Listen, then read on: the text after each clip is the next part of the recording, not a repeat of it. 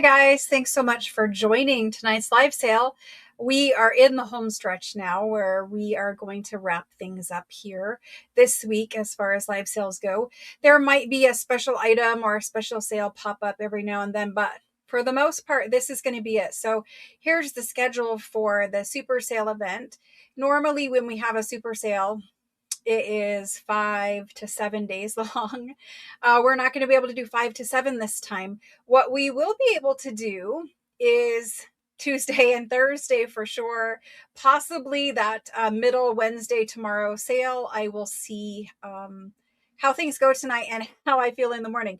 So I think if you guys want to plan Wednesday, Thursday, that might happen for sure. Tuesday and Thursday I'll let you know. It'll be posted in the morning tomorrow, whether or not we're going to have a super sale tomorrow. But we are busy trying to get all of the things made for you, get everything packaged up cute and pretty, and then I'll bring you whatever we have this week. And so after this week is our normal ship week, so we will be shipping next week as normal, right? Nothing changed there. And so there might be a little pop-up, one special item next week. If that happens, then I will be back and we'll talk about it when it happens. But for now, for super sale, Tuesday, Wednesday, Thursday. Wednesday is a possibility, so don't rearrange your whole entire life because it may not happen depending on how exhausted I am after today, basically. Okay, so super sale means we do brand new items as well as older items. If it's an older item, I generally do a bundle or a discount or something. On Thursday, we do have some unpaid orders that I will be going through and offering you guys. So on Thursday, we'll definitely have unpaid orders. Thank you guys so much for joining. Look at all you guys streaming in. It takes my monitor a little while to catch up to all of you joining, but thank you for joining, guys. Thank you. Thank you.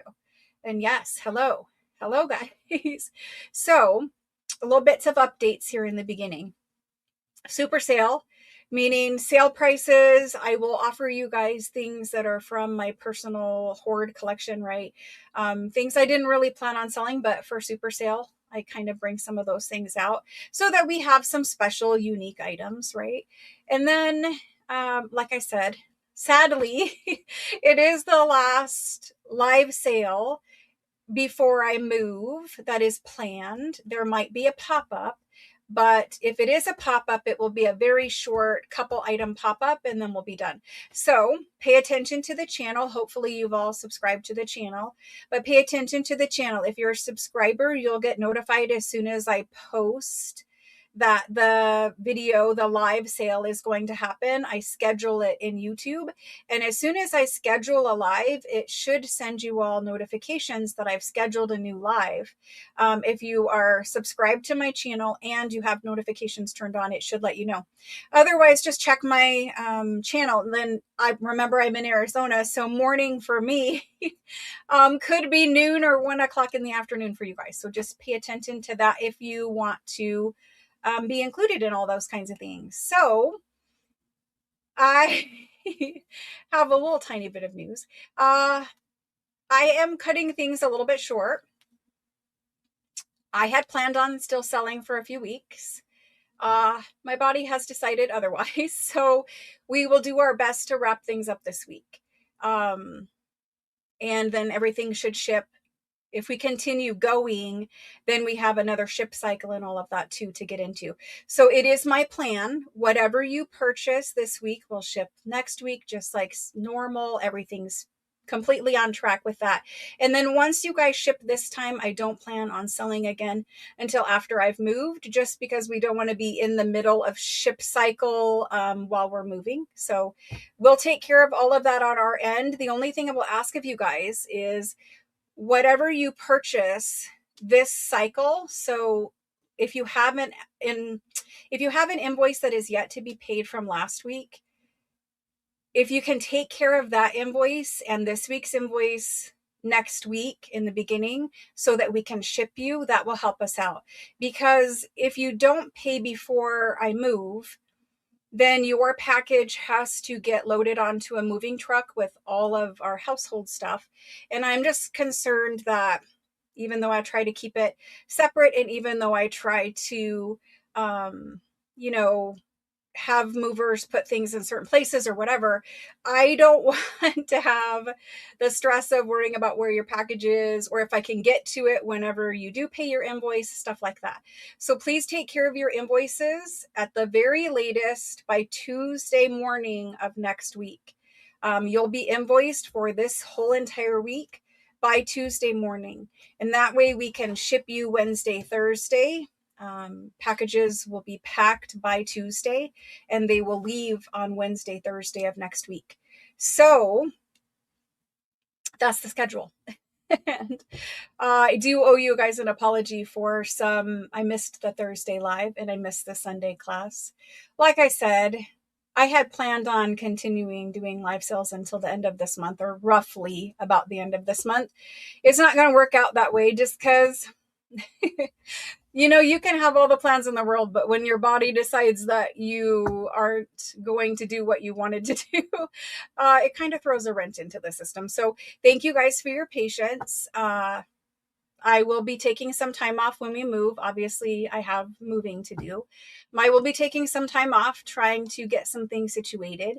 And then the plan for picking up live sales after this week, right? So this week is the end of live sales for a while. The plan for picking them up will be, I would say mid to late June, July at the very latest, just because I do need to take a break. Again, mentally, I don't want to take a break. I'm fine. We can keep going, but my body doesn't agree with that situation. So it just needs some downtime, I think. So let's get to talking about tonight. I do have scatterbrain, of course. It makes me very, it's almost, I don't want to say sad, but it's kind of sad because the entire time I have been doing live sales, I have never stepped away for such a long period of time. And we're talking like 4 weeks, right? And it's not that I'm going to be gone completely. There will be crafting lives during that time and hopefully some crafting videos during that time. I'll never just abandon you guys for 4 weeks. But what I'm saying is there won't be live sales for probably 4 weeks. And it's kind of like the whole entire time I've been doing this, I've never been gone that long. And it just makes me feel kind of like sad, like in a weird way. I don't really, sad is not the great way to explain that, but it makes me kind of sad because I will miss you guys. I will miss hanging out with you. I will miss, doing what we normally do, right? It's a big schedule change. So I think my plan is to continue to fill the Tuesday and the Thursday time that we normally spend together, but maybe doing a fun craft project. It doesn't need to be 3 hours long or whatever, but maybe we can still hang out and do some smaller craft projects to where it's not, something that takes a whole entire day to plan and execute. Maybe we can just pop in and we can do the Italian file folder journal or a smaller mini journal or something like that. We could just make some fun ephemera. So I think I would like to, once my internet is all situated and I have a place to film and I've got, cameras and lights and all that, which should take a week or 10 days. Once I have a place to film, I will come on my normal Tuesday and Thursday time slot and spend that time with you. I won't be selling, but we'll be able to do some crafting together. So for those of you who do not care about crafting, I probably won't see you there, but for those of you who do care about crafting, we'll still be able to hang out Tuesdays and Thursdays. There might be a little break while I get cameras and internet set up. But other than that, that's the goal, just because I can't imagine my life without spending Tuesday and Thursday with you. I know it's a weird thing, but we've become friends, even though I haven't seen your faces. And all I see is, user ID, or, I've gotten to know comments, and, I've seen chat, and, that kind of stuff. But it's kind of like we're friends and we're all part of this family here. And I don't want to just have that stop and not see you guys for 4 weeks. So anyway, the plan is super sale this week. I'll still hang out with you and craft on Tuesdays and Thursdays, minus that short little break in the beginning, just while I actually move. So when there's no internet or camera set up here, to where there's no internet or camera set up there. But that's it. Then we'll be back to business. Okay, so that's that. Thank you guys very much. The new house process has been exhausting also. There have been some bumps in the road at the very end, of course, but needless to say, we won't be using the same real estate agent again, and we would not be using the same home builder ever again in the future. So there's that part of it. It's all right. We're going to get to the finish line, and then we will move on past that situation. At this point, we have some stuff like on the exterior of the house that does not match anything else, because the builder ran out of what we bought, what we paid for. They've had to use other materials, and those materials were negotiated with my real estate agent instead of with me.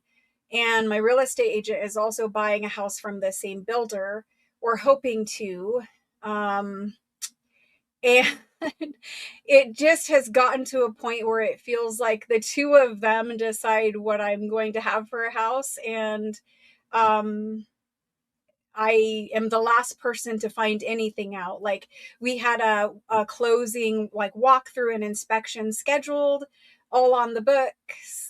And then the two of them talk about it and decide that it's not going to happen, but they don't notify me until within the 24-hour cancellation window with the home inspector, even though they knew the day before. So anyway, there's been some fun challenges, as there always is when you buy a house, I'm sure. But it just feels like there's way too much them being buddy and me being like, oh, she's just a woman who cares. That's basically how I feel at the moment. But at the end of the day, very soon this process will be over, and we will be able to move into our new home. And once we're there, we will have more space to do fun things with you all. So there will be other opportunities where we can hang out and spend time together, and just, bigger, better things in the future. Right now, we have to get over the initial hurdles, but after that, it will be better. So that's what we're looking forward to. I'm looking forward to this week of super sales with you all. I'm hoping that I bring some things tonight that make you guys happy. And I'm hoping that some of you see some items that you've asked me for. And I hope that you get to see some things that maybe you'll never see again in your lifetime, because I'm sharing some things from the once in a lifetime find collection. So I'm hoping that you guys are pleased with what we chose for you tonight. And then again, tomorrow, I'm not sure exactly what the lineup will be just yet. I have a very special item that I talked about before from the Italian paper company here on site now, that will either be this week, or I will pop in and just sell the one particular special item next week. Not sure exactly how that's going to go yet. So the special item that I've been teasing you guys about from the Italian paper company is here. There is enough for everyone.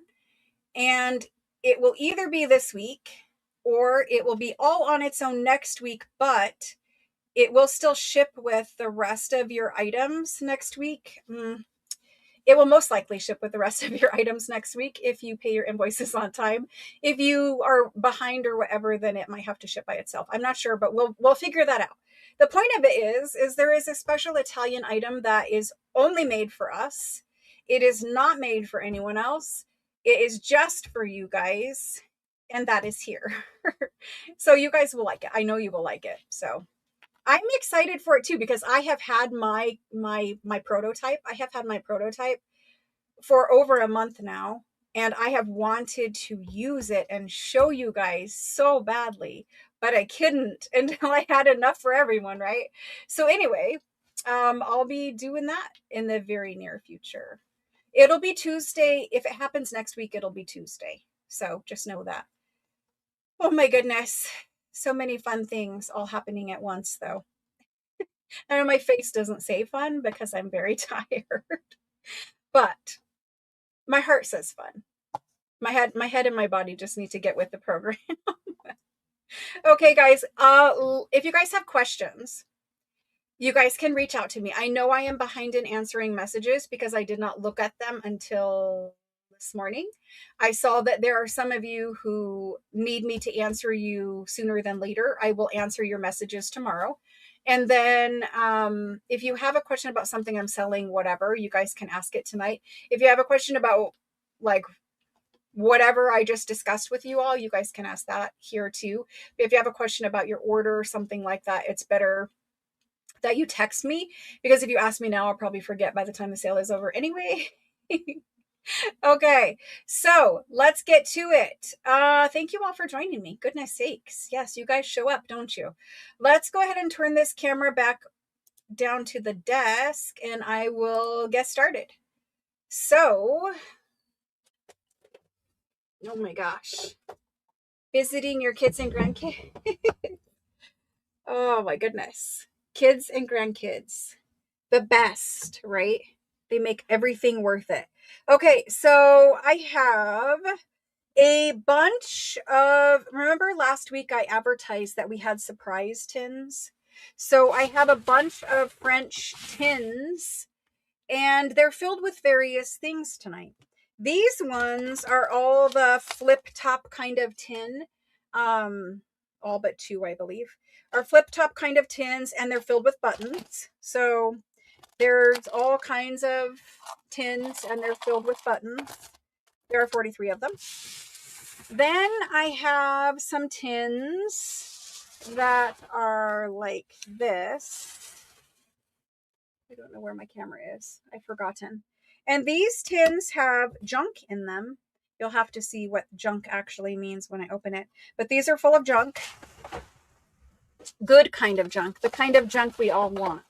And then I have some very small tins that are sold in packs of 3. And I have some very large tins that are sold individually where you guys can pick out your exact design. And then I have one more set of tins that is full of something else. So we'll see a lot of tins tonight. We might have to split them and go part tonight and part Thursday, but we will have tins full of stuff.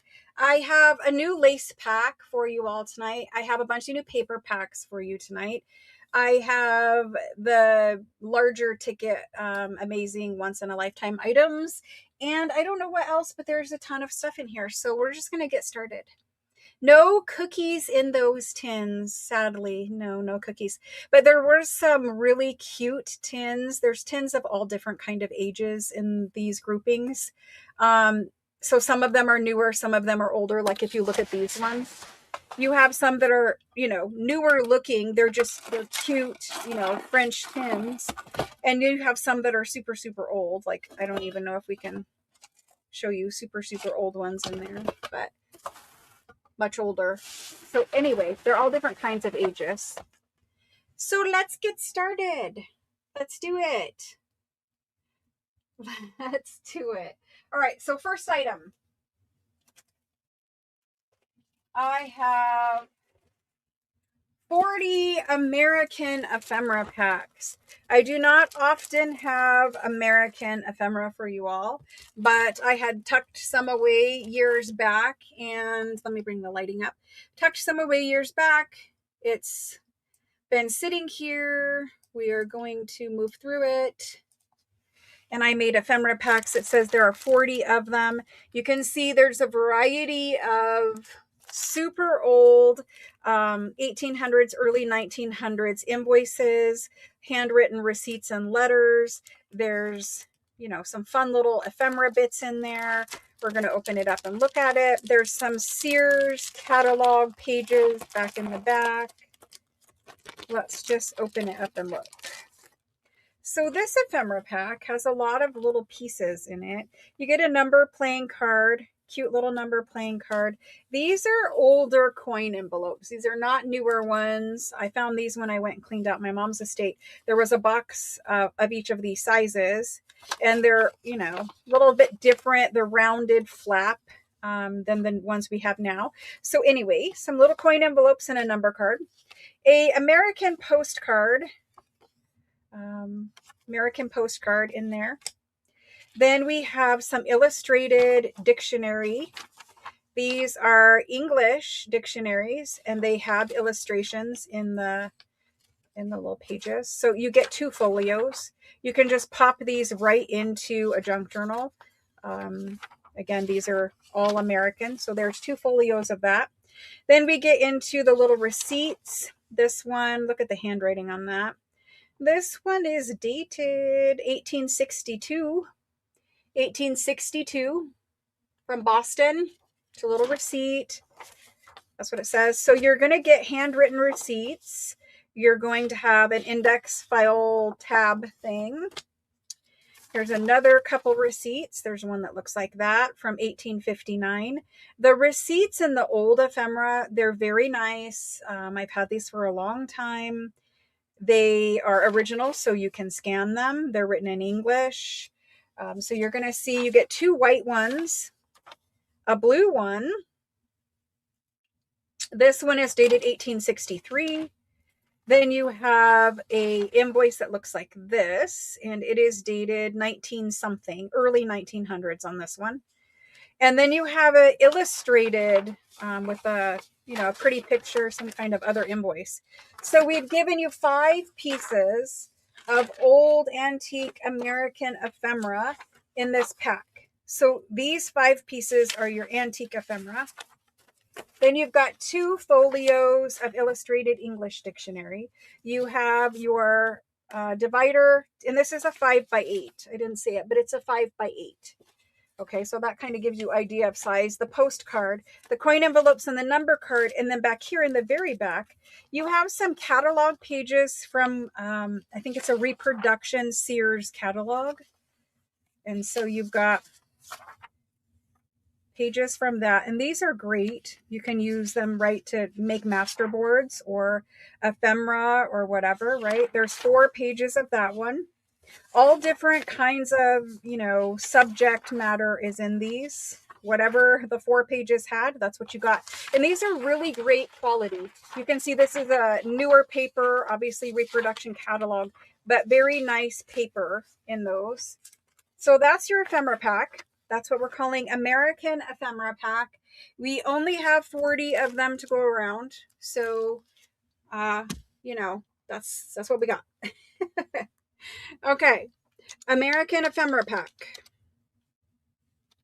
All American, no French. These guys have a lot of pieces in them. And the antique ephemera that's in there is very nice and valuable. So 5 pieces of antique ephemera. We're going to do the pack at 29. 29. There's the go for the first item. These are your receipts again. You have this guy, this guy, this guy, that guy, and that guy. I don't know how much is fitting on camera. And then all of this little stuff in your Sears pages. Okay, let's get the list started for these. We have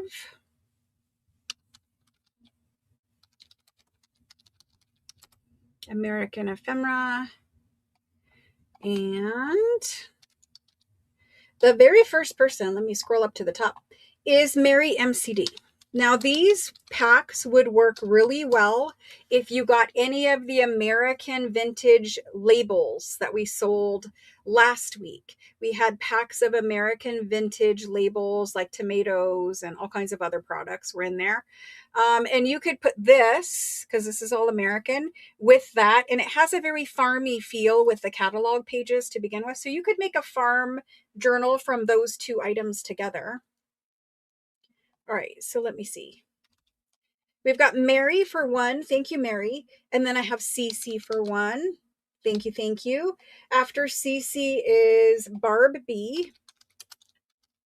Barb, thank you. And then after Barb is Catherine. Thank you. Teresa M would like 2. Thank you, Teresa. Then we've got Deborah MER. Thank you, thank you. Appreciate that. Then we've got Wanda. Thank you, Wanda. And Karen J. Thank you. And Violet. Thank you. And Sherry M. Thank you. Jonna is here. Hello, Jonna. Thank you. And Lynn R. Lynn R. Thank you. Mickey. Mickey, you have a box that was returned. I'll be texting you tomorrow about it, but you have a returned box here. Mickey, thank you. Diana B is next. Thank you. Then we have Mickey, we got you. Let me see who else. I've got Mickey in there twice. Let's fix that.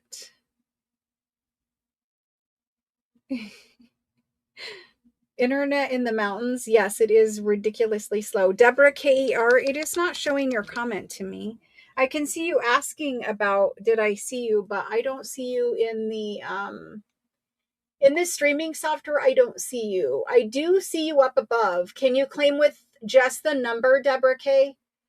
Just claim with the number 1 instead of putting your name in and see if that fixes it. If you need to say A, B, or C, you can just say A, B, or C. If you need 4, just say 4. If you type in your name, it's more likely to kick it out. And your name is your user ID, so I can see who you are. Okay, perfect. Deborah K., if there are any new people here, there are instructions for new people pinned in the description box, as well as the chat box. So as long as you send your registration information over, you guys are good to shop. You don't need to wait for confirmation. You just send your registration information over, and then you can claim if you want. Okay, perfect. So we still have American Ephemera packs left. And that's that. Thank you all for that. See, some of them are pink. I don't know. I didn't really show you the variety of them. Here's a big fancy one there. I don't know. There's a teal blue one. This one has some color on it. I don't know. Hopefully you guys can see. We chose really nice American bill heads for you. Sugar bill. There's another pink one. Every one of them has a fancy, a second fancy, and 2 handwritten. There's a third kind of, I would say more like hardware store, general store kind of invoice in there. So 3 invoices and 2 handwritten receipts per pack. Okie doke. Let's move forward. Thank you. Let's put these back.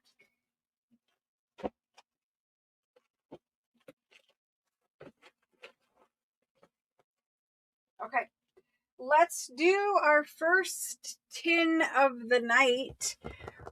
So if you want, here's again how we did tins. We divided the tins by size. Each individual size has a different item in it. So if you want to get one of each of the categories, there are the minis, which are sets of 3. Okay. There's the smalls, which have something special in, and I'm about to do those now. Then there's the mediums, which are the button tins. Then there are kind of a larger medium, which is the junk tins. And then there are the large tins, which are empty because they need to be sold individually. Okay, so there's like 5 different sizes of tins, and 4 of them, yes, 4 of them are filled. Okay, moving on. Let's do it. We've got Randy R. Did it skip you also, Randy? Let me see what is happening.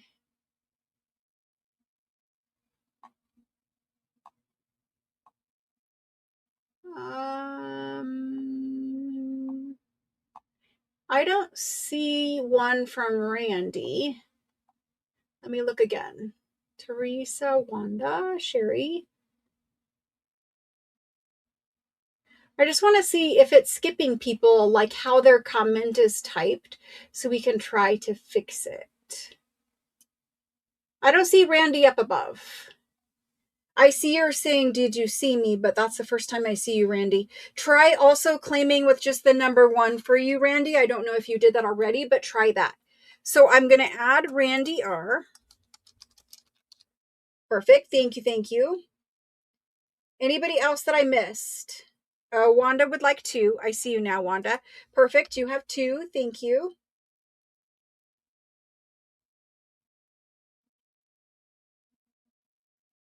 Yeah, I don't see her either.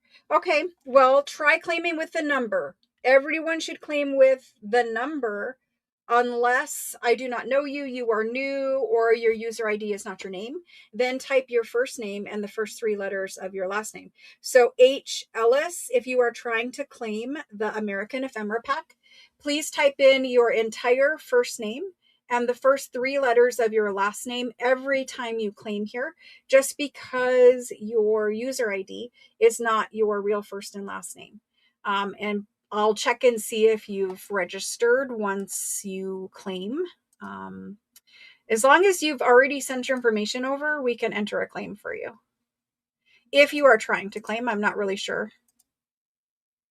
Okay, so let's get this situated first. H. Ellis, are you trying to claim? We'll get through this quick. We will have new people, you guys know, so let's get through that. Get messages up so I can see. Perfect. Okay. So when you're new here, you don't have to wait for confirmation once you register. All you do is you send your registration information over. Instructions are pinned in the description box and also in the chat box. All right, I don't see anything from H. Ellis. Let's move on. Let's do the tins.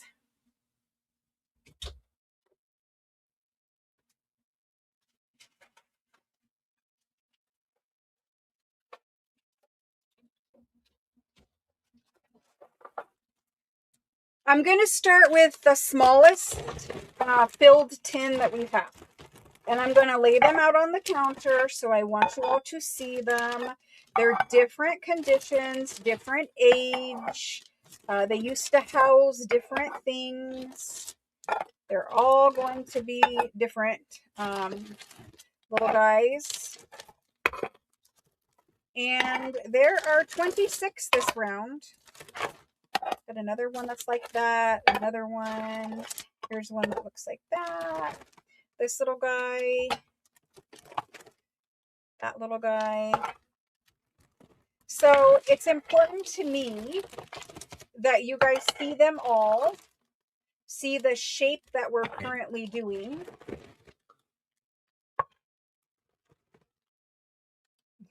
Some espresso.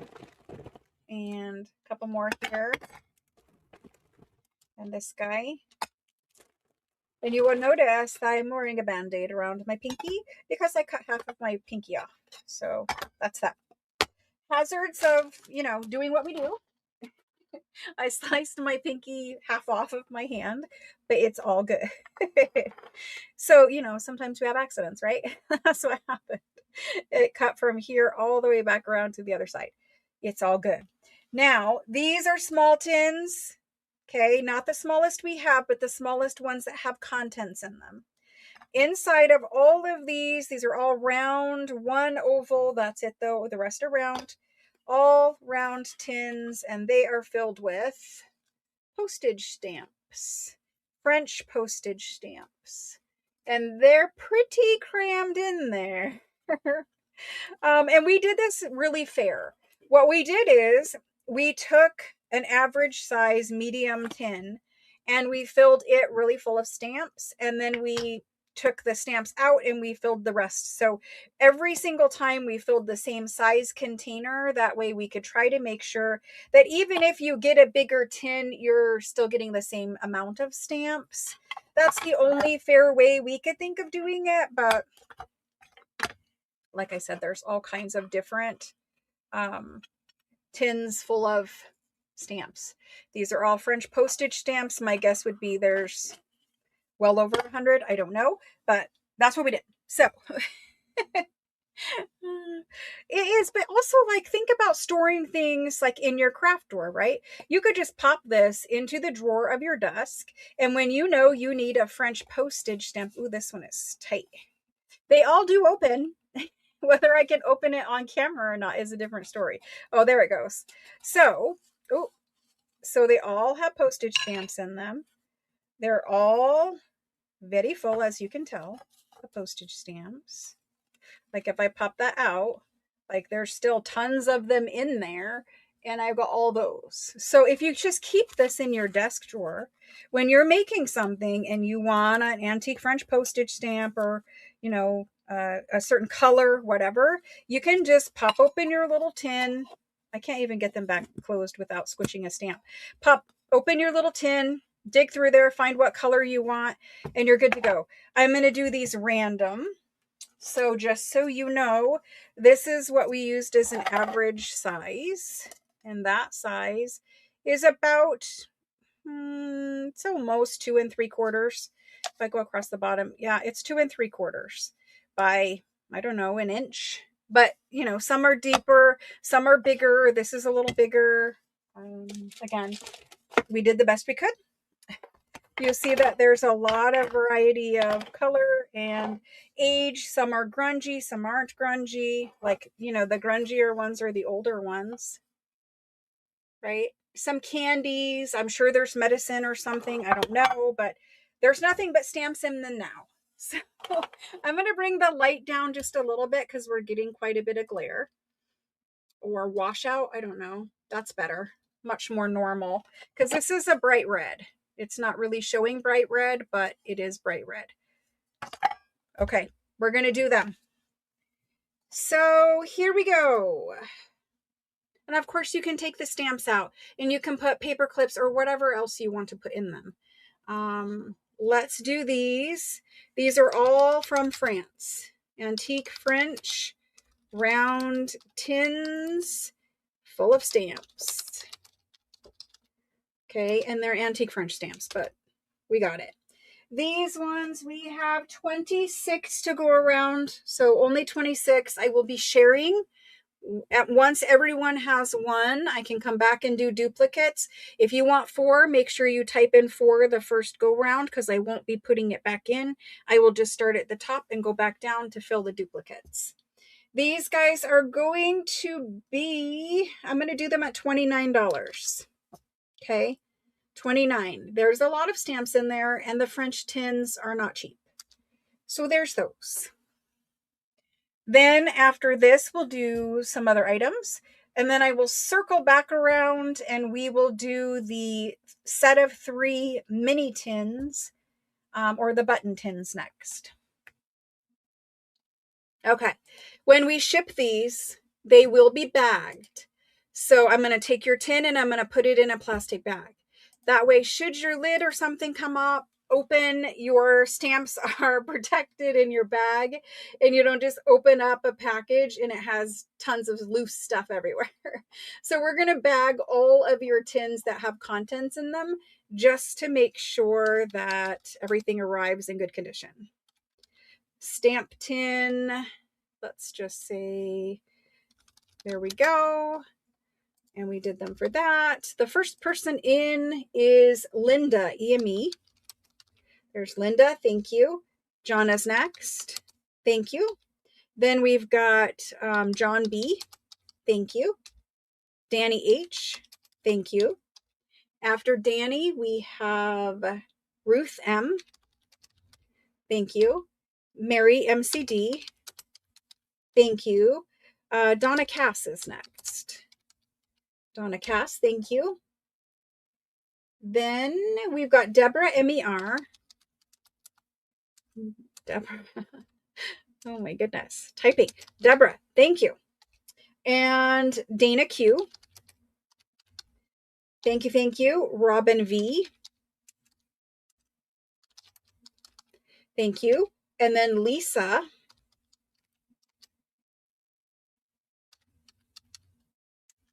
Lisa H. Thank you. And after Lisa, we've got Deborah K-E-R. Deborah K. Thank you. Barb B. Thank you. Then I'm going to scroll down and we've got Diana B. I need to fix Barb's name. I need to do a lot of typing while I am not doing live sales, or else when I come back, it will be terrible. Diana B. And then Allison R. Thank you. I get out of practice, I guess. I need to add this list up real quick. I think we're good. Josephine M. Thank you. Thank you. I'm going to do a quick total here. See what's going on. I don't want to overstock because I don't have any more tins. I didn't even save myself tins this time. Okay, so right now we are at 26, we are at 16. Yes, we're at 16.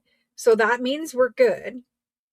We've got quite a few to go. So after Josephine, I've got Tiffany B. Thank you. Maria C. Thank you. Teresa M. Thank you. And then Catherine. Thank you, Catherine. And Karen J. Thank you. Shelly. Shelly L., your internet worked. Thank you.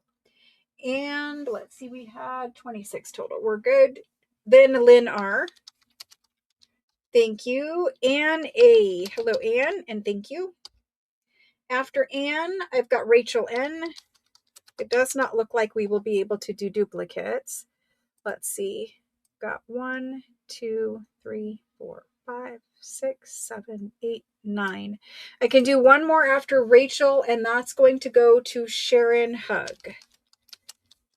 I will add up this list one more time just to verify, but it does look like these will be sold out. Like I said, there's many other tins tonight. They do not have stamps, but many other beautiful things stuck inside of those. Okay, so those are sold. Thank you very much, and I do apologize for those who missed out. I do see that there is a list there. I am so sorry. I can bring stamps. I just don't have any more of these, but there are some empty little ones that you could put stamps in. Let me get these picked up, and we will talk about some paper. I have some packs of French ledger pages for you tonight. These are the super fancy French ledgers. Big pages, beautiful handwriting, beautiful headers. I'm being very cautious to put these in nice because I don't want the lids to pop open. They don't really pop open, as you see. They're a pretty good seal. But I worry about them in shipping and jumbling them around in this plastic bag. All right, we did it. Okie doke. Thank you, thank you. Be right back.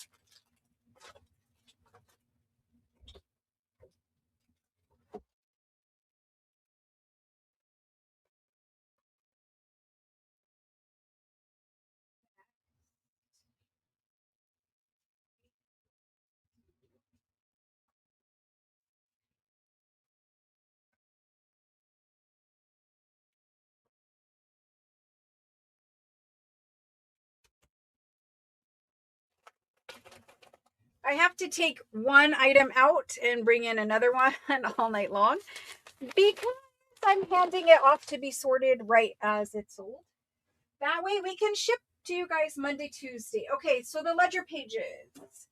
These are ledger pages. Goodness. I did do a lot. I know you guys like the big ledger pages like this. try to spread them out so we get a good look at them. Bring the lighting back up to 0.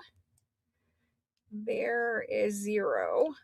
So we have 57 of these. Okay, these are the ledgers, those big green suede ledgers that you see behind me on the shelf. They're the biggest ones I have. They are full of the thickest, best quality ledger paper. They have beautiful stenciled headers at the top, as well as the fancy calligraphy header at the top. They're very large ledger folios. And these ones are kind of unique as far as the subject matter goes. They came from a publishing company, and at the top of every one of them is a famous author or writer. I do have, let me show you. Where is it? Right here. So I found this one. And I kept it.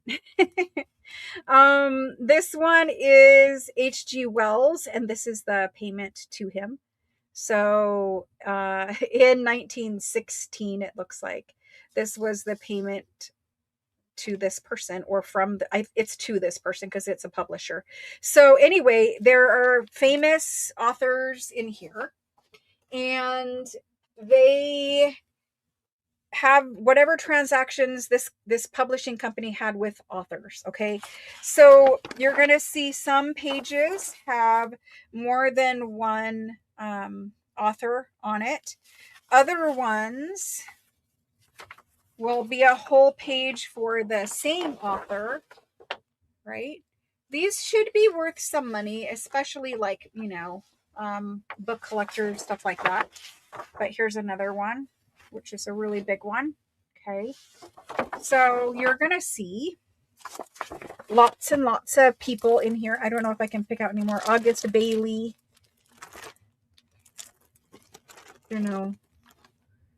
you guys can read them better than I can at this point. My eyes are terrible.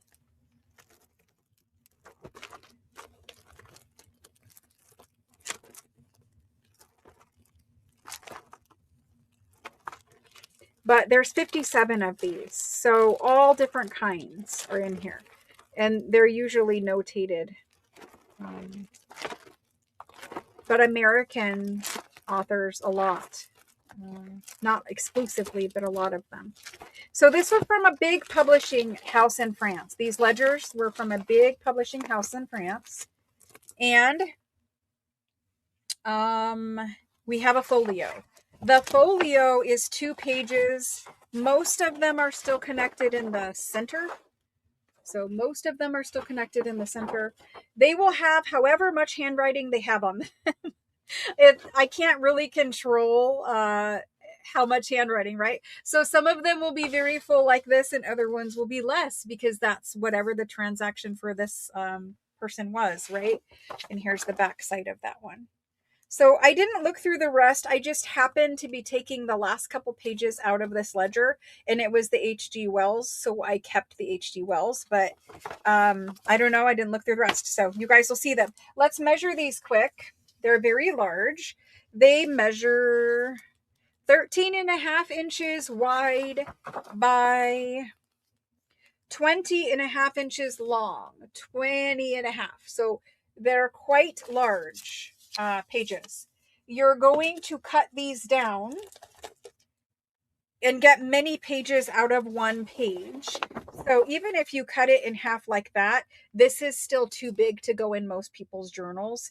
You could do it in a journal and flip in the sides or whatever, but what I would suggest is cutting it down into 4s or 6s or something like that. And then, from there you might fold up a pocket or fold in a flap or something. But beautiful, thick, I don't know if you guys can see, very, very thick paper. It's manila colored background. It's Beautiful, beautiful thick paper. Those ledgers with the green suede and the big 4-inch spines, those are very expensive ledgers to have made back in the early 1900s when these were. This one starts in like 1903 and it goes to like the 1910s, teens. Yes, that. Okay, here we go. Again, it's a folio, so you're getting 2 pages. I wanted to keep these packs as folios because this is an expensive ledger. And if I do 4 pages per pack, then the price jumps, right? But if I just leave it as a folio, which is a lot of paper to play with, I can keep the price down. So let's do them as folios. Here we go. Folios. Ledger folio. This one is the author's, and we're going to do it at 16. Now, that is $8 per page, but honestly, it's a huge French ledger page with not only the stenciled, but the handwritten, and there's the author aspect of it. So, amazing quality paper. It's really great. And if I did 4, we'd be at 32, which puts it out of people's price range. So, this at least gives you enough to scan and have fun with. Okay, so there's that. We're going to do French author ledger folio. And we did it at 16 so everyone could afford it, hopefully. And we're going to start out with Violet. There's 57. So we have hopefully enough. Violet, thank you. There's Violet's. And after my upper monitor is so far behind, it is distracting. I need to catch that up to live. Okay, Karen L, thank you very much. And she wants 3 of them. Thank you, Karen. And then after Karen, we've got Ruth M. Thank you. Ruth wants 2. Perfect. Thank you. Diana B wants 2. Thank you. After Diana, we've got Karen J. Thank you. See, this way you guys can pick whether you want a 4-pack or a 2-pack. It works better that way. Thank you, Karen. Then Jerry. Hello, Jerry. Jerry's here, and she would like 2 of them. Thank you. Teresa for 1. Thank you. Jonna for 1. Thank you. Tiffany is next. Thank you. Carol V. Carol with an E, V, is next, and she wants 1. And then we've got Sharon H. Thank you, Sharon. Susan BEC.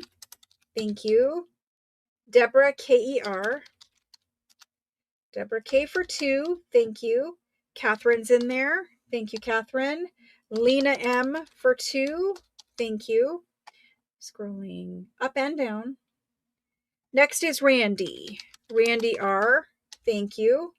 Then we have Mickey. Thank you. Yvonne C is next. Thank you. Gina is next. Gina I. Thank you. And hello. Michelle. Michelle JOH. Thank you. Dawn D. Thank you. After Dawn, we have Sharon H for 2. Let's change her to 2. Thank you, Sharon. And then Wanda G for 2. Thank you. Wanda G, 2. Perfect, thanks. And then we've got Joyce G. Joyce G, thank you. Your writing group. Awesome. Okay, guys. So that is it for those. I do still have some available. I will tell you how many, but there is some for sure. There's probably 25, I would imagine. Let me add this up quick. I won't be adding everything, but in the beginning, that's the most missed portion. There is exactly 25 remaining. So 25 remain. Perfect. In the beginning, people, they come in late, they're still at work, etc. So I like to point it out in the beginning for rewatchers. So, guys, I don't need him. he doesn't really truthfully have a lot of other information. This one says of music. So this is starting something different. If you look, it was page 879. Those huge ledgers, they're like 4 inches thick and they have a ton of pages. But there's only really one little entry for H.G. Wells. It's for 1050. And it does have some details, but I don't read French, so I can't make it out. And it's from July of 1916. So for those of you who just purchased these ledger pages, I'm going to give this one away, but it's only for those who purchased the ledger pages. Okay, so I'm going to do a giveaway. This is only for people who purchased. I'm just going to think of a number in my head. I'll write it on a sticky, otherwise someone will yell at me. But I'll write a number on a sticky, and you guys will have to guess closest without going over what my number is. Here is my number. Let's do it. I got to change Karen's first. So I've thought of a number. I wrote it down. I'm going to type in random number here in just a second. Karen J, I've changed you to 2. Thank you. Okay. I think I got them all. I think I did. Okay, hold on one second. We've got Rhonda P. Hello, Rhonda. There's Rhonda P. She's got one of these. Diana B's already telling us her number. Okay, hold on. I'm going to type it in. Random number giveaway. This is only for people who just purchased a ledger. There we go. Just type in your number. And we're going to get this over with pretty quick so we can move on. While you guys are thinking about that, I'm going to pick these up. I'm going to attempt to pick these up. This one is in my way. Okay. So there's that.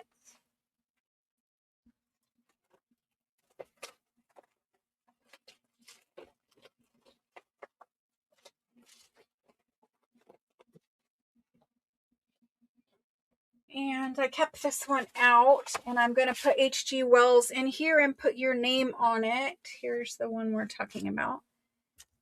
All right. Do we have it in? I'm typing a stop. There's the end of that. Here is my number. My number is 32. Closest without going over. 32 from the top. I've got Jerry at 28. Jerry at 28 still holding.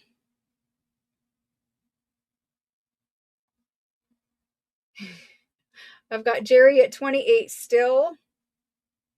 Jerry at 28 is the winner. So Jerry will be taking that guy home. Thank you guys for playing my silly little game. But I thought maybe one of you guys would like it. Let me type Jerry, or not type, let me write Jerry on this pack, and she's going to get this one. Thank you, thank you, thank you. We will make sure Jerry gets this in her box. I thought it was kind of fun, but you know, I'm goofy that way. Thank you for bearing with me while we do that. This is now Jerry's. Perfect. All right. Let's move on. Let's do some button tins. The button tins, I have 43 of them. These ones, I'm going to bring the lighting down again. It's just, it washes everything out, and I like to show you how it looks in real life. So now we don't have metal glare, etc. I have put rubber, well, I didn't, but I have told the girls to put rubber bands on these from the beginning, because I do not want these popping open in transit. So you can see we have some duplication going on, just like we did last time. These ones are super cute. They actually open. This little round part here opens, and that's where it's like a little flip top hinge lid, And so there's two. One's in much better condition than the other. But anyway, super cute. This one used to hold vaccine little glass things. I don't know. There's just a ton of them. So most of them are going to be flip top. There are 2 or 3 that are not flip top. Everything else flip top. The flip top is important because when we do little mini journals, we often look for tins like these. They're basically like an Altoid tin where we put little journals, mini journals in them, okay? So the little flip tops are specifically nice to put little journals in. I don't know where I'm going to run out of room because there's 43 of them and I can't fit them all. But here's some more. There's some more. I don't know. But rubber banding these, and they're going to go in a plastic bag too. All 3 of these are similar. They have a little wax seal on the, printing of the packaging. Then we've got these ones. And we did the same thing. So even though some of these are bigger, there's 3 of these ones. Even though some of the tins are bigger, we gave you the same amount of buttons. Because while a tin can be bigger, I can't control that. I can control the buttons to make sure it is fair for everybody. So, super cute little tins with hinged lids, though. And like I said, there are 2 or 3 that are not hinged. Whoever gets the not hinged, hopefully that is what you want and you do not complain, because they are going to be sold random. For instance, this one is the smallest and it is not hinged that I can see from the outside. But if you end up with the smallest, you're still going to end up with something cool. So what we did, these ones are my favorite. I'm going to open them. We took an average size tin. We took a big, huge pickle jar full of vintage buttons. We put vintage buttons in there. So however many buttons are in this one roughly are still in here. We didn't want to cheat anyone. They're just much more tightly packed in here. And these are all just from a big pickle jar full of vintage buttons, right? There are some glass ones. There are some bone ones, like that little guy there is like a mother of pearl shell. That we saw some bone, some milk glass. There's some white. There's a little leaf button. All kinds of random stuff, right? Materials. I'm going to open a couple and show you. I'm going to open up this little tiny guy, but more than likely he's going to spill. I just like to make my day difficult, so I say I'm going to open him. Maybe I'm not. Oh, I am, but he's going to pop open and spill. So I will save that for you. He does open, but he will explode. So we will not be doing him. I don't know what else to open, but let's look at this one. I need to pop that guy open, but he's going to explode everywhere. So is this one. Oh. So again, just there's little milk glass ones. There's mother of pearl. I don't know what other kind. Some shaped bigger ones. Just whatever there is, there is. Mostly there's not ones with shanks in here. You might find a random shank one here or there, but mostly not shanky. But anyway, again, cute little tin for making mini journals and putting them in there. You can certainly dump these buttons out and put whatever you want to put in your little tin, whether it's paper clips or little tiny Tim Holtz tags or ephemera labels or something. But we're going to do these. There are 43 of them. He is going to pop open. 43. Okay. Let's do these. These are French button tins. And we're going to do them.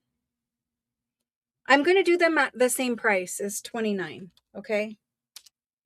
The hinged lid ones are this shape. The little oblong are kind of, more collectible, I think. So we're just going to do them at the same price. There they go. 29. There's 43. I will do the same thing, one per person until we get through the list. And then if there are leftovers, I will go up and fill the leftovers. So these are French button tins. And thank you guys so much for joining and hanging out with me. I appreciate it. I've missed you while I was away. Karen L. Thank you, Karen. Appreciate that. Then we've got Linda BES. Thank you. Then John, I want to call you Jolly John every time. John B. Thank you. Ruth M. Thank you. Diana B. Thank you. More than likely there'll be some remaining, and I'll come back and fill the duplicates. Diana B. Thank you. Karen S. Thank you.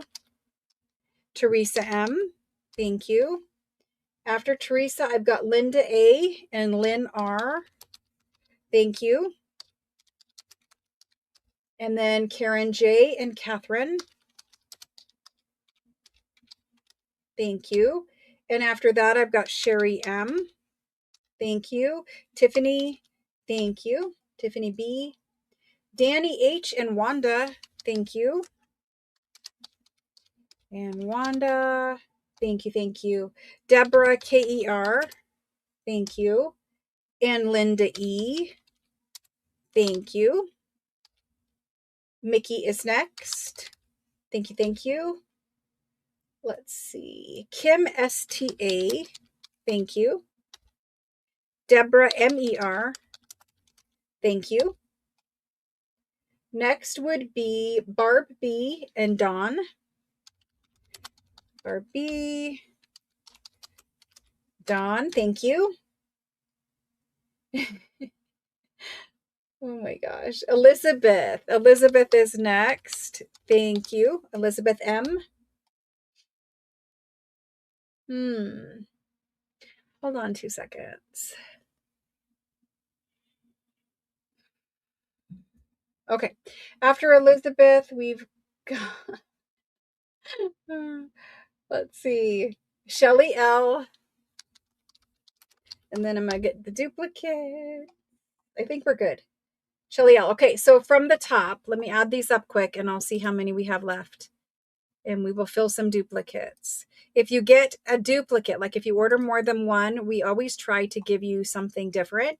So for this specifically, if we gave you this one, we'd also give you this one. We wouldn't give you two of the same kind of tin, just to let you guys know. I say that a lot, but not everybody, knows how it works, whatever. Okay, so there's 24 of those. That means I've got, 19 left. So let's go fill some duplicates. From the top, we've got Karen who wanted 3. So Karen L will get 3. And then Linda wanted 2. She's got 2 now. Diana B wanted 2. She's got 2. After that, we've got Catherine for 2. And then we've got Deborah MER for 2. Barb for 2. And that is all I see for those.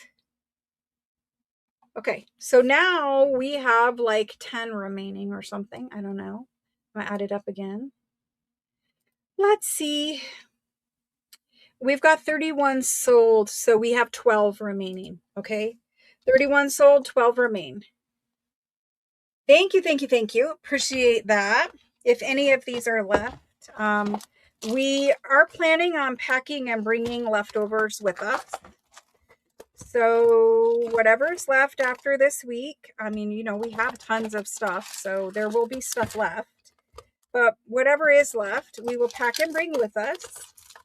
And then you guys can see it in some discount bundles or something else later on down the road. We try our best to bring you fun things. Boy, this is like Jenga.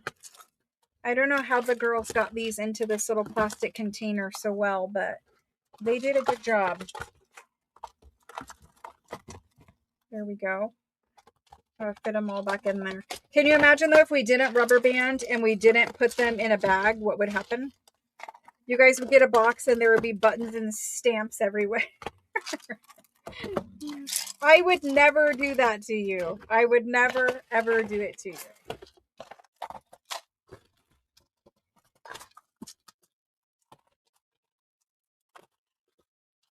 All right, we did it. We got him to fit back in there. Thank you, thank you, thank you. Let's move on now. Let's see. Linda BES wants 3. I see that. Let me grab that. Thank you, Linda. Thank you all for the duplicates. I don't know if I said thank you. Mickey says 2 total. Let's grab Mickey. No, Teresa. Teresa M. Sorry. Teresa is right here. Let's grab her too. I got Teresa. I got Linda. Jonna would like one. Let's get Jonna one. Thank you, Jonna.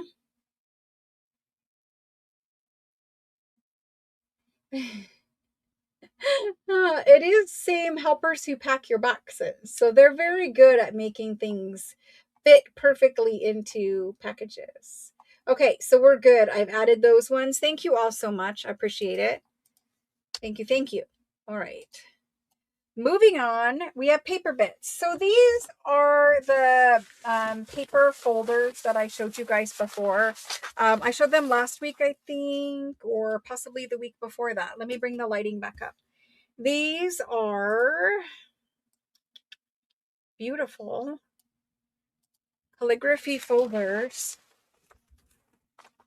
and they have various ephemera inside of them. I did not look in here, so there's like a pile of handwritten fancy calligraphy receipts. These are French. You can see it's dated 1846, and there's a pile of these. So there's 2, 3, 4, 5, 6, 7, 8 of those. Okay. And so I'm not going to go through every little piece of everything, but there's a lot of variety in these. I didn't go through them. So here's more of those calligraphy receipts. I didn't go through. There's a check, some kind of other letter, a couple more receipts. These are 1840s, mid 1800s really. And so you're going to see from the ones we did last week, these are very different. They're older. There's a lot of those little handwritten receipts in here. The bigger kind of ledger document. But this is all still one folder. Blue document in there. Beautiful robin's egg blue. More little things. Another check. So they have a paper cover on them that says the year. And so it's the month of April, 1846. Then we have June, 1846. June's is full of lots and lots of little receipts and checks. Fancy stuff. I don't know. More receipts. Legal documents are in there. Letters. All kinds of stuff. Okay. Then this one is October of 1846. I don't want to take the time to do each individual piece on these. I want to tell you that they're older than what we did last week. Lots of beautiful calligraphy in here. Lots and lots of pieces per one. I'm not able to flip through and show you every single thing, but you can see like there's a lot of pieces. And again, I'm not going to go through every one, but they're all about the same weight. I feel a wax seal or something in this one. But they're all about the same weight. Probably about the same fullness. I don't think anyone is going to complain because these are super beautiful. Lots and lots of little pieces of ephemera in here for you to discover. Look at how beautiful that is. Beautiful, beautiful documents. There's more back there and tons more little things. There's pinned in ephemera. So these are, you know, mid 1800s, but for us, this is pretty early, 1840s. So there's a big pile of stuff in this one. It's a weighty, I don't know how to show you, a weighty pile of documents. There's that one. This is the next one. Some robin's egg blue in here. Several shades of robin's egg blue things, because you can see a check back there. There's a check. So I did not go through and take any of this out. Now this one is lighter. This one is lighter. This one is pretty thick, and it's got a blue rag paper cover. So where you don't have the fancy calligraphy, it's older with blue rag paper cover. And it's full of all kinds of folded up documents and papers. I don't know what is in here, but a legal document, a letter on robin's egg blue rag paper. There's some little receipts. Little receipts. These ones are dated 1830s. A letter. So when you see a blank paper, it's very rarely actually blank. It's just folded. Super thick rag paper. So the ones that are like this in rag paper covers are older. And pretty much all of them have a ledger for that month. And it opens up and it's got a couple of pages in it. And these are early ledgers, 1830s and 40s also. So there's those. So we're going to put that in that category. That's light. I'll put that in light. These ones are all in light. We're going to do two. We're going to do two. This one can be light. Light. This one is medium really, but we're going to do it in light. This one has a lot of documents in it. Like there's bunches and bunches. And bunches more back there. All those little handwritten receipts and ledger pages and robin's egg blue and I don't know what else because it's heavy in there. But all of that. Okay, so let's do the first two. We've got thin, we've got thick. This is I'll put it in thin for you. I don't care. There's a thin one. This one is definitely thick. It has a lot of pieces in it. I don't know what's in here, but lots of things with robin's egg blue. 1838.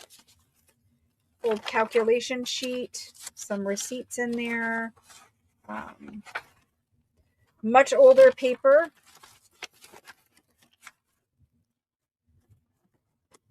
Bunches of receipts and stamped documents and checks and little, I don't know, telegram receipts. Anyway, there's that one, light, we're getting to it. I will show you through a light one as well, so you know. I was going to sit and show you each individual one. I just think we're past that at this point. That one's going there.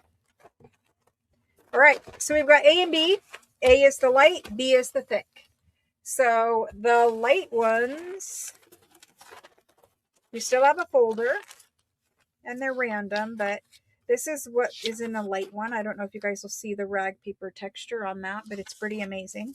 But all these little receipts. These are great pieces of ephemera, and you can scan this and just print this back out. I wish you guys could see the actual texture of that paper. Might be able to a little bit. There's a handwritten receipt. There's a check. Remember, this is a small one. A small one. So I went off of weight in the hand. I didn't count pieces and a ledger. Okay, so this is a small one. We looked at some big ones. We looked at some small. Okay, we're going to do them. Mickey, yes, it was returned. It has dates on it where your post office says they notified you to come get it for a signature. When you don't, now see, this is the thing. So when I send a box, signature required, it goes to your post office. Your post office either attempts to deliver it to your door. And if you are not home to sign for it, then they take it back to the post office and they put a notice in your mailbox. If you have a P.O. box that it's shipping to, they put a notice in your P.O. box that you have a box that needs to be signed for. Your box, Mickey, has two different dates where they notified you for the first notice and they notified you for the second notice. And then if it wasn't picked up within 10 days of the second notice, it gets returned to the sender, which is me. I don't know whether your post office notified you or not, but what I can tell you is they have dates and little signature notations where somebody says they did. So all I can say is your box got returned. When boxes get returned, unfortunately, you do have to pay shipping again to have it sent out to you, because we paid shipping the first time and your box went to you and then it had to come back to me. And now we have to pay shipping again to get it to go back out to you.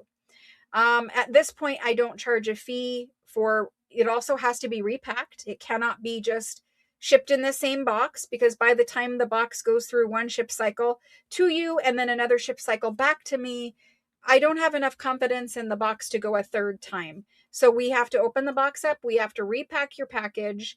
We do not charge a fee for that, but you do have to pay the postage to send that box back out to you. Once you get your box, I can send you a screenshot of the original package with the dates on it. And you are more than welcome to take that picture to your post office and tell them, hey, you never notified me, whatever the case is. Sometimes people like in your household might get the mail and maybe they see the notice and they don't know what it's about or whatever. I don't know, but your post office is the one that handles that, and they say they notified you twice. I don't know. That's not my business. But your package is here, Mickey. Okay, here we go. You can also set up, so I do send signature required packages often. There's various reasons for doing that, for your security and for mine. And if you do not want your packages to have you go sign for them, you can set up signature on file with USPS. If you go to USPS.com or your local post office, you can sign a form where they can say, you've signed this form saying you give us permission just to leave your package at your house or whatever, that you don't have to sign for each and every package. You can set it up to where your post office just keeps your signature on file for that purpose. Obviously, that takes away, whatever coverage we're trying to protect your package and all that. But if you don't want to go to the post office and sign, you can do it online, and then you don't have to worry about it. But there are reasons why sometimes I am required to add the signature to it. Again, it's for your protection in mind. There's porch pirates. There's all kinds of other things. So anyway, back to the documents. A and B. We're going to do the thin ones. The thin ones for $39. There's a lot of ephemera in there for $39. We're going to do the thick ones, which are B. I do have some very thick ones that I put off to the side, but the thick ones are going to be, I'm going to do them for $55. I had a hard time with that. I'm going to do them for $55. So it's really a $16 difference. I don't have unlimited. What I have is on the table. If you just want one and you don't care which one, because if you put in B and all B sells and you don't get one, then you'll miss out entirely. So what I'm suggesting is that if you just want one and you don't really care which one, put in any, type in ANY, and then that will tell me that you just want any. Okay. So I have not put it in yet, but I'm going to put it in now. These are antique French. I'm going to say 1830s to 1840s. Document file. Okay, and they're just going to say go because they're 39 and they're 55. They're priced on the table. There they go. And for these ones, I'm going to sticky them. It helps me, helps you, it helps everybody. So we're going to sticky from the top.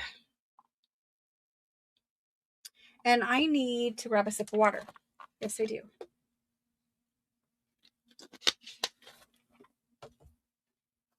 We have Karen L. Karen L. And she wants B and or A.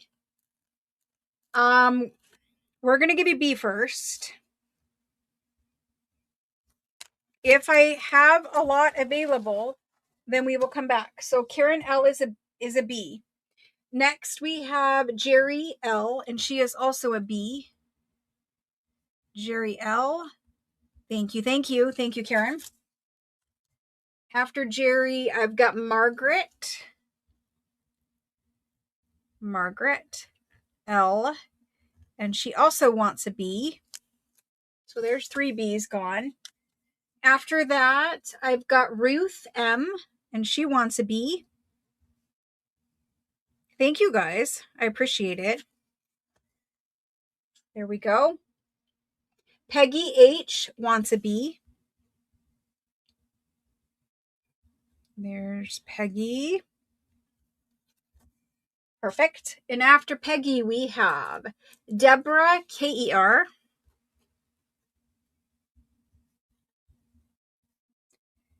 Perfect. She wants an A. Then I've got Diana B, and she's going to take a B first. Perfect. And then after Diana, we've got Barb B for a B.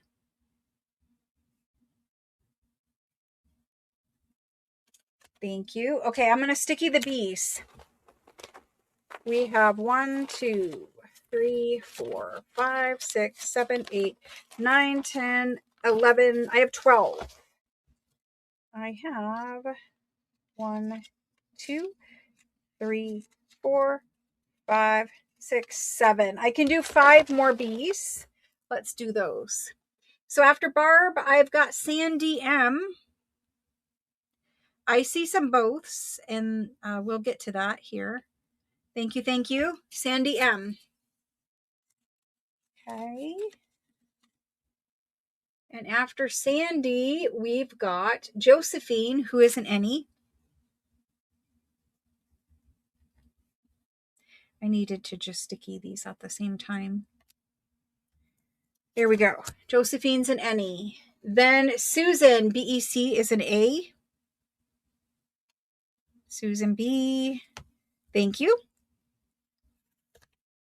Perfect. And then Teresa. Teresa M is an any.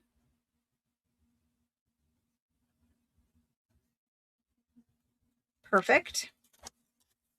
After Teresa, we've got Melanie, and she's got A first. Melanie. Thank you, thank you. After Melanie, we've got Marcella for an A first. All right, now I really must sticky. I'm trying to give away the last B's. All right, sticking. First in, Karen. I just need to flip this over.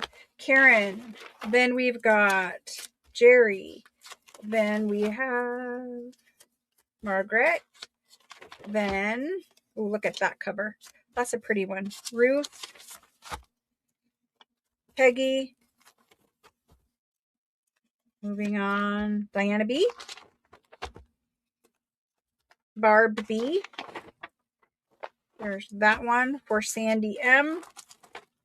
I've got 3, 4 remaining over there. 4. Okay. Let me find 4 more B's so I can finish the B side. Marcella is the last one we did. So after Marcella, we've got Carol. She wants an A. Let's hold on and let me find B's quick. Sherry M wants a B. Sherry M, thank you.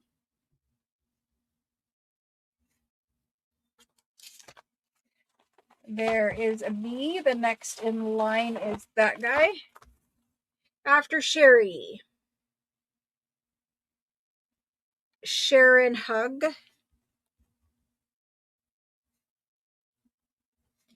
Thank you, Sharon. That would be, I'm spilling its contents. There we go. There we go. After Sharon. Thank you. Elizabeth M is going to be that last. No, I've got one more. Elizabeth M.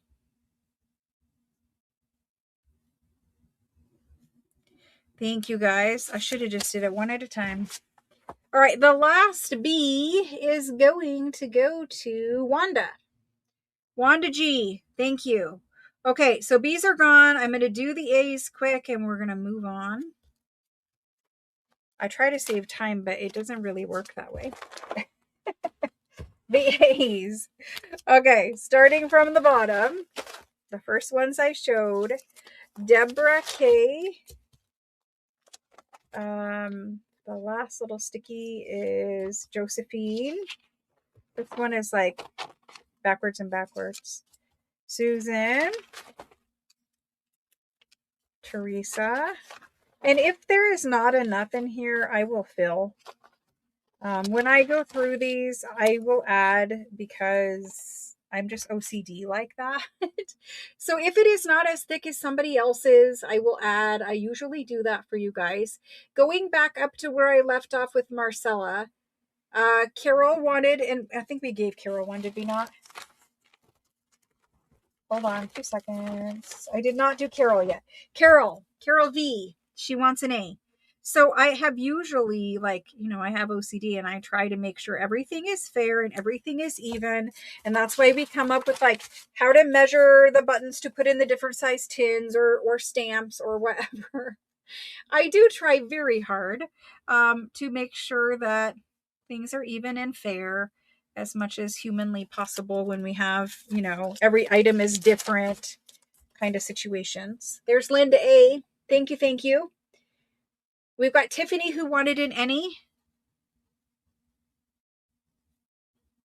My helper always tells me every day when we make stuff, she's like, I don't think your people understand how much time and effort you put into making things fair, even, perfect looking, like, ephemera pack all has to have exactly the same stuff. Like, I'll dig through bins for an hour finding 5 things because we need 5 for, whatever we're making. Like, and I think it's cute, but yeah, it's necessary. Lena M, we got you. Let's see. We did Elizabeth. We did Wanda. That leaves us with Lois. Lois is next. Thank you. Thank you. We do try, all of us that work here, try very hard to make things fair, accurate, and even. Then I ran out of B's right here. For Gina and Randy, I don't have a B anymore. And then Catherine is an any. Sorry, it does take me a long time. Catherine is an any. Perfect. Then I'm looking. I do not see any more. Gina's going to take an A. Gina I. Thank you. Here's that one. Like, that one is light, and I will add. What else? We got it. Okay, perfect. So for people who wanted both, I have 1, 2, 3. It looks like maybe I have 4. So I'm going to go all the way to the top. People who said they wanted both first goes to Karen L. Karen L wanted both. Thank you, Karen. Then Peggy H wanted both.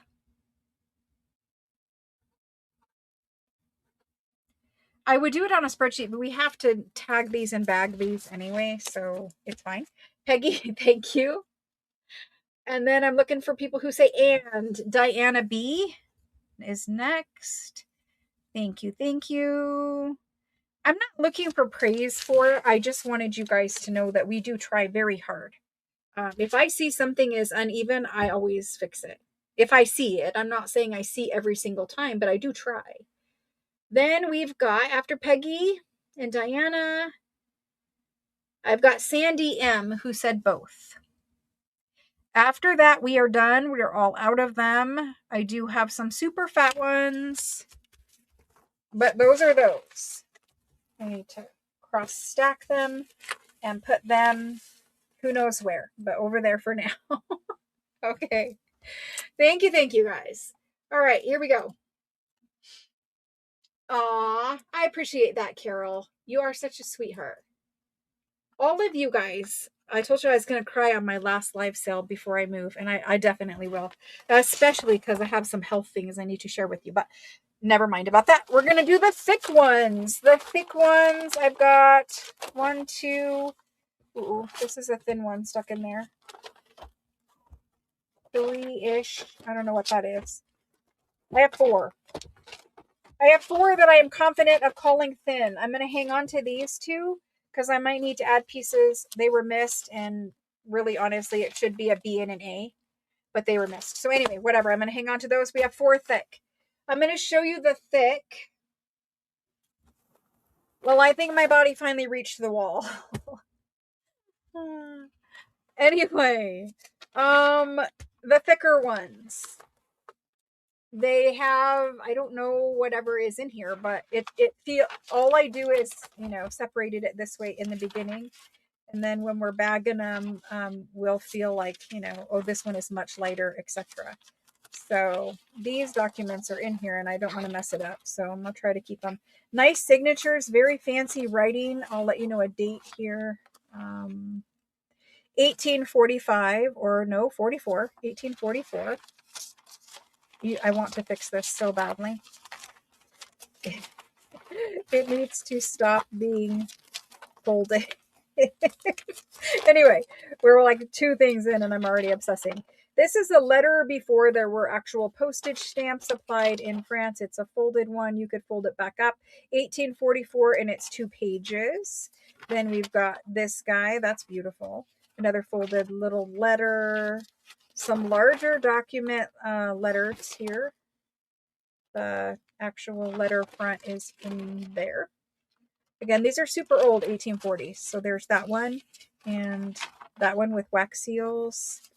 So these look like mostly letters. Letters, letters, letter. Lots of handwritten letters. And if we do the folded letters, those get to be a little pricey. So you're getting a bunch of them right here. So far, letters. Lots of letters. Got some blue. Oh, that's a beautiful teal blue, robin's egg blue letter. We don't really find very many letters in robin's egg blue. We have the French blue, but not very many robin's egg. So all folded letters so far, pretty much. So this is what we're calling large because there is a lot more weight to it. That's beautiful. Beautifully handwritten, beautiful wax seal. Looks like all 1844. This is a flower seed. You can see it's got its little flower seed. Okay, so that was that. It was a pile of letters, and it has its little partial folder. That's the roughest condition one. There's one here from 1838. I'm not going to show you every single piece, but I will say there is a ton in this, including some large blank rag paper. Don't ask me why it's in there, but some large blank rag paper. And all of these letters, kind of like what I just showed you, all over in here.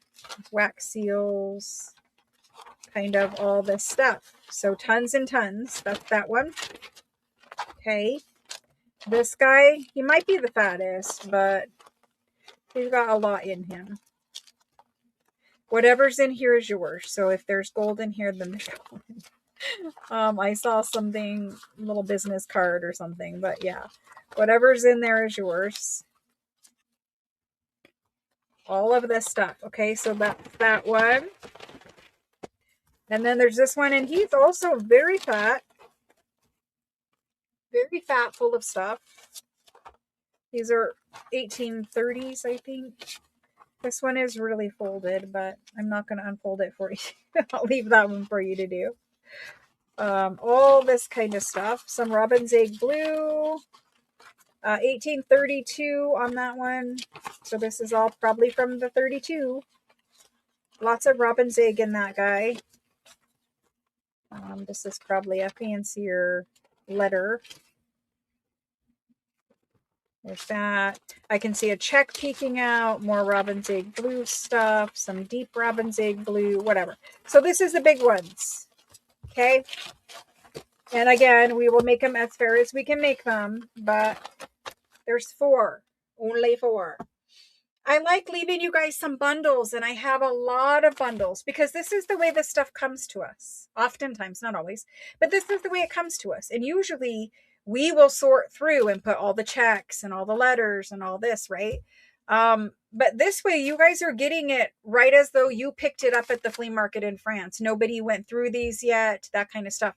And I have some other bundles that are tied with string, and I don't know what is in there. I'm not going to cut the string and find out. You guys will be the first to find out. So there's that. All right, let's do these. These ones are the large French document files. I should just say file. There we go. Let's do these guys because they are larger and they have letters and whatever, 1830s, 44 here. Let's do these ones for $79. I can't charge an arm and a leg like I want to. $79. They're very nice stuff in there. I see lots of things I could just pull out and put in a particular journal that I am still working on. I have not abandoned it. But you know, I have a lot of unfinished journals. And so every Tuesday and Thursday, while I'm not doing live sales, I can pop in here and we can work on some journals together. So I think that would be fun. All right, these ones I'm literally sticking as we go. The first one is Michelle J-O-H. Michelle J-O-H. She's first in. She'll get the first one I showed. Thank you. There's Michelle's. Then I have Diana B. Sorry for the sniffling. I'm not sick. I just have allergies. It has been windy, rainy, all of the things. Excuse me.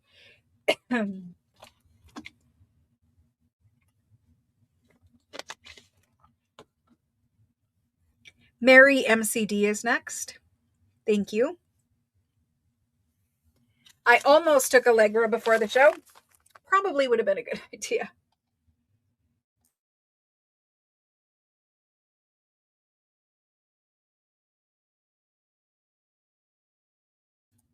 All right, better. Mary MCD, we got you. Thank you. Next and last is Violet. Thank you, Violet. You're getting the last one I showed there. I went in order as best I could from the go. Thank you, guys. I appreciate that. And again, I will fill out as much as I can to make those even. These two I'm going to hang on to for the minute. This would have been a B. This would have been an A. They do have stuff inside of them. Oop. Oh, look. Now that is perfect. I'm just going to, go on a whole road trip now. But that is perfect. You could not have asked for a better check for these journals. And see, had I had this check, I could have scanned it and made you guys ephemera with it. But I didn't. So there it is. Someone will end up with it, or I will actually scan it. But these two will stay with me for now so that I can take papers out of them and fill the ones that we've already sold. Okay, moving on. Moving on. Is there a question out there? I'm looking.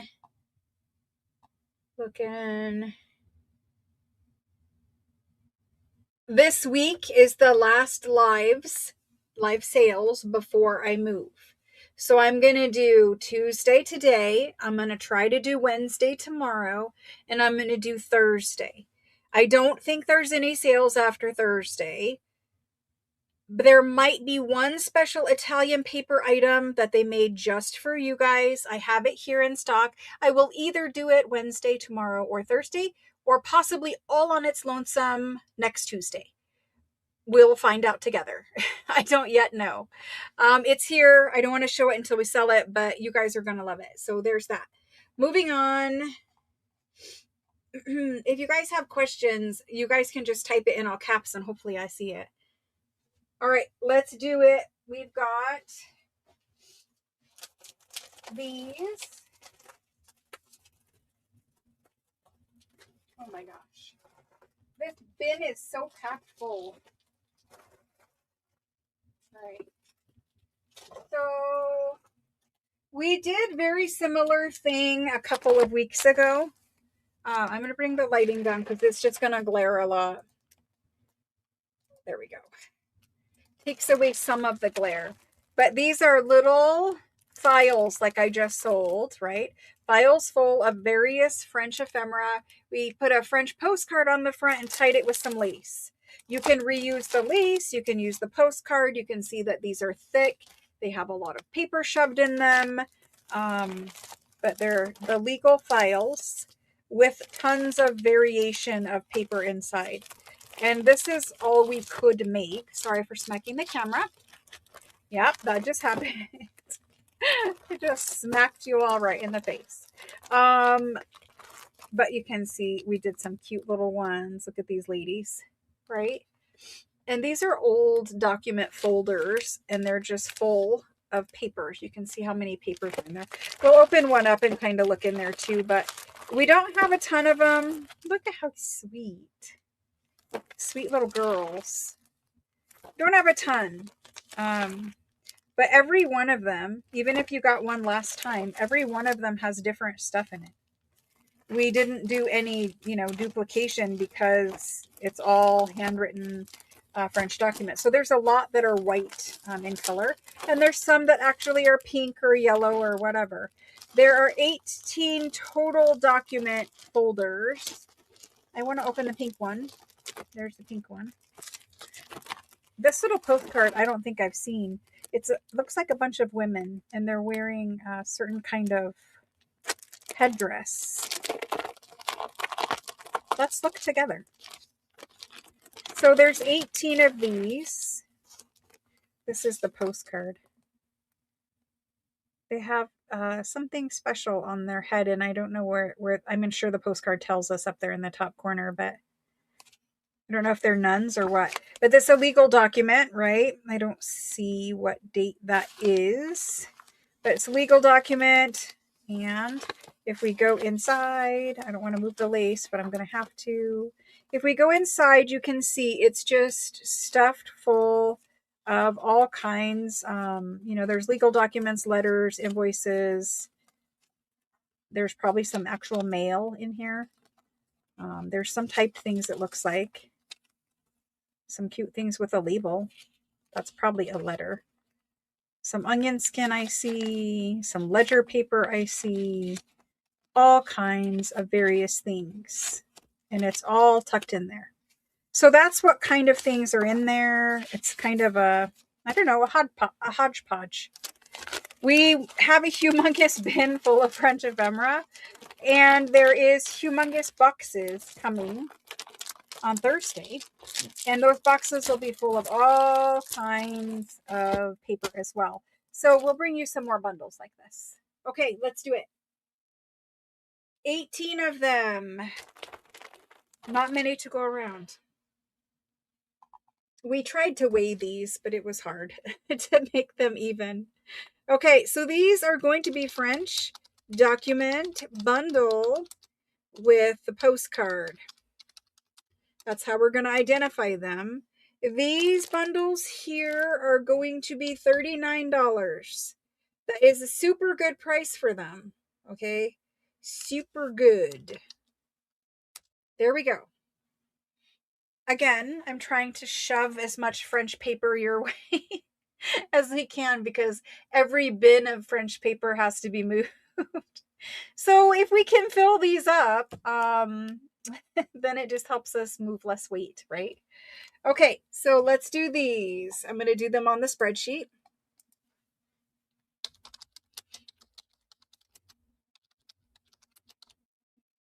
With the postcard on the front. Okay, the very first person is, where is my go? I don't know where my go is. Right there. Joyce G. She's first in, guys. Thank you, Joyce. And then we've got Eva. Eva is next. Thank you. Then Jerry L. Thank you. And Karen L. Thank you. And then we've got Violet. Thank you. Elizabeth M. Thank you. So even this is the last sale week, but we're going to ship you just like normal next week. So everything that you buy this week in the super sale, Tuesday, Wednesday, and Thursday, will start shipping on Monday in the morning. Elizabeth M, thank you so much. Then Jody M, thank you, thank you. After Jody, we've got Diana B, thank you. I'll type your name right. There we go. Cece is next, thank you. Then Deborah KER, thank you. And Susan BEC, thank you. Melanie is next. There we go. Thank you. And after Melanie, I've got Jonna and Catherine, and I'm going to count because I can't make more. We have to ship very fast now, and that means whatever we have is what we have, right? Even though I have lots of documents, I can't go back and make more every time because then it holds up shipping. So whatever we have is what we have tonight. And we've got 4 more to give away. So let's see. We've got Catherine and then Karen J. Thank you, Karen. And Karen M. Karen MOR. Thank you. And Mickey. Thank you. And Linda A. And that's going to be it on these this time around. You guys will see something similar to this after we get started with live sales again, because the bundle of documents is never ending. And we try to find cute little folders to put them in. Sometimes we get them when they're just full already, but we try to add stuff to them to make them the same weight. But we'll do something like this again for those who missed out in the future. Let me grab these and pick them up, and we're going to do another 10.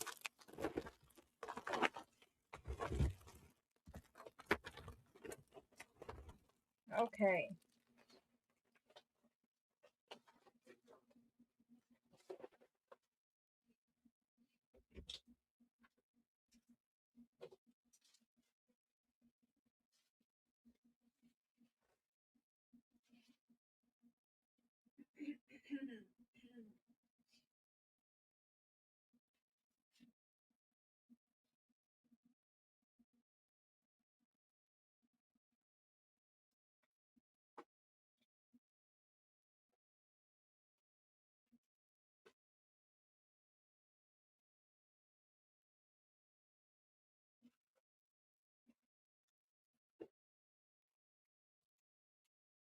All right, not a tin, but something different. I have 2 random items. This one is a partial, it's an original Sears catalog. And this one is from the 30s, I think. But it's a partial Sears catalog. It's not complete, but there's a lot of pretty things in here. Tomato plants, all your fruit and vegetables, garden stuff, some curtains. There's a cover somewhere. This one is from 1939. So this is a original Sears catalog, not in the best condition, but I would say it's perfect for crafting. Like, we can use these in our journals. We could glue them down and make them into tags or journal cards or whatever. You can see on the side over here, there's some wear, but you're going to have some pages that are better for collage and some pages that are going to be good enough for a journal. You got shoes, clothing, whatever else. There's the back of it. It is disassembled pretty much, kind of in sections. Ooh, look at the fabric. Anyway, so it's one partial Sears Roebuck catalog from 1939. And as you can tell, there's a lot of pages. Like, it's a fat book of, normal Sears catalogs are humongous. So it's a lot. And you can see that it's got some crumbly on the edge. You can see some pages do. And it's because those pages were pulled out of the catalog and they were sticking out the edge, and so they've aged. Okay, here we go. Sears, 1939 partial catalog. We are going to do it for $25. $25, there's only one First in, and there it goes.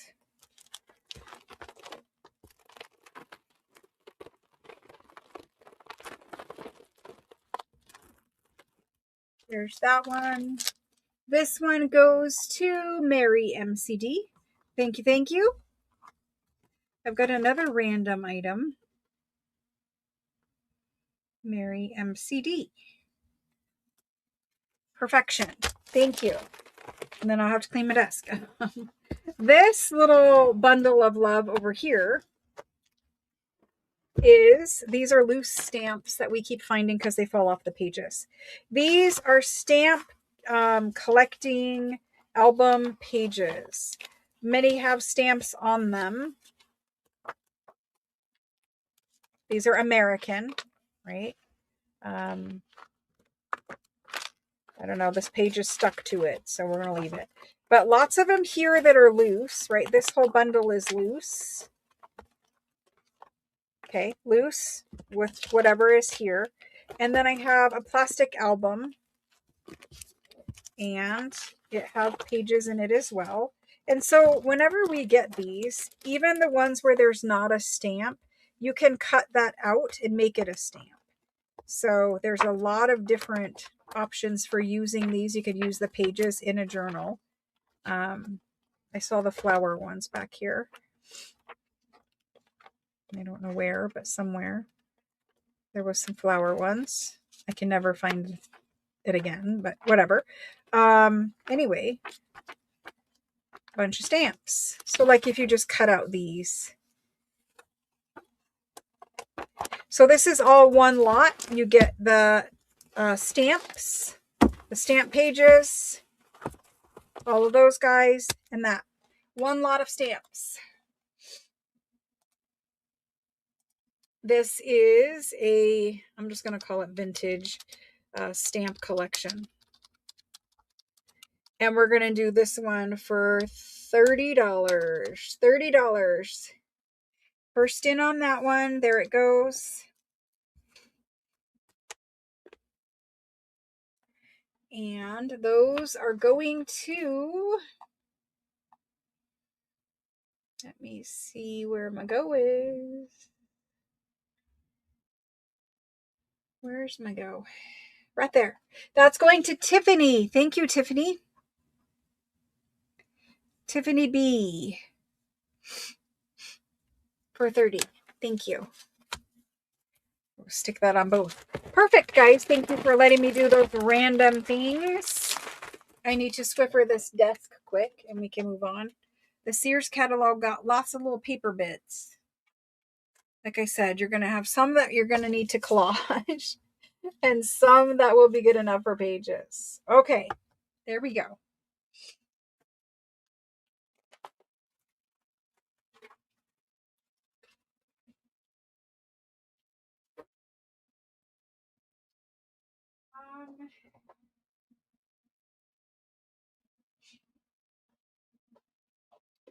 Let's do the tins now. Where did I put those? Right here.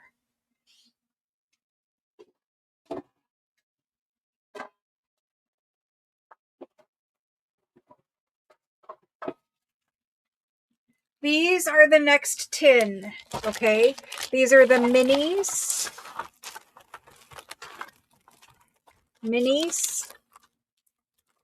We did them in sets of 3. I'm going to bring the lights back down so we don't have as much glare. 3 random metal tins. And when we did minis, it was random sizes, right? But we put them in sets of 3. You can keep your smallest little treasures for junk journals in them. If you had like some needles or pins or tiny little embellishments, you can see they're about a third of an inch thick probably. But all different kinds. And there's tons of more. I just didn't get them all out to show you. All French. The domino one. All French. So we have set of 3 tiny little ones, okay? Hold on 1 second.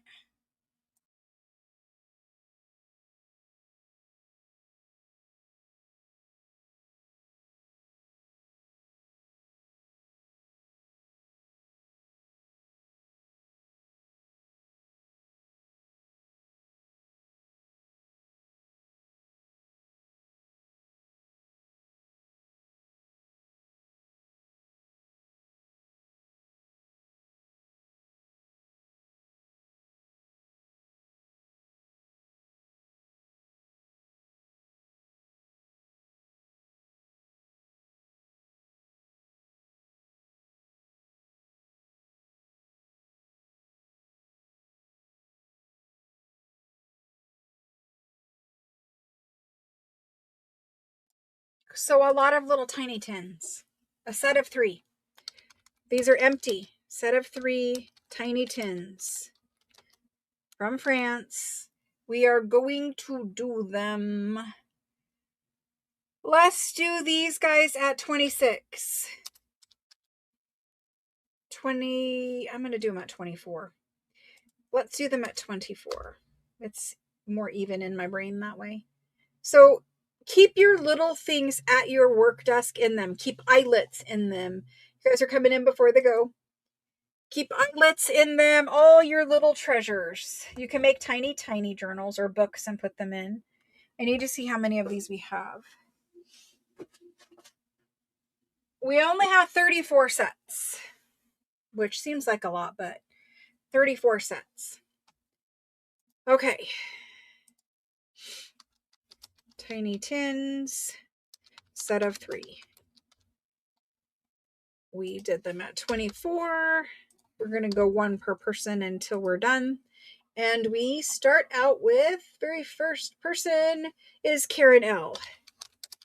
Karen L, thank you. Then we've got Tammy D, thank you. After Tammy, we've got Mary MCD, thank you. And Violet, thank you. Thank you guys for collecting French tins along with me. Violet, thank you. And then Leanne, Gou, perfect, thank you. And Jolly, every time. There's John, thank you. Ruth M, thank you. Diana B, thank you. And then we've got Deborah KER, thank you. And Barb B, thank you. After Barb, we've got Tiffany, thank you. Deborah MER, thank you. Then Karen J, thank you. And Maria C, thank you. Catherine is next, thank you. And then Yvonne, thank you, Yvonne C. Lynn R is next. Lynn R, thank you. Oops, typed your name wrong. There we go. And I actually added, no, I did not. We're good. Lynn, thank you. I made that way hard. Wanda is next. Thank you. Karen M is next. Karen MOR, thank you. Danny H, thank you. Mickey is next. Thank you. After Mickey, we've got a brand new person. Kenna SHE, I believe. Let me see about registration. Kenna, did you register by chance? Mary, I see you are claiming in messages and text message. You need to claim in live chat. If you're watching on Facebook, follow the link and go to YouTube, and you can claim within YouTube. The sale happens in YouTube live chat. So you're texting me to purchase. You just need to put it right into chat as a comment in the live chat, and then I will see you. Okay, so that is Mary. Let me do that. And that's Mary WHY. Just claim in the live chat, please. Then I see Crystal M. I see your registration. Thank you. I don't see registration for Kenna. So hold on. Yes, I do. She registered a while back. Kenna, we have everything. Perfect. Thank you. So Kenna is brand new, claiming for the first time. Thank you, Kenna. Appreciate it. Then we've got Lorian. Thank you. And welcome, Kenna. It's our first purchase. You're catching me right at the tail end before I move, but every Tuesday and Thursday, pretty much, I have a sale. I'll pick back up here middle June, probably, after I move. Thank you. Lorian, and then I see Melanie. Thank you. Karen S. Thank you. I need to add this list up before we move further. I just want to make sure I have enough for everybody. So let's add it quick.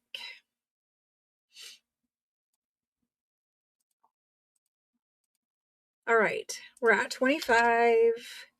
We've got, after Karen S, Barbara S. Barbara S. Thank you. Scrolling down, I see Kim S. Kim STA for 1. Thank you.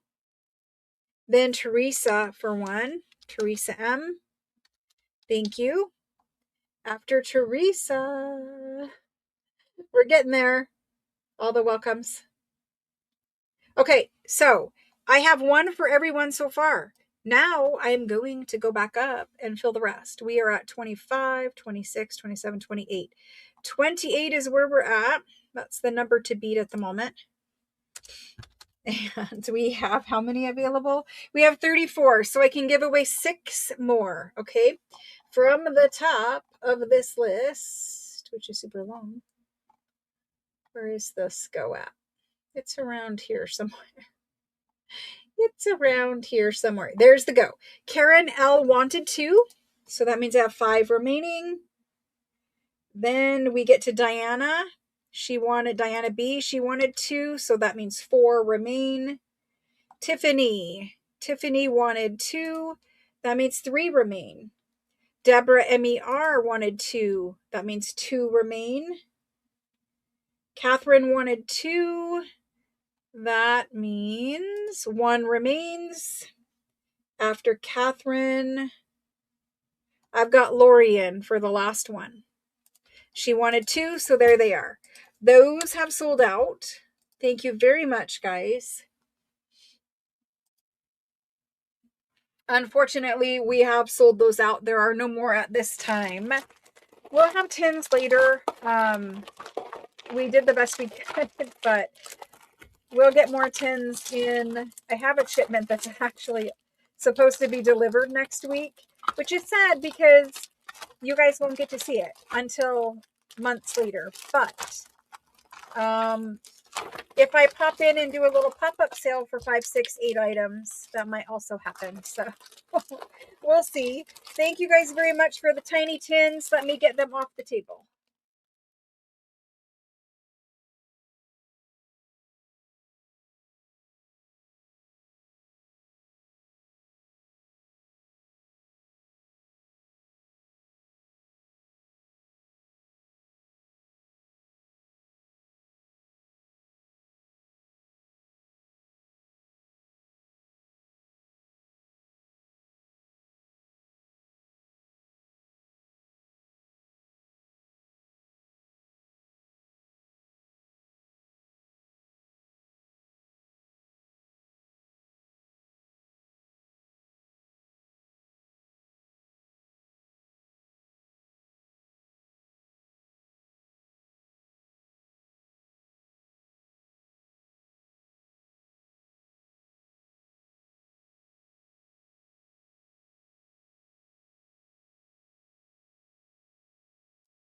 Okie doke, let's do another paper item.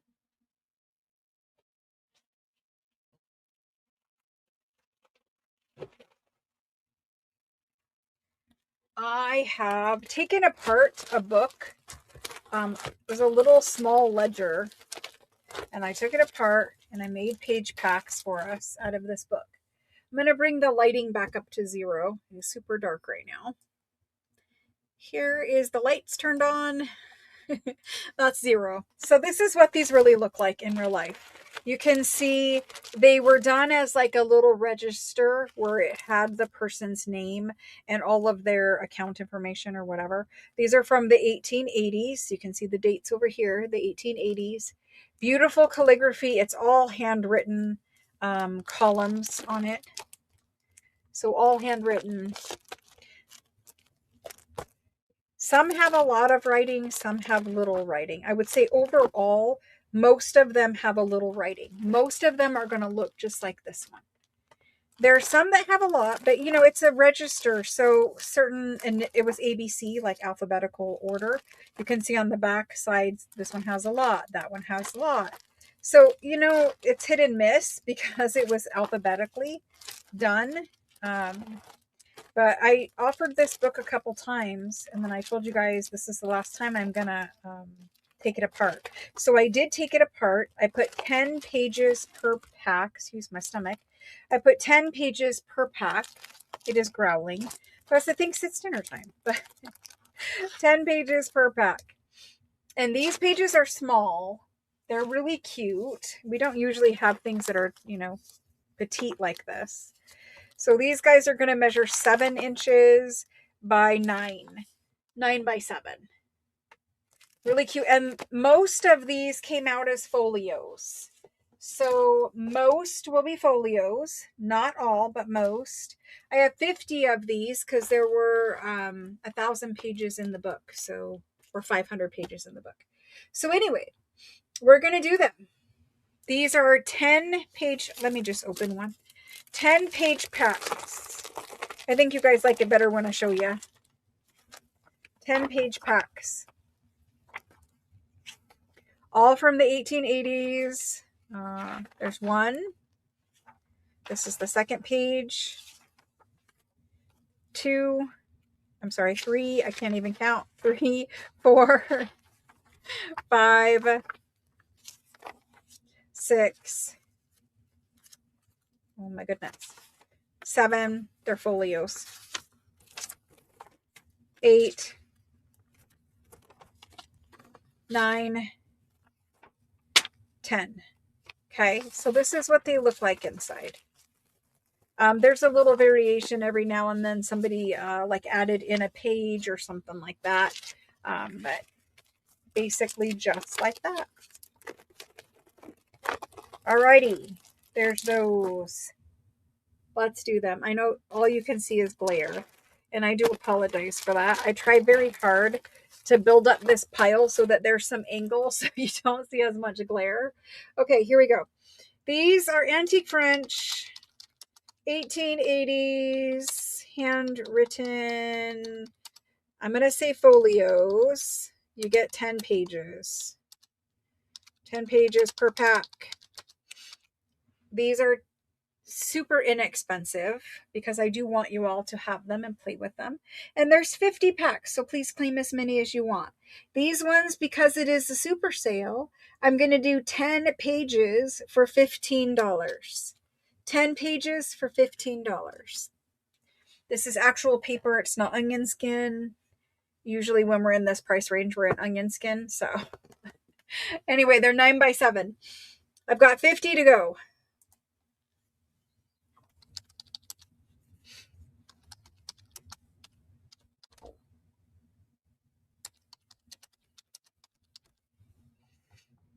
Okay. Where is my go? Way up there somewhere. All right.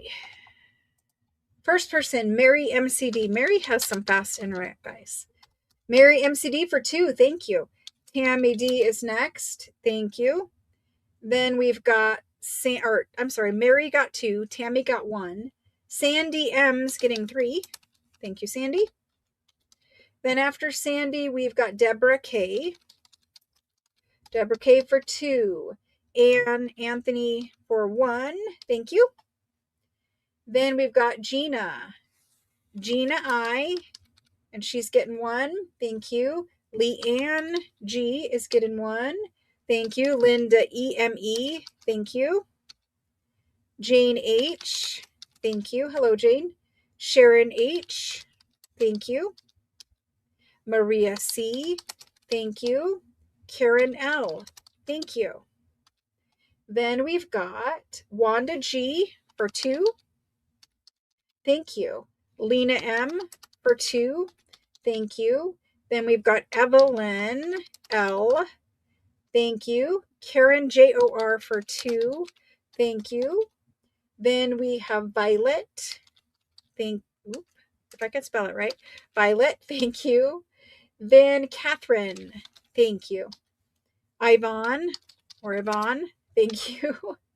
She wants 2. Let's get her 2. Then Melanie M for 2. Thank you. Oops.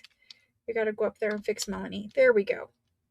Next we have Jerry L. Thank you. Then I've got Barbara S for 2. Barbara S for 2. Thank you.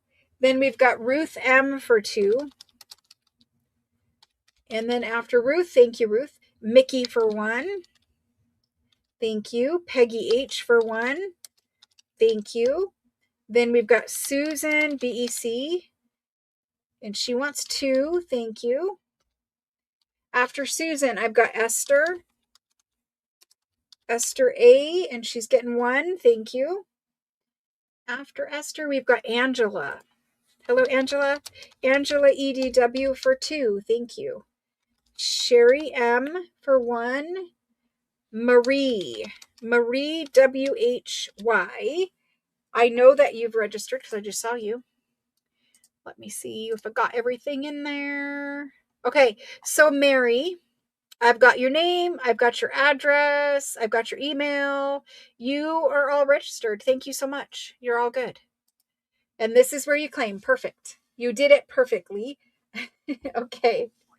So, Marie is new and this is her first purchase, guys. Hello and welcome, Marie. Nita is next. Thank you, Nita.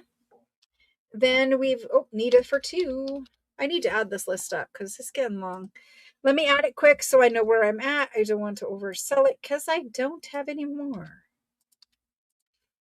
All right. After this, we're going to look at some of the, I don't know, special things. We have one more fun tin, then large tins. Nita V was where I left off. She had 2. Thank you. Lynn R is next. I'm going to add this. After we get Lynn in there, let's see where we're at.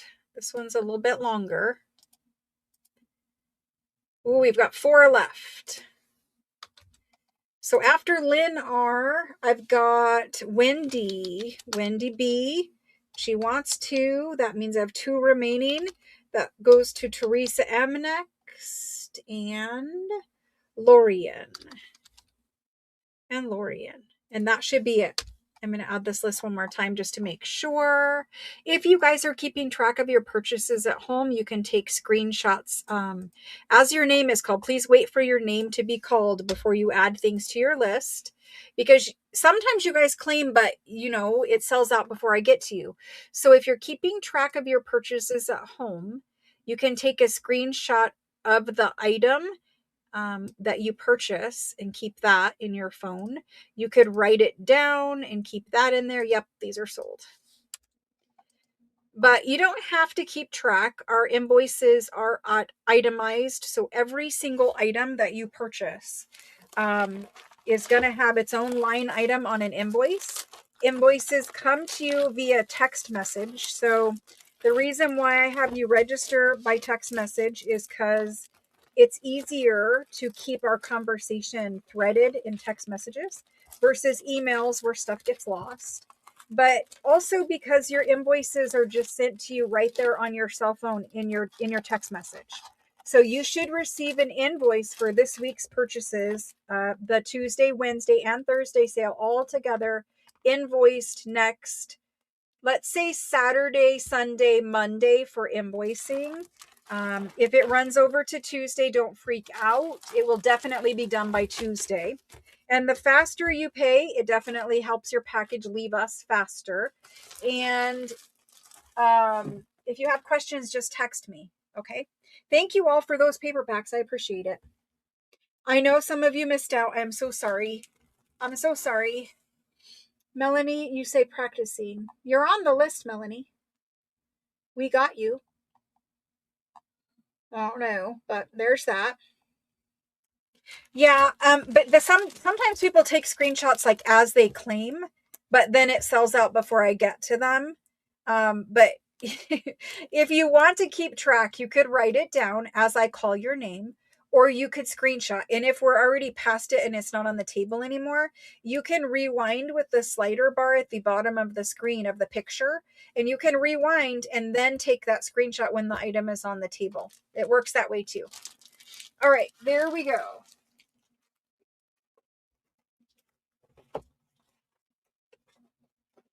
Let's see, did we do this whole entire bin of paper? I believe we did. All right, cool.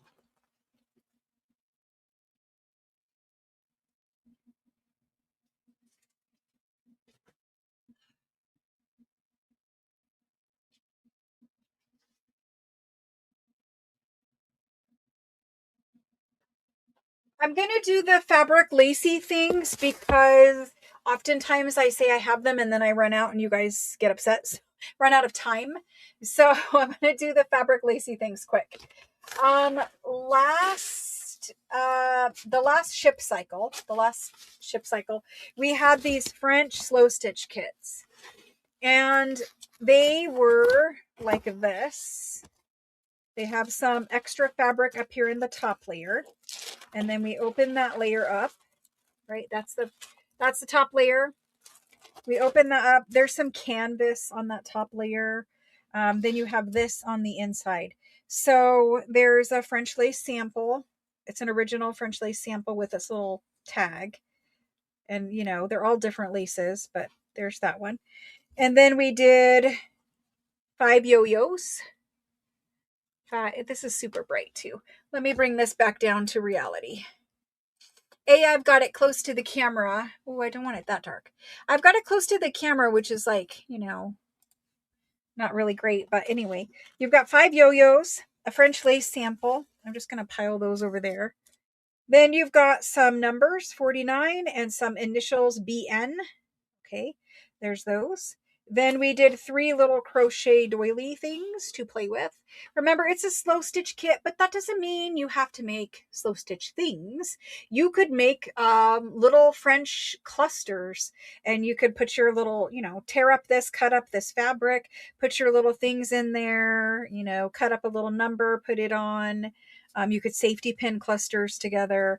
You could use yo-yos on the covers. You could add a yo-yo to the top of a tag as a like in place of a string or something like that, like a tab at the top.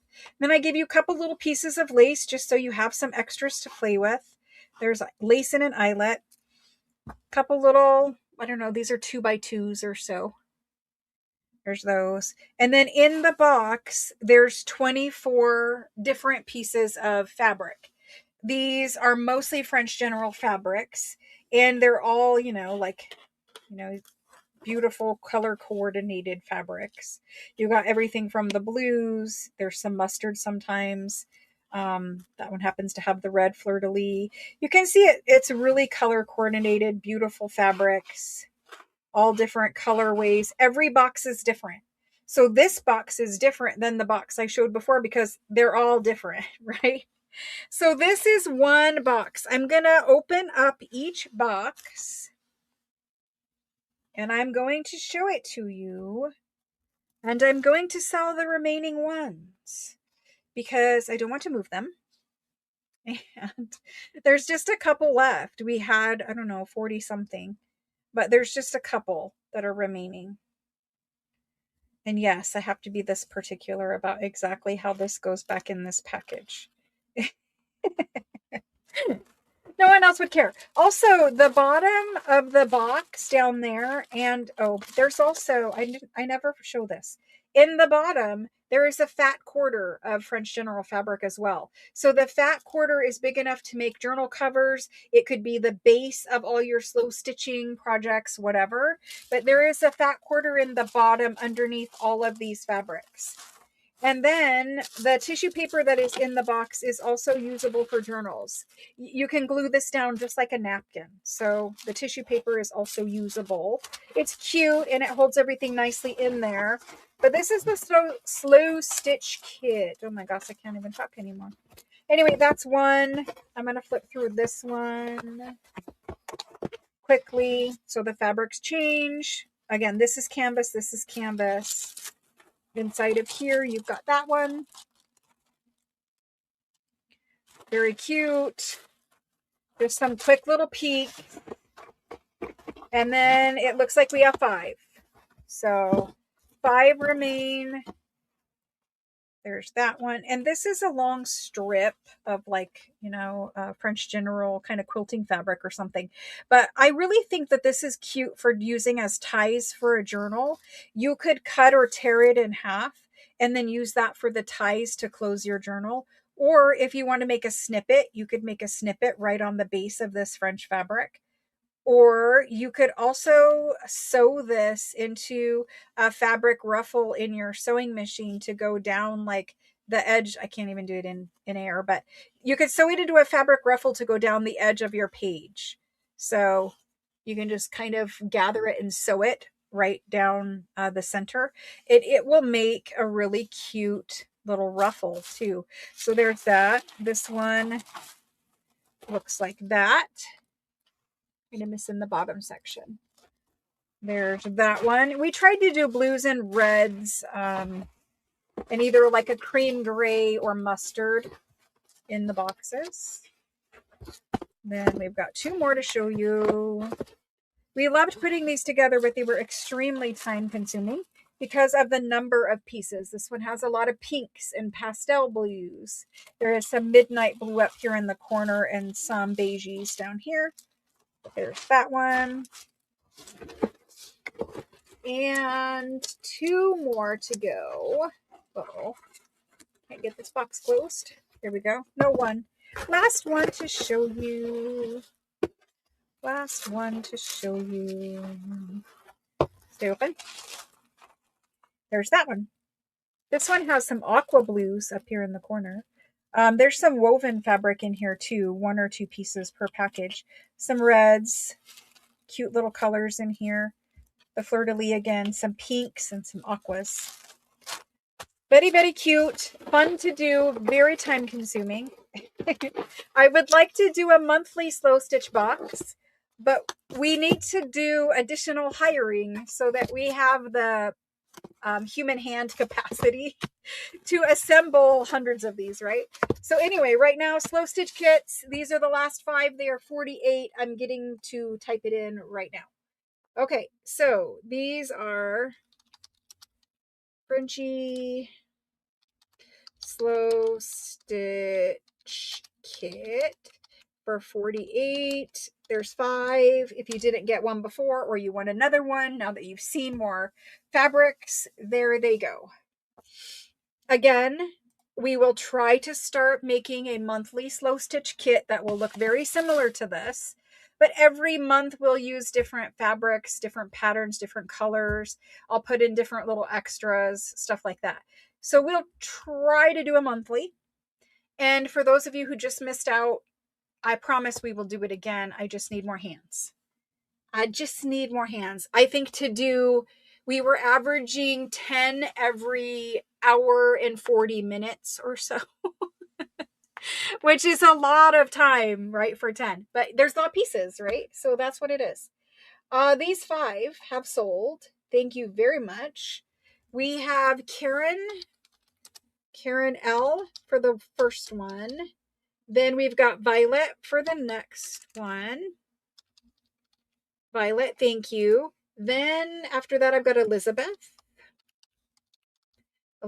M, Diana B, thank you, and Melanie S this time.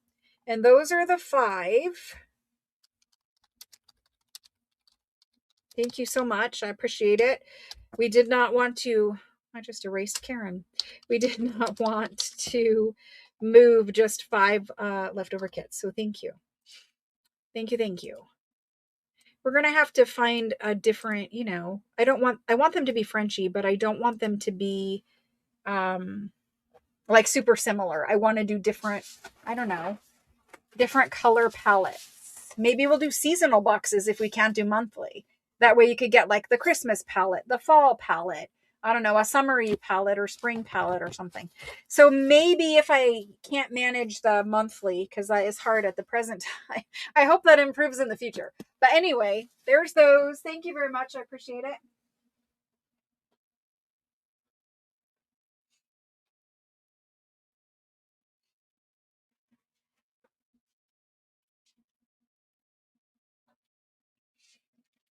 I'm going to leave these lace packs out here for you guys to take a gander at for a little bit. And then I'm going to grab some ice water and I'll be right back.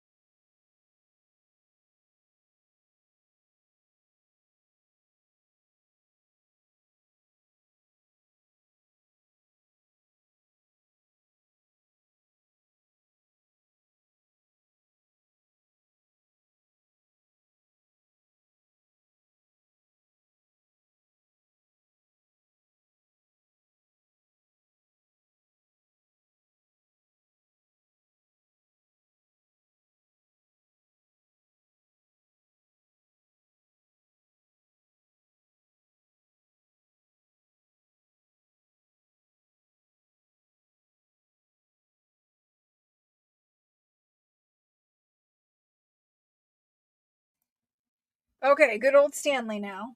I had to fill it with ice and water. Thank you guys for waiting for me to do that. And I also put nasal spray in for my allergies. I did the whole thing. Okay, so lace packs.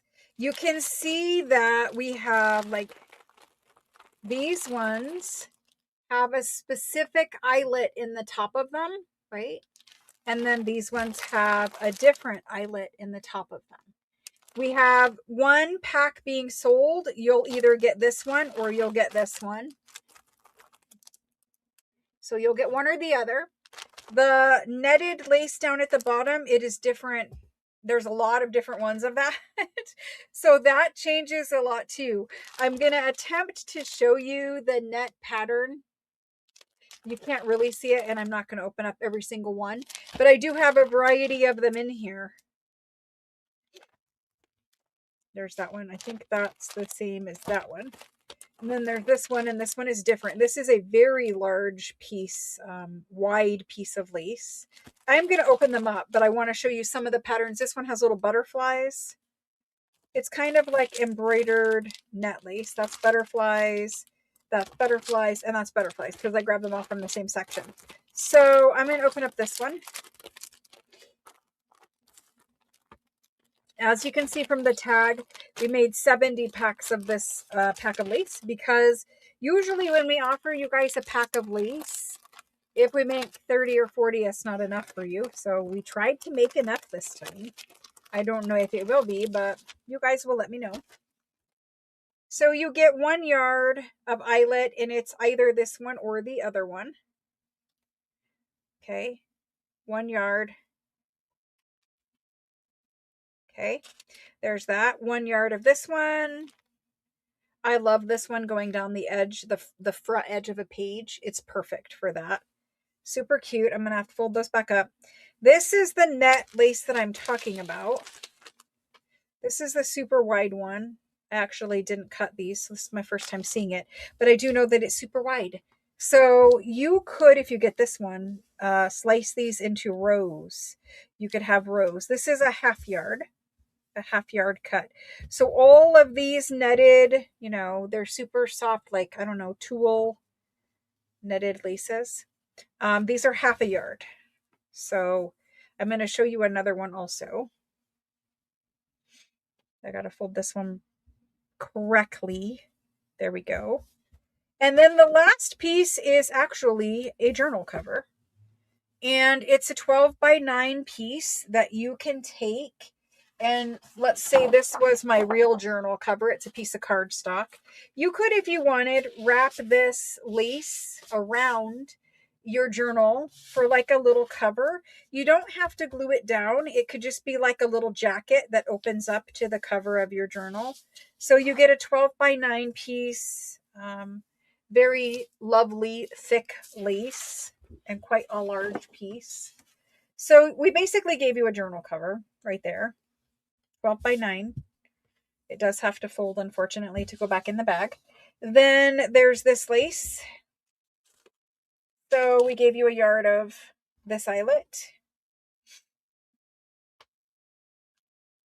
And I get it all folded back up and put away. There's that one. And then we gave you a yard of this guy. So it's not a humongous pack, but what is in it is more better quality or more expensive, larger pieces of lace. In all, you have about, you've got 2 yards here, 2.5, I'd say 2 3/4 of lace there. Okay, so 2 3/4 yards of lace. The other one with the different kind of eyelet looks very similar. Most of them will be this eyelet. This eyelet is actually more expensive than, so this eyelet is more expensive than this one. But this one has a little bit of rust on it. So this is the same 1-inch eyelet that I just showed you. This one is the same back here also. I see she folded it different. This is the same journal cover. This is a different kind of net lace that you could get. Different kind. Most of them are more shabby rose, that kind of thing. Like you can see, shabby rose, whatever. Okay, so that's those. Let's see what's missing. This guy. This guy right here. And we're going to talk about him. He is 1 yard. And he's got these little spokes in his wheel. I don't know what to call that. Drawn thread work probably. But you got 1 yard of this. And some of these pieces have like a little tiny bit of rusty spots. And what happened was, these are vintage laces from America, and somebody took a metal pin and like pinned the end of the lace into the spool. It was a big industrial spool. And those metal pins, wherever they were placed, over time rusted. We've removed the pins, but some of the little spots, like you can see right here, tiny little bit of rusty spots. It doesn't bother me, but if it bothers you, then this may not be the lace pack for you. But this is a much more expensive lace. This one is perfect, no rusty spots. This one does have some. I just want to point it out in there. Okay, so we have 2 packs of lace. You'll get one or the other. All of this is different. There we go. I think I've explained it to death. Here we go. These are lace packs, and we're going to do them for 2 3/4 yards. A little bit of fancier stuff in there. Journal cover. We're going to do them at $18 per pack. I have 70. Please claim the total number that you need. It's not really crusty, I would not say that, but it does have some little rust pin spots. Pin dots, I don't know what to say. Let's see if I can get these back in the bag. Well, yes, I can. Quite easily. Perfect. There's that one. Now this guy. I need to fix this one in the back. It folds up like maybe that. I don't know how they have it. And then maybe like this and this and that. I don't know, but we'll make it work. And then I will get to your list. Thank you all for hanging out with me tonight. We have 2 hours and 15 minutes more of a super sale live sale. We have not even begun to get to all of the clearance deals and things like that, really. We've been moving through some new merchandise. But let's get to, oh my goodness, this one was not made correctly. No, it was not. I'm going to fight with this one. So this one must go like this. That's better. It goes like that. And then it goes in here. This is how picky we are. This is how picky. We have to put it in there right.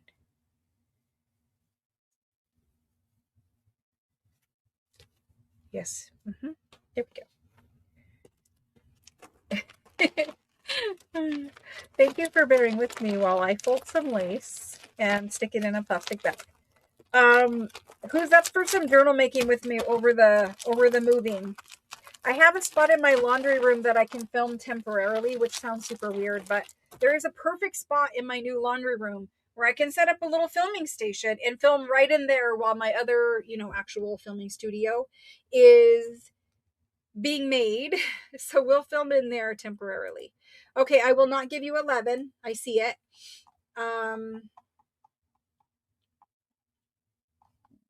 Let's see. Right here's the go. My stomach is still growling.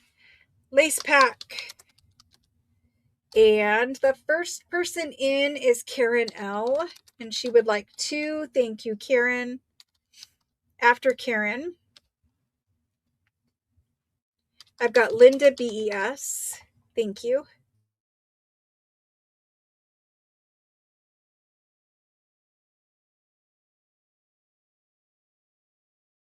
I've got Linda for 2. Sorry, Linda for 2. Linda BES for 2. Elizabeth M is next. Thank you. Diana B is next for 2. Thank you. Just scroll up there. Maria C is next. Thank you. Then we've got Robin V. Thank you. Linda EME. Thank you. Then Yvonne. Thank you. Barb B. Thank you. Sandy M for 2. Thank you. Then we've got Joyce G. Thank you. Deborah KER for 2. Thank you. Cynthia, I see you in there. But it says me, but I don't know how many because it just says me X. So Cynthia, please let me know how many. Maybe you already did, but I didn't see it yet. And then we have Tiffany. Thank you. Sherry M. Thank you. And then we've got Jody. Jody M. Thank you. Catherine for 2. Thank you. Then Violet for 1, not 11. Thank you. Then we've got Esther for 1. Thank you. Wanda G for 2. Wanda G for 2. Thank you. Teresa M for 1. Thank you. Lynn R for 1. Thank you. Mickey We usually try to give you one of each. If you ever buy more than one, we try to give you as much variety as we can within whatever the item is, right? Mickey wants two. Thank you. Evelyn, thank you. Evelyn L. And then we've got Kenna. This is Kenna S. Thank you. Cynthia said she wanted two. Let's put two in for her. Thank you, Cynthia. Then Pam GRE for two. Thank you. Then we've got Jane H. Thank you. Karen J. Thank you. Tiffany would like to change to two. Yep, you can. There you go, Tiffany. Thank you. Then we've got Kim S. Thank you. Deborah MER. And she would like two. Thank you. Karen S. Thank you. And then Linda A. Thank you. And Melanie S. Melanie S. Thank you. I'm going to count these out quick. I think we still have some, but I want to make sure.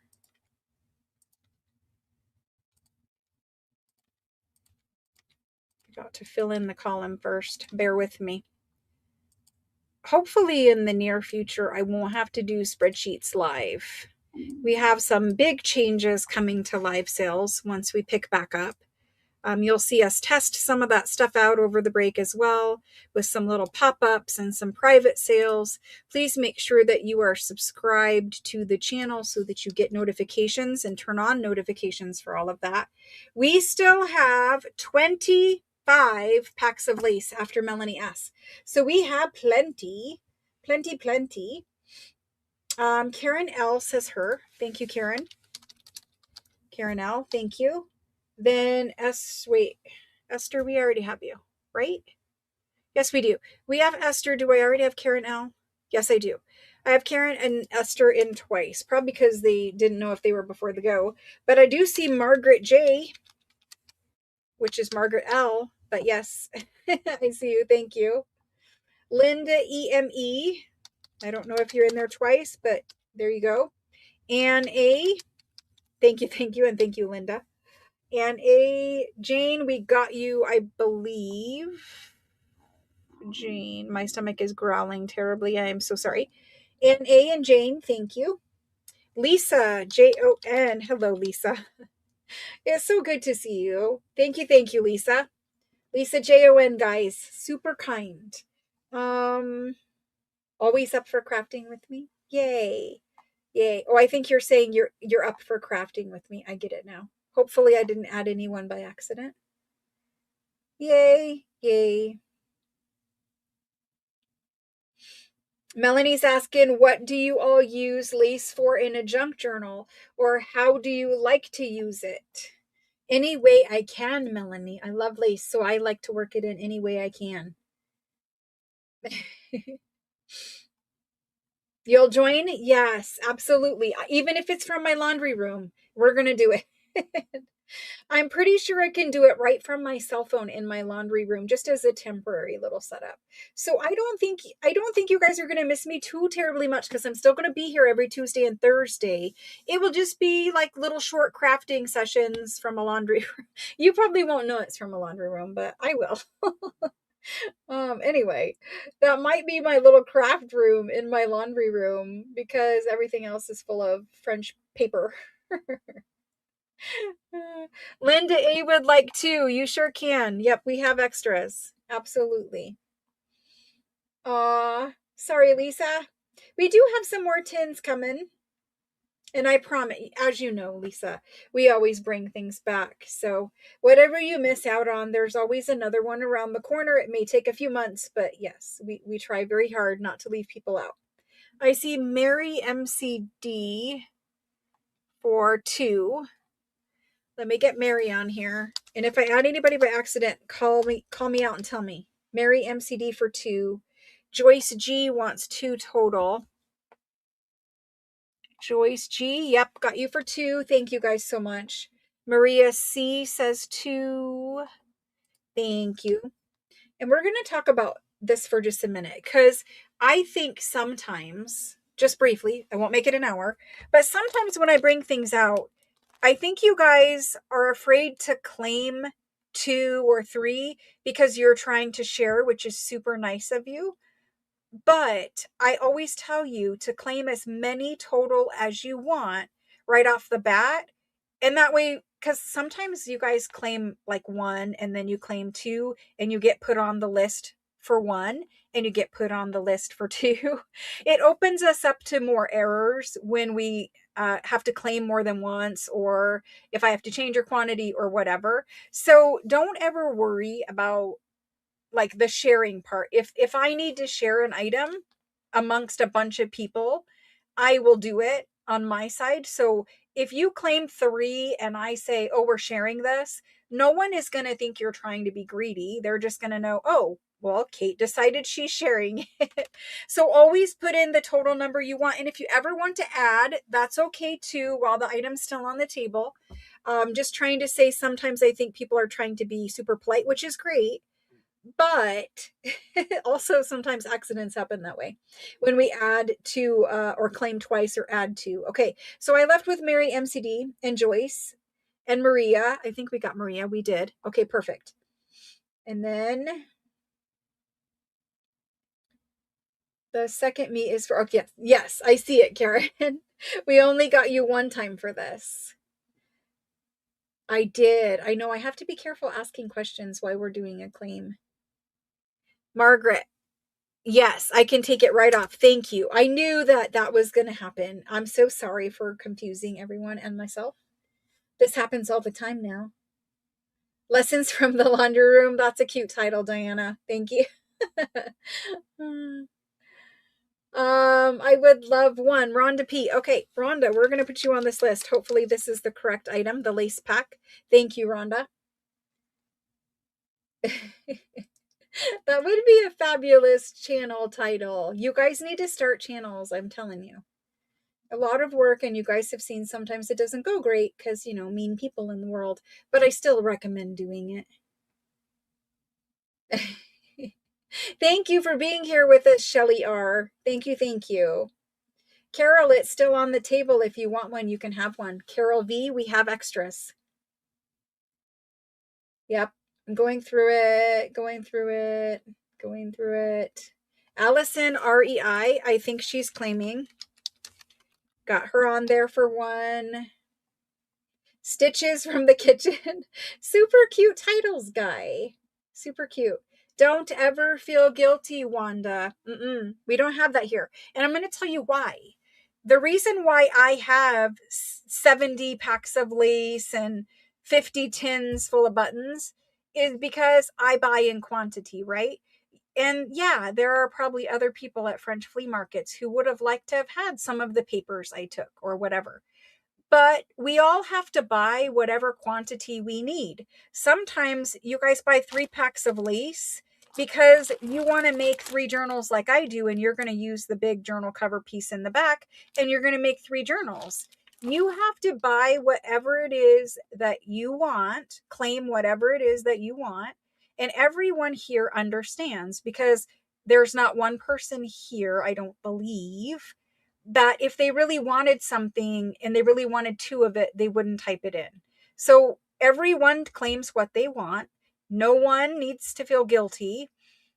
I don't like, and I'm just going to say this very bluntly, I don't like the whining when people miss out, but because it's like everyone tries and we do what we do, right? And it can make people feel guilty when people whine, and please don't be offended. But when people complain when they miss out, it makes the other people feel guilty. So I will ask, keep that in mind. Like a lot of times people are whining in jest, they're joking. No one here is really pissed off that they didn't get something. There has been a few over the years I've been doing this, and those people don't get to stay with us because they're just like whatever, right? They're too difficult. They don't fit into the kind group of people that you all are, and I try to be. But what I'm saying is, don't ever feel guilty. Everyone here, if they want something, they're going to claim it. And just if you are like saying something like, oh darn, I missed out, I really wanted that, just keep in mind that that can make people feel guilty. And I would prefer that that wasn't said. But I also understand that a lot of times you guys are saying that jokingly, like lightheartedly. You're not really pissed off or mad, and you're not trying to make people feel guilty. But just keep in mind it can. So anyway, that's it. It was like 15 minutes and I should have shut up. But anyway, we got this list. We're done. Just try, and if it's not possible, you will tell us. Yes, exactly. I will tell you if we need to share it. And I try to share things where I know, like the button tins or the tins in general. We don't usually have that kind of thing. I do try to share because people are trying to get like one of each size or one of each thing. So I am trying to share those. But I manage that on my side. You guys don't need to stress about it. Thank you very much for the lace packs. I will be quiet now. And please don't get mad about the whining. I'm not like saying it meanly. I'm saying, you guys know how I'm saying it. Okay.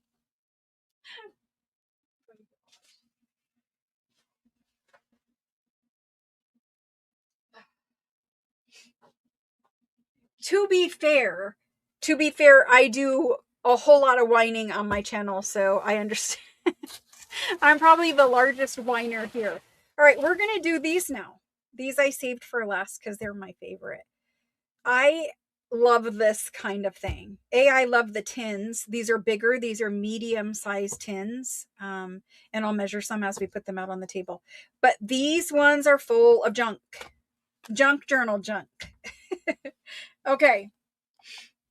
So I like the method of claiming as many, but you start with one and then fill in multiples after. Yeah, I think that that works pretty well.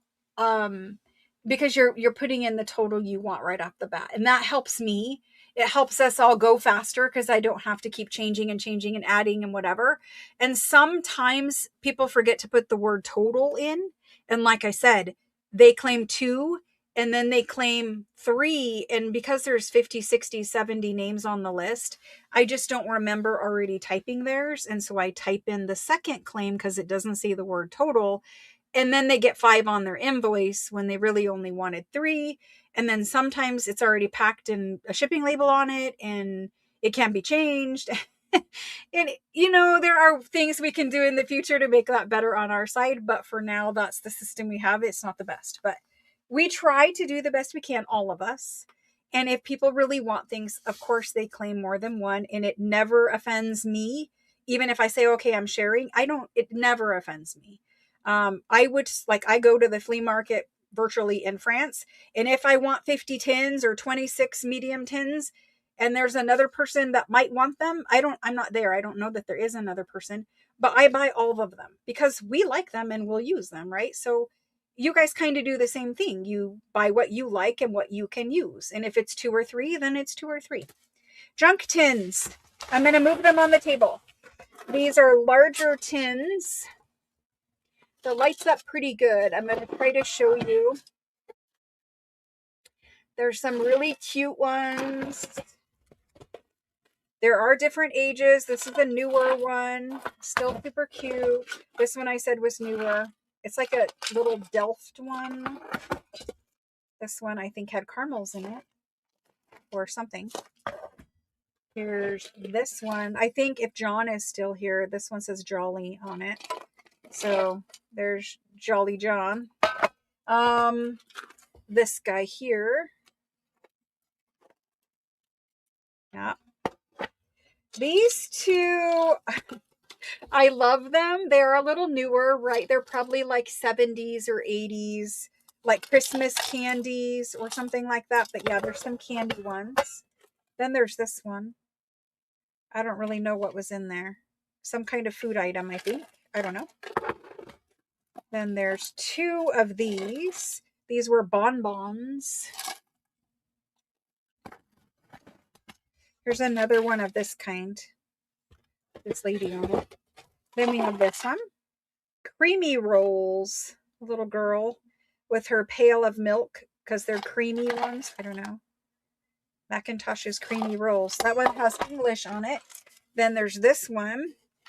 I got all of these in France, so whether they're English writing or not doesn't really matter. They came from France. Then there's this one. This one kind of goes, you know, same kind of with that. Then we've got some bigger and smaller. This one, some kind of sugary thing. This one used to have a French label. It's much older. Some of these are hinged lids. Some are circle ones, so they're not hinged. There's a couple ones of these. I don't know, probably some kind of sweet or candy. There's a bigger one of those. Then there's these two, which I absolutely love. But see, they're very different. And, you know, you're going to fall in love with one, but it's probably not going to be the one you're going to get. Not because I'm mean, but just I don't know which one you're in love with, and we're not going to claim them. But then there's two that are like this. And we put the exact same items in all of these. So, two that are like that. This little guy. He says treatment for maladies. So, obviously, this one was more medical. Most of these ones are sugary treats. There's that one. Okay. So, what is inside of here? I'm going to open up a big one because it gives us more room to kind of like move the stuff inside so we can see it. But the exact same contents are in all of these medium tins. So this one, this is what we're putting. Okay. You can see even if it looks newer on the outside, it's older. It has some age. All right. So same thing in every tin. Doesn't matter. I left the crystal drop in its little bubble wrap thing just to kind of help it not get scratched in here. But I did put a vintage chandelier. This is real crystal. It is glass. I left it in its bubble. Hopefully it's fine in there, but you can take that apart too and use just the little dangle and use this later on like the spine of a journal as a charm. But there's that in there. Okay. So that's piece number one. Piece number two is this guy. And you can use these separate or you can use these together. This is a little pendant for like a necklace. You can cut out and put a little picture in there. You could do a little tiny mixed media collage. You could take resin, if you have resin, and put a little pressed flower in there. If you use resin or oh my gosh, what is it? Ranger makes it glossy accents. You don't need to put this over it. You don't really need to put this over it no matter what. But this is a piece of glass and it's meant to go in here just like that. So you can put your little picture in there. We're going to need to get a replacement piece of glass. This one, it's not chipped or anything, but it is deformed up there at the top. We'll get a replacement piece of glass for this one. Good thing I opened it. But if you don't end up putting the glass thing on your pendant, you can take this glass thing and you can find something special in your journal that you want to highlight.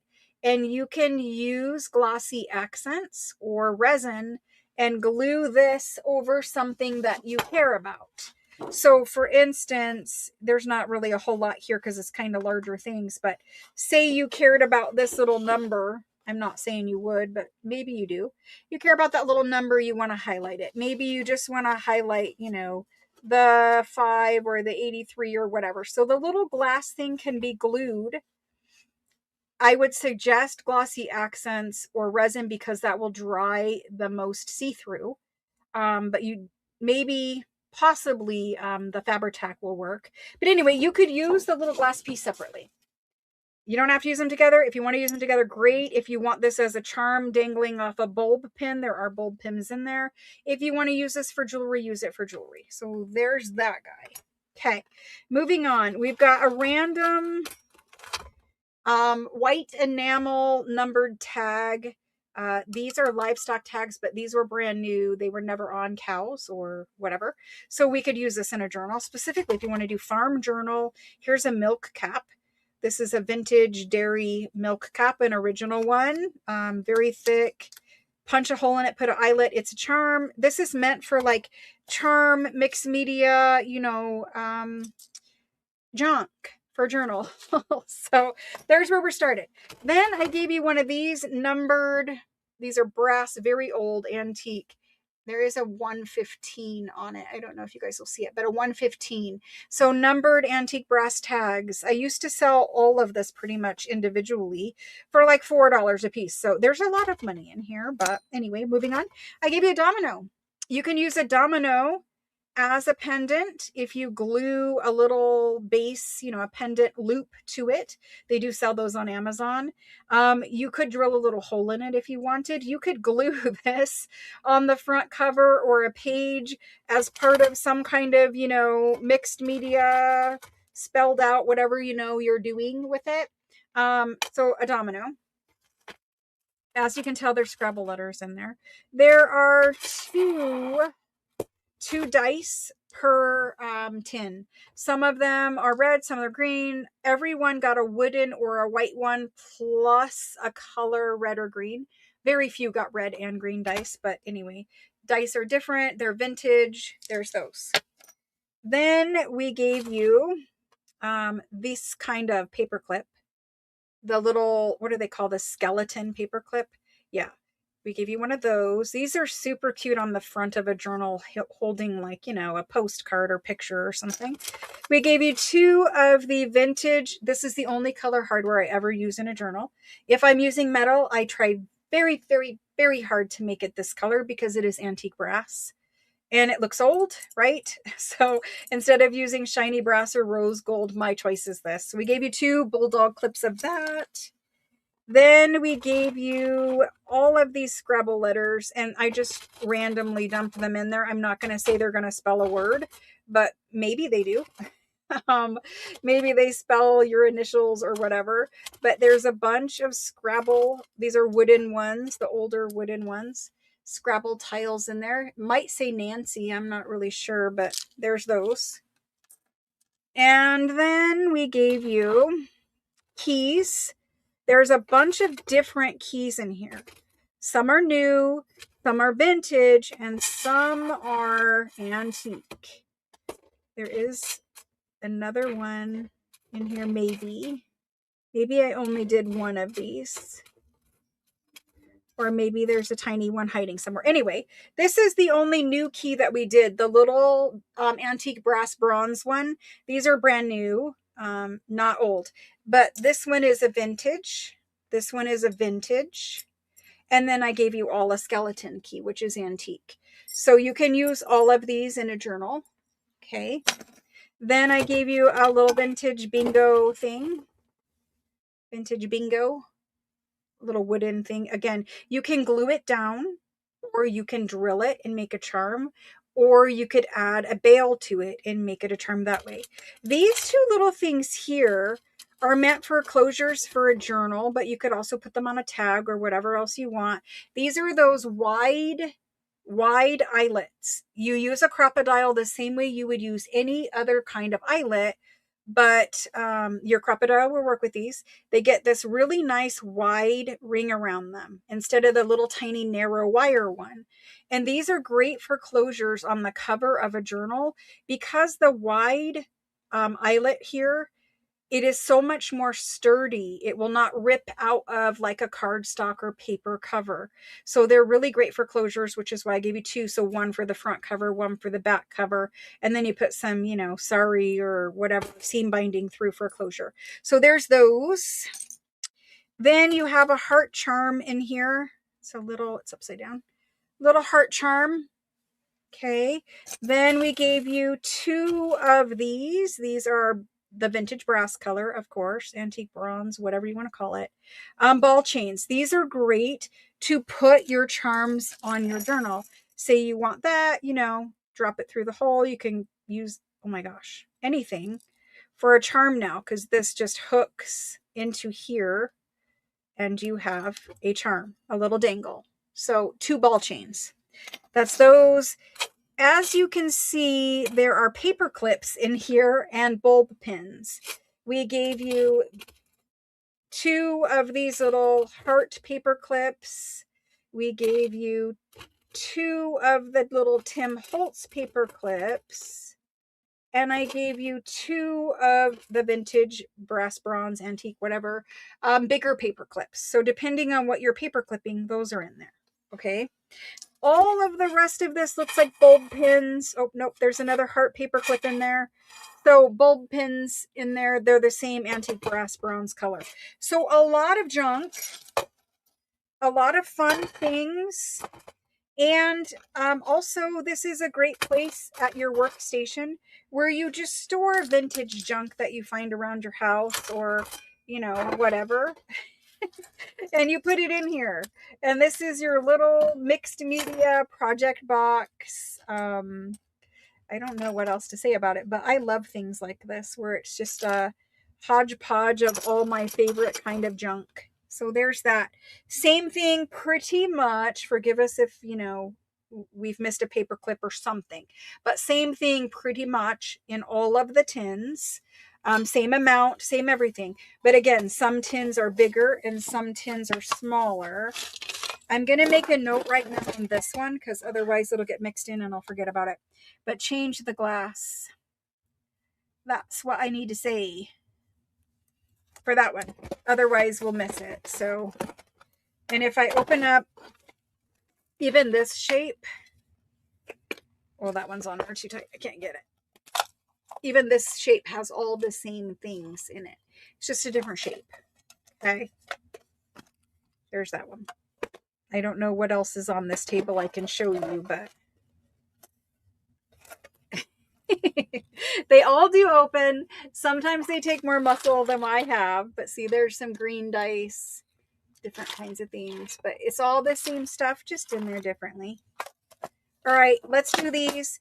There are only 26 of these. So, and for size reference, I mean, we called them medium, but that's on the larger side. These candy ones are like that, but they're deep, right? We have some super big ones. These little guys, they're about 4 by 1.5. They're probably on the smallest side on the table. This guy might be the actual smallest. But he was deeper, which is why we didn't. Because see, these are the buttons, and he was deeper, so we used him for junk. We tried to be, like I said, overly fair. Okay, so 26 junk tins. Most of those elements in there are usually sold individually, like the numbered tags and all of that kind of stuff. So I don't know how to get these back onto screen, but I'm attempting to somehow get them on there. Not doing a great job, but whatever. There they are. Okay. Carol V would like added to a lace pack. It's still up, so let me get that quick. Okay, moving on. There's Carol. Peppermint bark tins. All right, I'm putting them in. There's only 26. We will do one per person. I'm sure that will probably be fine, but let's do them. These are junk tins. That's literally what I'm going to call them. And I'm not going to add up each individual thing in there because it would be more expensive than what I want to charge. It's a super sale. I want to do these for 36. It's a medium sized tin, which is bigger, but there's a lot of nice things in there. So 36. There they go. I'm sure it will work out to one per person.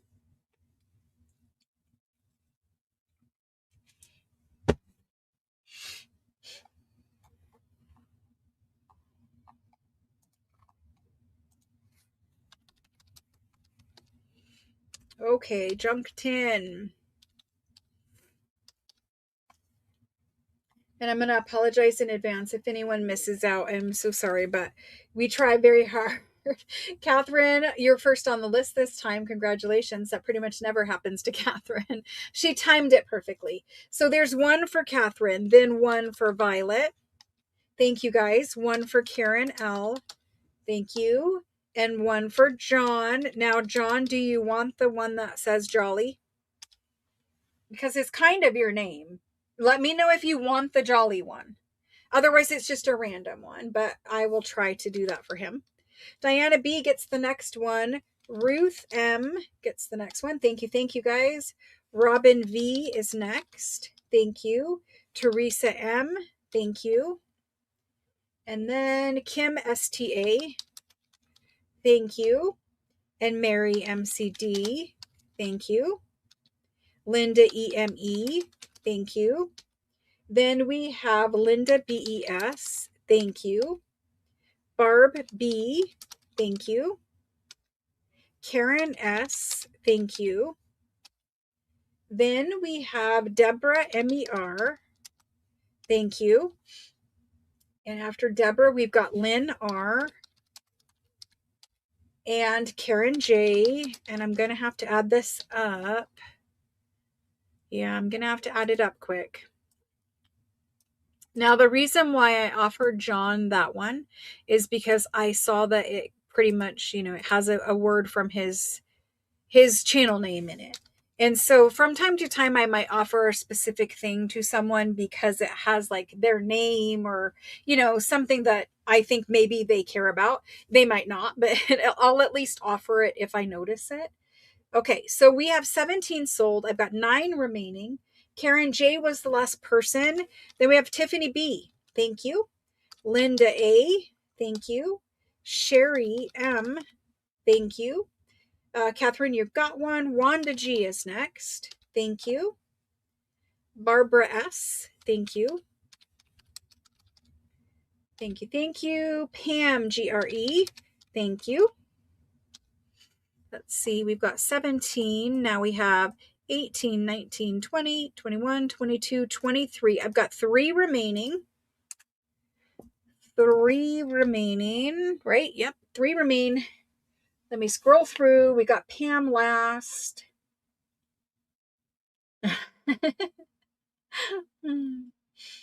I know it never happens. It was meant to be, Catherine. John wants that one. So which one was that said that? Right there. I don't exactly know what it is, but it says it on the side too. Okay, so this one's going to John B. Please do not get mad at me, the rest of you. He didn't pick it. I offered it. And it's because it's part of his namesake, basically. Okay, moving on. He does need that one. Okay. I think I'm good to fill some multiples. Mickey. I'm pretty sure Mickey's trying to claim right there. Mickey. Rosalind. Okay. Rosalind. Rosalind reminds me of, and Catherine too. Sorry. My nose. We are shipping everyone. So this ship cycle, we will ship all internationals.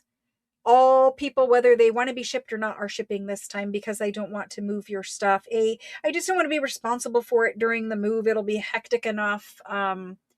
So I'm going to ship all international people. Catherine has a lot here already, but if this is your only one thing, just know it's shipping. If you need to change or something now, let me know. But every international person, every USA person is shipping. Okay, Rosalind, thank you. Only time I come in first is if you're commenting to someone. That does happen. Susan BEC, I see you down there. Thank you. I'm pretty sure that's it, guys. 23, 24, 25, 26. That is it. We are done. They are sold out. I am sorry I didn't do duplicates, but here's the thing. I have multiples of most of this stuff. Like this is one that has a little hinge. It's super cute. But I have most of this stuff, we could make more something in the future. What I do, just very briefly, those really big glass apothecary jars, even the little ones that people like, they're just glass. They have a base, just see-through glass with a lid that goes on it. It's basically like an urn with a lid, all see-through glass. And what I do is I have one that's full of Scrabble tiles. I have one that's full of skeleton keys. I've got one that has like dominoes and miscellaneous junk in it. I have one full of dice. I have one full of crystal chandeliers. I've got one full of watch faces, like pocket watch faces. I have junk jars and they just sit out on the counter and they're just full of all this kind of stuff. So we'll see stuff like this in the future, but thank you all for tonight. And I'm sorry for people who, maybe wanted to or whatever and didn't get it. Thank you, thank you, thank you. You go with me.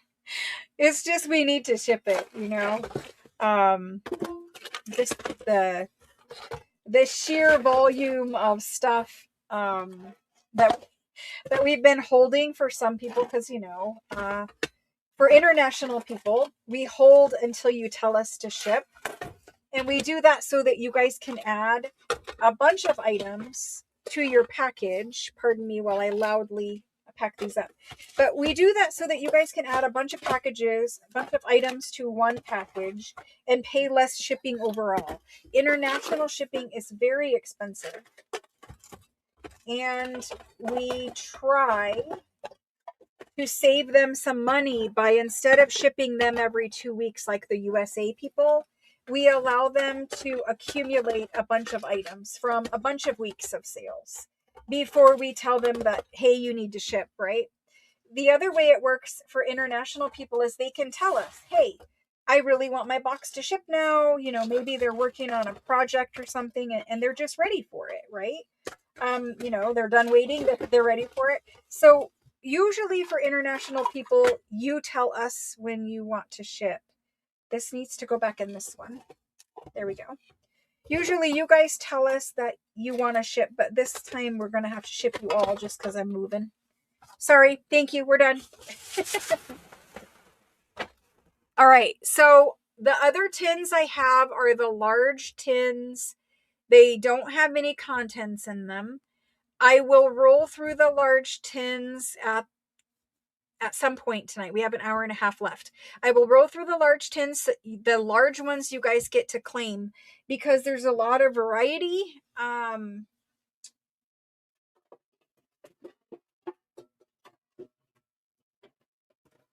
There's a lot of variety in the large ones, and I want you guys to claim what you want, right? So we'll do those tonight.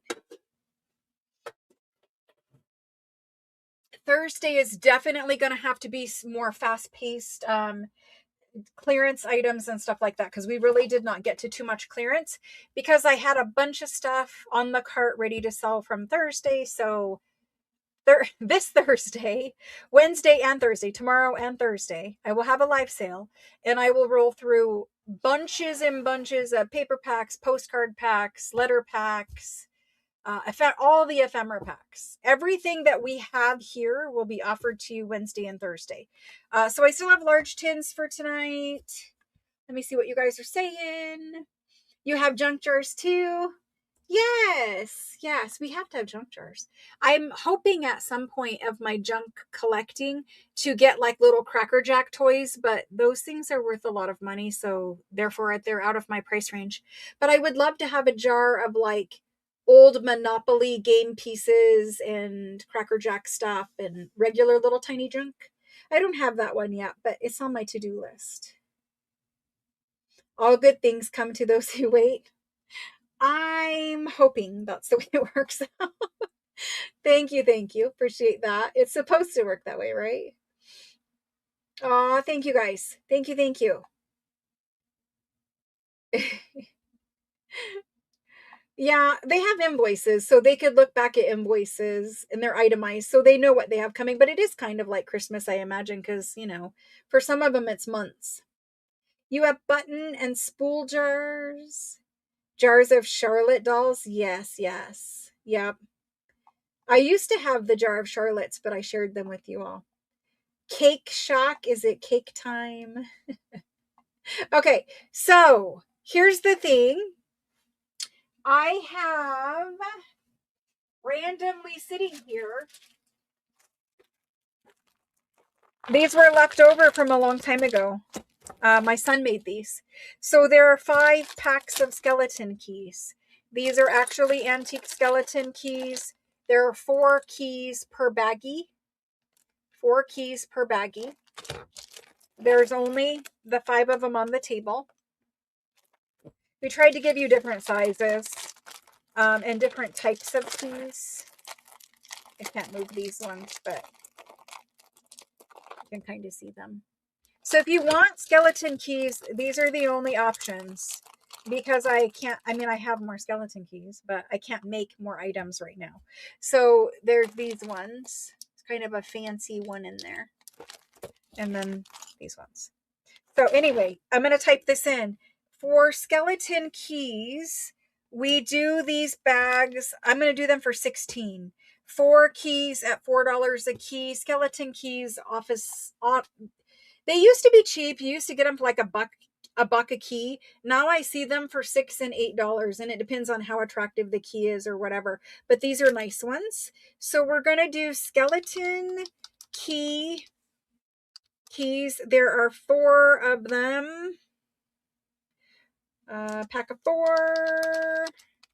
These guys are $16. There's the go for the skeleton keys. I only have the 5 bags. I know I have them, and I wish I could promise you that we would make them, but I cannot. Skeleton keys. Bag of 4. Okay. Let's do the keys quick. We've got Linda BES. First in, thank you, Linda. Michelle JOH, thank you. These are awesome for using for all kinds of things. Michelle, thank you. Deborah MER, thank you. And Catherine. And that's it. Wait, there's one more. Yes, there's one more. Jane. Jane is next. Thank you, thank you. That is 5 of those. I am very sorry I did limit, and I promise you we will make skeleton key bags for you again. I have a large collection because I love them. They're just very cool.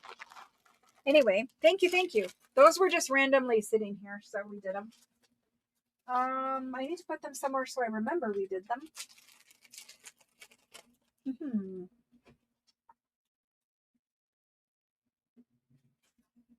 All right. What else are we going to do for the next hour and a half? I have some fabulous items to show you. I have large tins, and I don't know. One of these nights, like either tomorrow, probably Thursday, we're just going to do random bundles of stuff, like kind of the unpaid order stuff. We'll do that on Thursday. I promise we'll do it. Hold on one sec. I gotta find right here. Uh-oh. I'm knocking things over. Okay. I'm looking for the ledgers that I brought in here. There they are. Are they? I think these are them.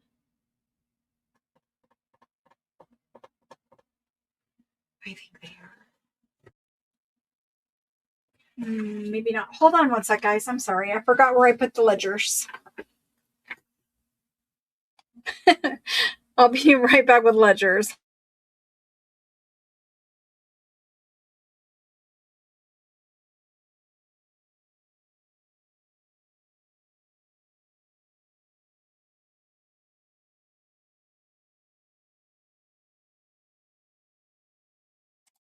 Okay, I found them.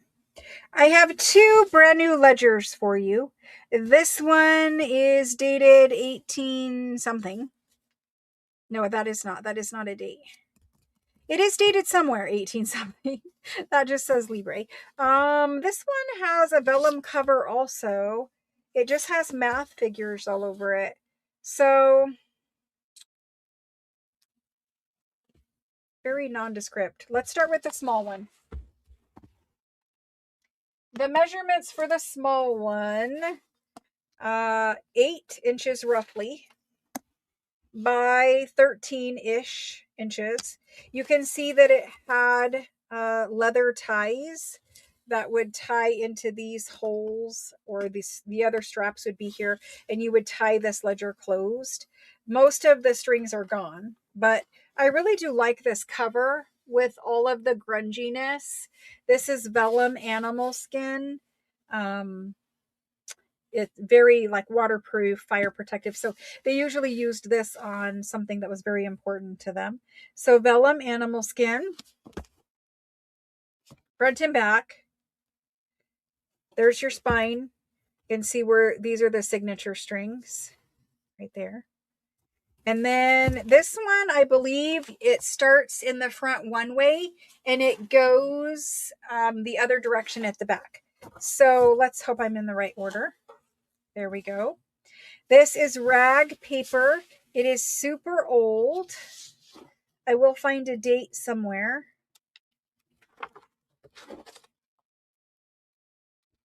I will find a date somewhere. Super old rag paper. I know it is 1800s, but I need to find the date. Well, maybe it's 1700s because that's 1765. And I thought I saw 1700 earlier. But anyway, this one over here says 1806. So very, very early. This one's 1774.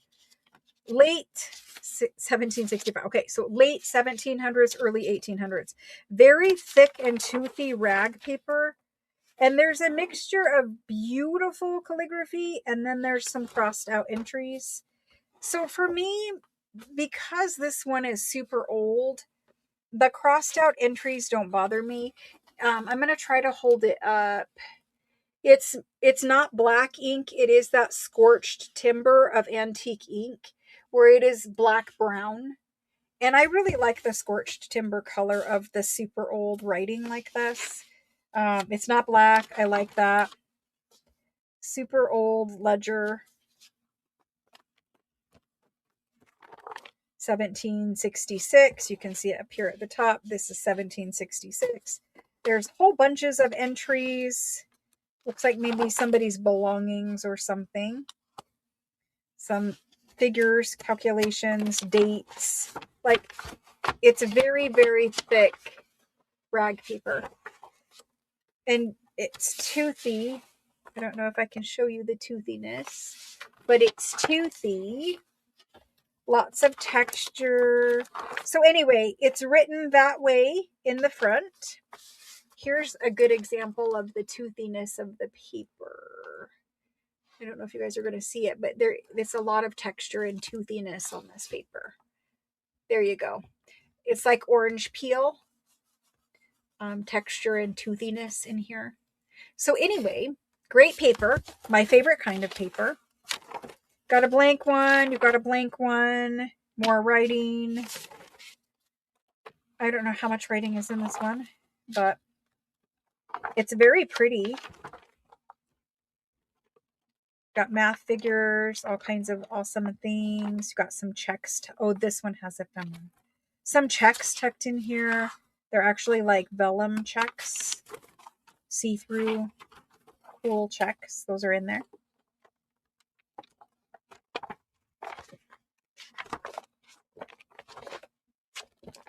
Beautiful, beautiful pages. And then randomly crossed out. But again, I don't care. It's fine. Got a couple blank every now and then so far. I know we get to blank somewhere. Looks like right here. Okay. So we've got a couple more pages of writing. Some 1660 date. I don't know exactly what it's talking about. I think this one is from late 1700s. Okay, so then they tore out a page and that's it. There is blank, beautiful, toothy rag paper. Some spotted ones. Probably has some ephemera or something tucked in at one point, but beautiful, beautiful papers. I want all of that. I would hoard it for forever if I wasn't forced to sell it. But in the back, so you have all that blank, right? Then in the back, it turns this way. And this way starts back here. You have a fabulous little bundle. I didn't make this. It was actually tied in here just like this. A fabulous little bundle of antique. There's a tax stamp in there. Trying to show you tax stamp in there. But fabulous little bundle of whatever, is here. I don't want to reveal all the surprises, but that bundle. And then there's some robin's egg blue documents from 1806. Beautiful signature on that one. There's another one with a tax stamp. There's an invoice. Look at that bill head. That's beautiful. Beautiful. Okay, so all of this is yours because it's just in here, right? I don't pull it out. I leave it for you. This is a robin's egg document. Beautiful. Some more little ephemera. There's another invoice in here, which is pretty. And then you got some more legal documents, later ones from 1870. There's another one here. These are 2-page documents. So very, very nice stuff, right? All of this ephemera in the front here is yours. It's a huge pile. There you go. Then we get to this side of the ledger. And again, it was written pretty much like the front part. Got some more checks and stuff in there from some wine. There's a pile of those in different colors. And then this guy. But whatever, there's checks in there. More handwritten, rag paper pages, beautiful stuff. Started there in 1816 on this side. So early, beautiful rag paper ledger. Bonus because it's both directions. We're mostly going to disassemble this, but it is a beautiful one. So anyway, we'll leave it that way because your ephemera is on that side. Let's do it. These are French antique. I'm going to say late, I'm just going to say 1700s. 1700s to 1800s ledger. They are rag paper pages. They're very thick and lovely, and I want them all. And there's ephemera in there. But this guy, you know, he doesn't have numbered pages, but I would guess that he's at least 200. It's a good chunk, right? If I kind of fan it out for you, it's a good chunk.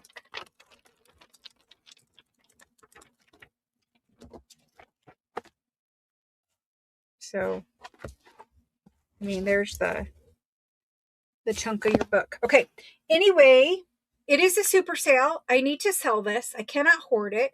And instead of pricing it like $1,000 because it's 1700s and 1800s, and it has ephemera and it's rag paper and all the things, right? What I'm going to price this one at is $650. I think a lot of that ephemera you could probably sell to recoup quite a bit of money there. So $650 to the first person on that guy. There we go. And that one is going to Violet. Thank you, Violet. He's going to fit in beautifully with your collection. There's Violet's ledger. Thank you, thank you. I just smeared your ink. After that, I've got this one. This one does not have a cover on the front of it. It's a big ledger. The cover, I don't know what happened to it. It's gone. But it's beautiful writing on the front. Thank you, Violet. Thank you, thank you. Then this is the way it's bound now, because again, it doesn't have a cover. So its binding is open. This is the back cover. The back cover was vellum, like the whole thing was covered in vellum. But the back cover is all that remains. It's very grungy. But this is a really nice size ledger. It is also rag paper. This one just came. I thought about taking apart make packs, but I didn't. 10 inches across, and it is 15 and a half long. There's what this book is about. This person, I suppose, is writing it, or it's their ledger. You have a very thick page here in the front. If we open it up, you can see, I'm going to scoot it up. It starts in 1792. So the first entry is April 17th, 1792. It goes all the way through the end of this page. I don't know, the beginning, 1793. So this is an old rag paper ledger. Now, in the beginning, it is grungy because it hasn't had a cover for a long time. But this is the one that says Jean-Baptiste I don't know what else, but a lot of things.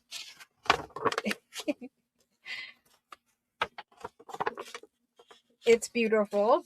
It's very thick rag paper. Again, that black brown color ink. These ones are really hard to find now. The old ledgers. There's an ink spill on that side. You can't even see it.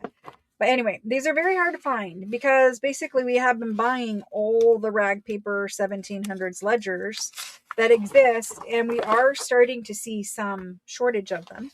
So, you know, I don't know how much longer we'll be able to find things that are this old and an amazing rag paper. I can try to show you the texture at some point, but let's find a blank page to do that with. So anyway, there is little bits tucked in. Can you see the orange peel on that?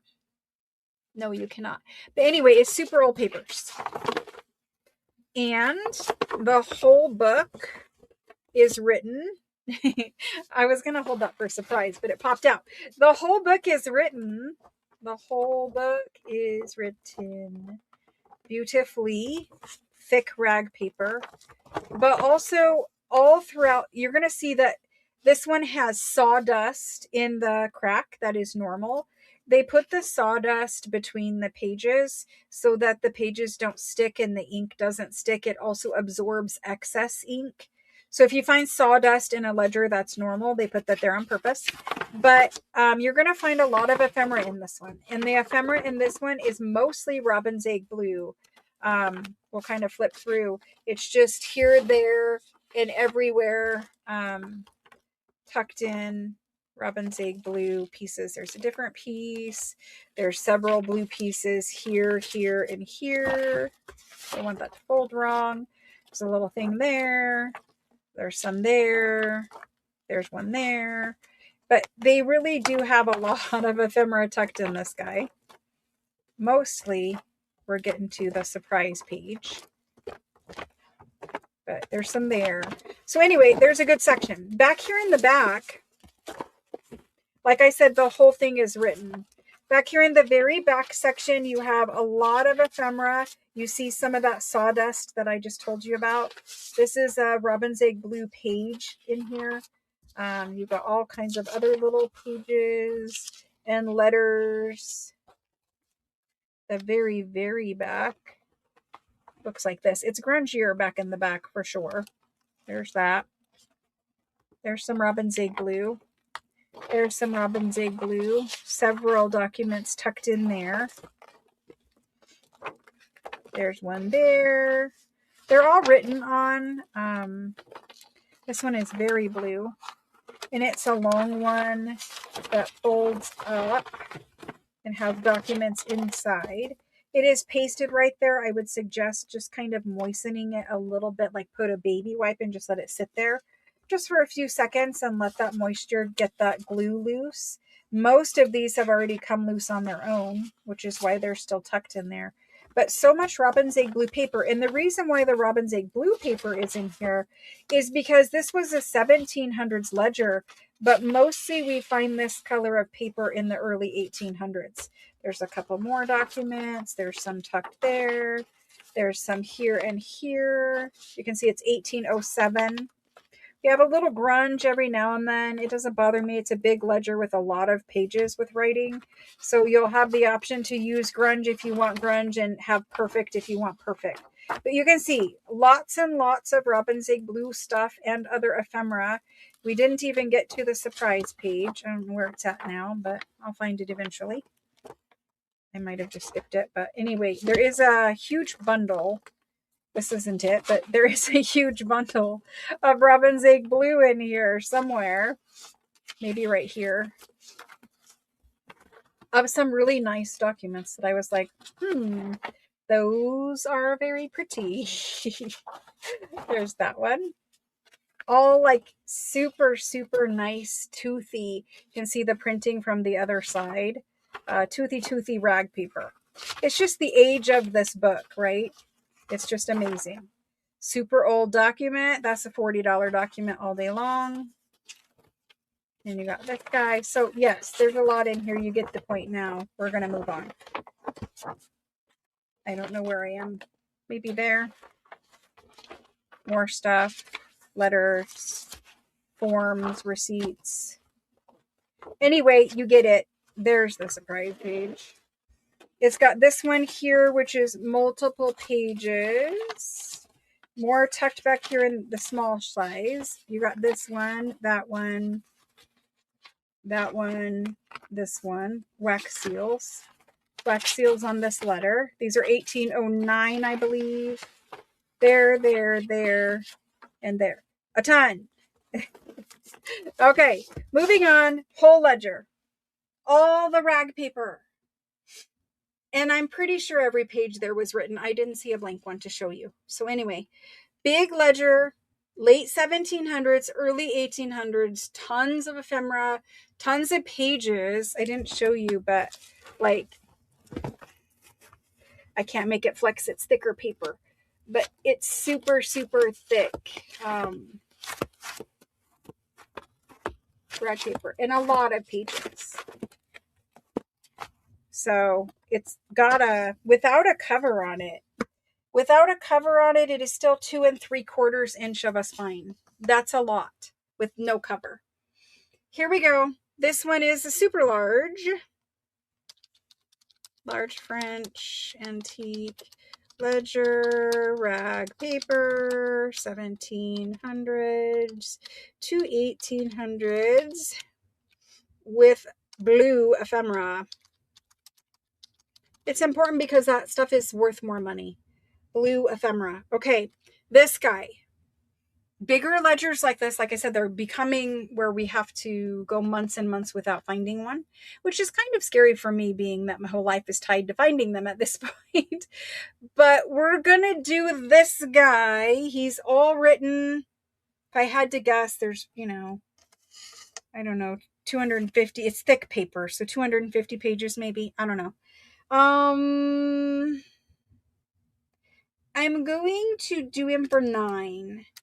9 is a super good price for him without ephemera, but with the ephemera, it's like I should just keep it. But we're paying close to 9 for these in France right now anyway. But, we got to move. And unfortunately, I have a shipment that got delayed and it will not arrive until like Friday or Monday.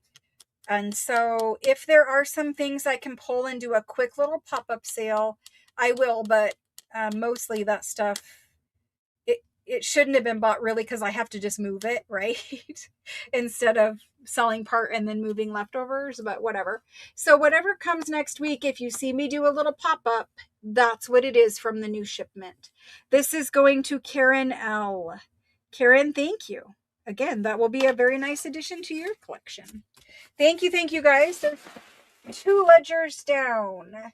I'm going to take those back out because I don't have the desk space. Thank you. I appreciate it. I love toothy rag paper.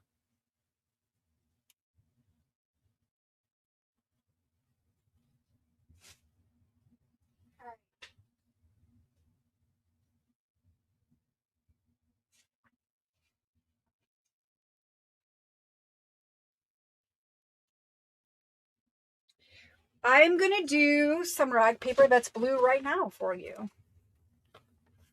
So we have a pile of these blue documents. Super, super dark turquoise. Beautiful blue documents. That's like the darkest. But we have a variety of shades, and they have different, like this one has purple ink. This one is a little newer. It's more green. This one, is this one? I think this is one. A giant one. Yeah, a giant one in purple again. But look at the writing on it. And I don't know what the little ink things are. I don't know. This one is more of a gray blue. It's a marriage contract. And then I have some more of the dark teal. This one is dark teal. This one is dark teal with purple, and there's several pages. This one, the bottom part of it got a little bit of water on it, so it's kind of interesting. Then I've got another dark teal with purple, and another darker teal with purple. And then this guy, he had another piece of ephemera in him, and it kind of, it wasn't acid free, obviously, it kind of offset. But he is also Robin's Egg Blue. So there's that one. And then I have a tiny little letter. I think we're just going to put him with one of these. But anyway, so I did pull some blue documents for you. And the shades are so different. These two don't even look blue, but they are blue when you put it next to like some cream color documents. I'm hoping it will show. Cream color documents. It is a a gray blue color, but whatever. I need to put these back because these came out of that thing I said we were holding. Yes, that. All right. So let's quickly do these. I'm going to start with my favorite. My favorite is this one. That's in my favorite. It's not the most pages, but I do love it. Very quickly through these. We're going to count pages. 1, 2, 3 pages. That's what it is. There we go. This one is A. I'm going to just say the letters and we're going to do them. That one is A. This one is B. B, and it has 1, 2, 3, 4, 5 pages for B. Okay. C is a single page. Okay. D, where's D? D is this guy. D is this guy with purple. He has a lot of pages. 1, 2, 3, 4, and some typed. 5, 6. That's it. 6 pages. So all of these for this round, A, B, C, and D. The single page one is C, and it is going to be $10. The single page. Okay.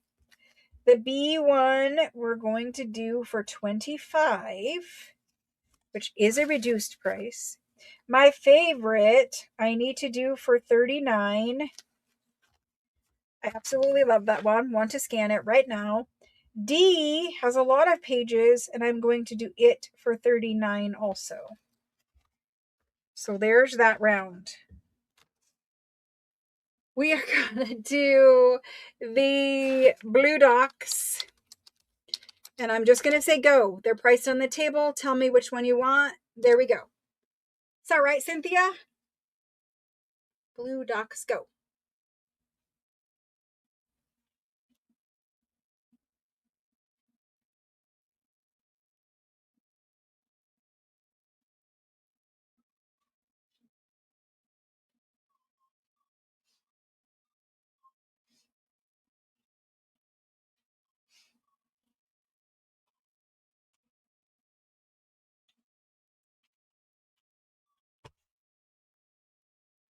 All right, for these ones,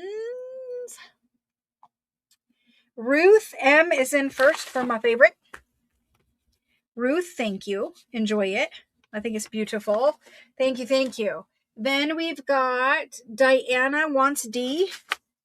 Diana, thank you. Diana B. Then Danny H wants B. Danny, thank you. Thank you all so much for hanging out with me. I really do enjoy our time together. Wanda wanted G. Tiffany says any. Tiffany, thank you. There we go. Just so you know, a single page one of these is usually like $25, but you know, I'm trying to do things a little differently. It's a super sale. It's going to do these ones next. I kind of went in darkness of turquoise color. Doesn't really make sense to anyone but me, but Let's do those ones. We saved the lightest ones for last. So for this round, I've got A,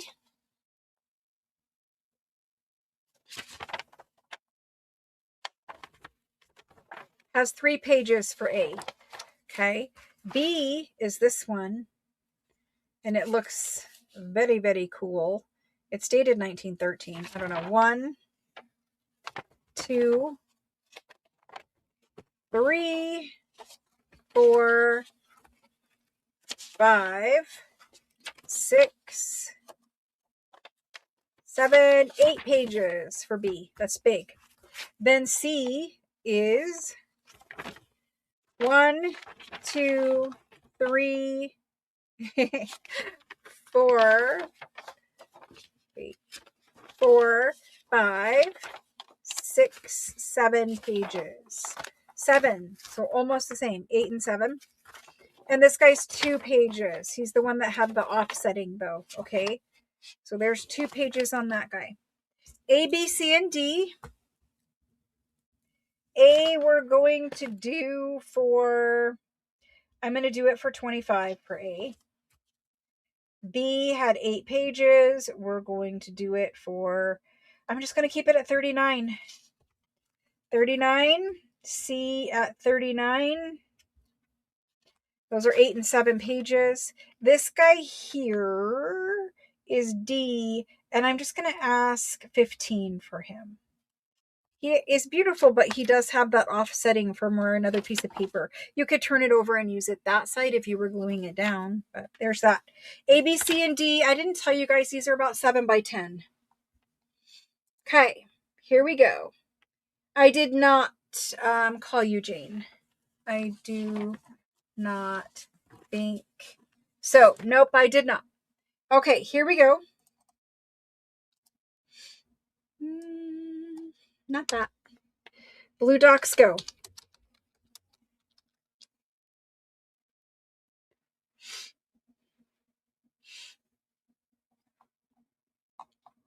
These guys are going to Susan S for the B doc.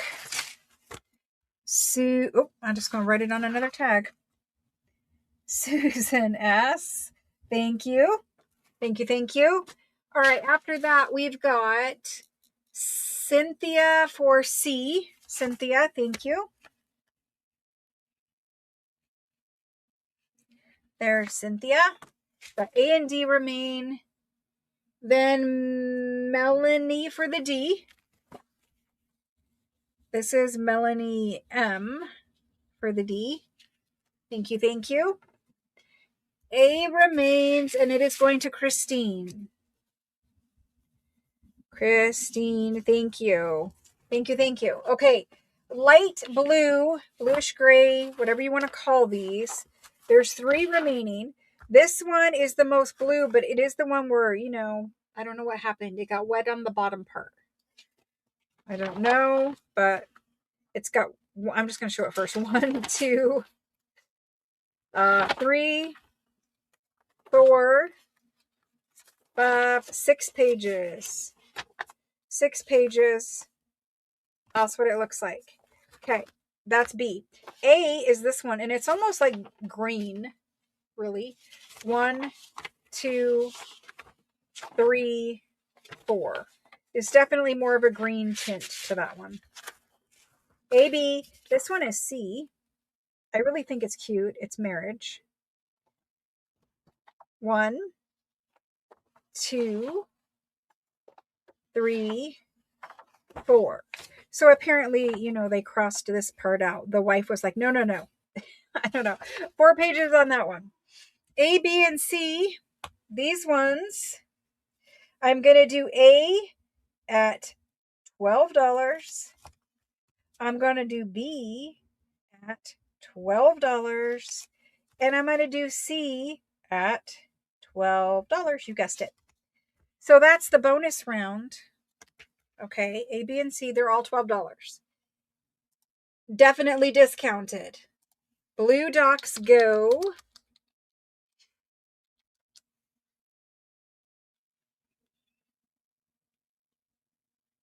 And these ones go to, they go to Tammy. Tammy's getting the C. Thank you, Tammy. Tammy, thank you, thank you. And after that, Janet. Janet, oh, I'm sorry, I just did that wrong. Nope, Tammy did say C first. So Tammy for C, Janet says A or C. That's where I'm missing it. Janet, thank you.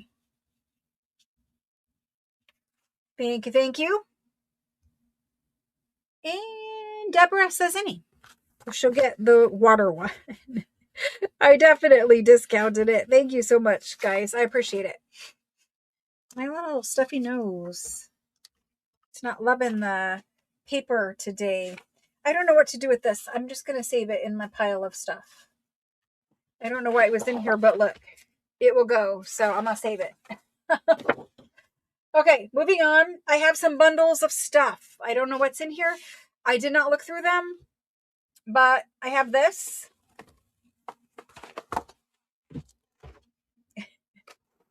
It is just a big envelope. An old big envelope full of papers. It's super old. But inside of it, I am going to pull out the contents because there's not really a way for me to show you. I didn't look in here. So this is what's in here. This is what's in here. There's this of this girl with her hair. I don't know, but that's what that is. There's some little business cards in here. I was looking for things like this the other day. I didn't know they were in there. There they are. There's a bundle of blue checks. We all love blue checks. There's a bundle. I don't know, 4 or 5. There's 1, 2, 3, 4, 5, 6 of them, it looks like. Beautiful, but they are folded there. Like a little plot plan. There's some old documents. I'm not going to look through every little thing because I want you guys to discover it. Yes, there is some gross stuff in here. We can take care of that right now. I didn't open it up and look. Here's some more blue checks. More blue checks. You might have to shake this out. I'll do it before I put it back in.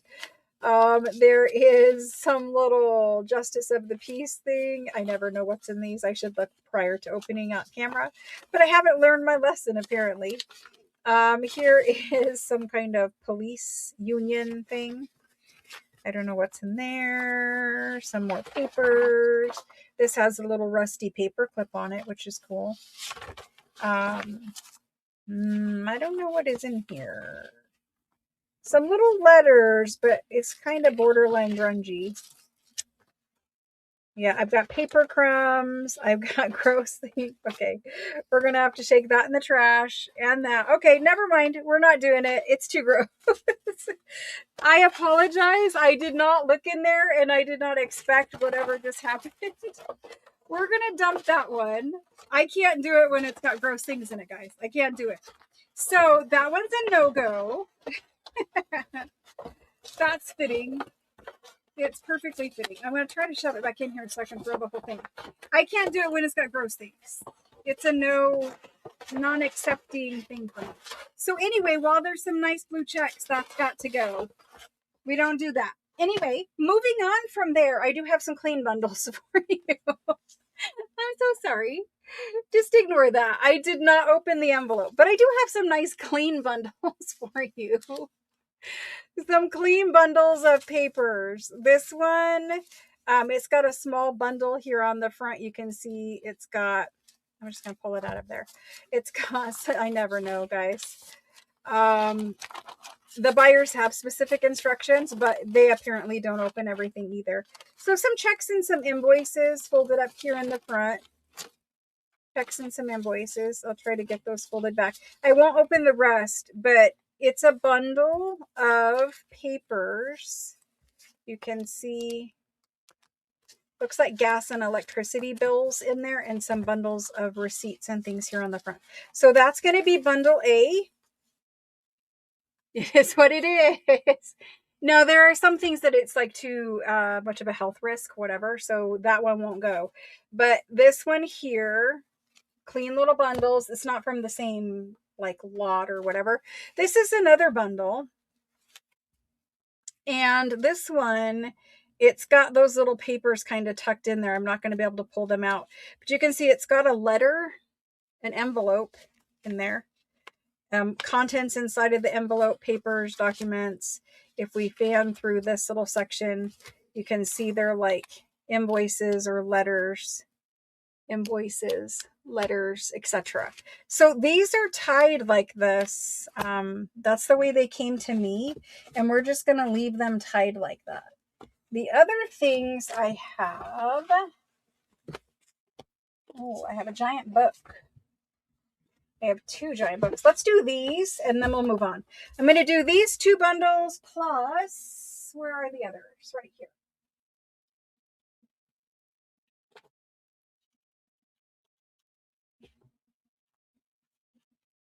Right here.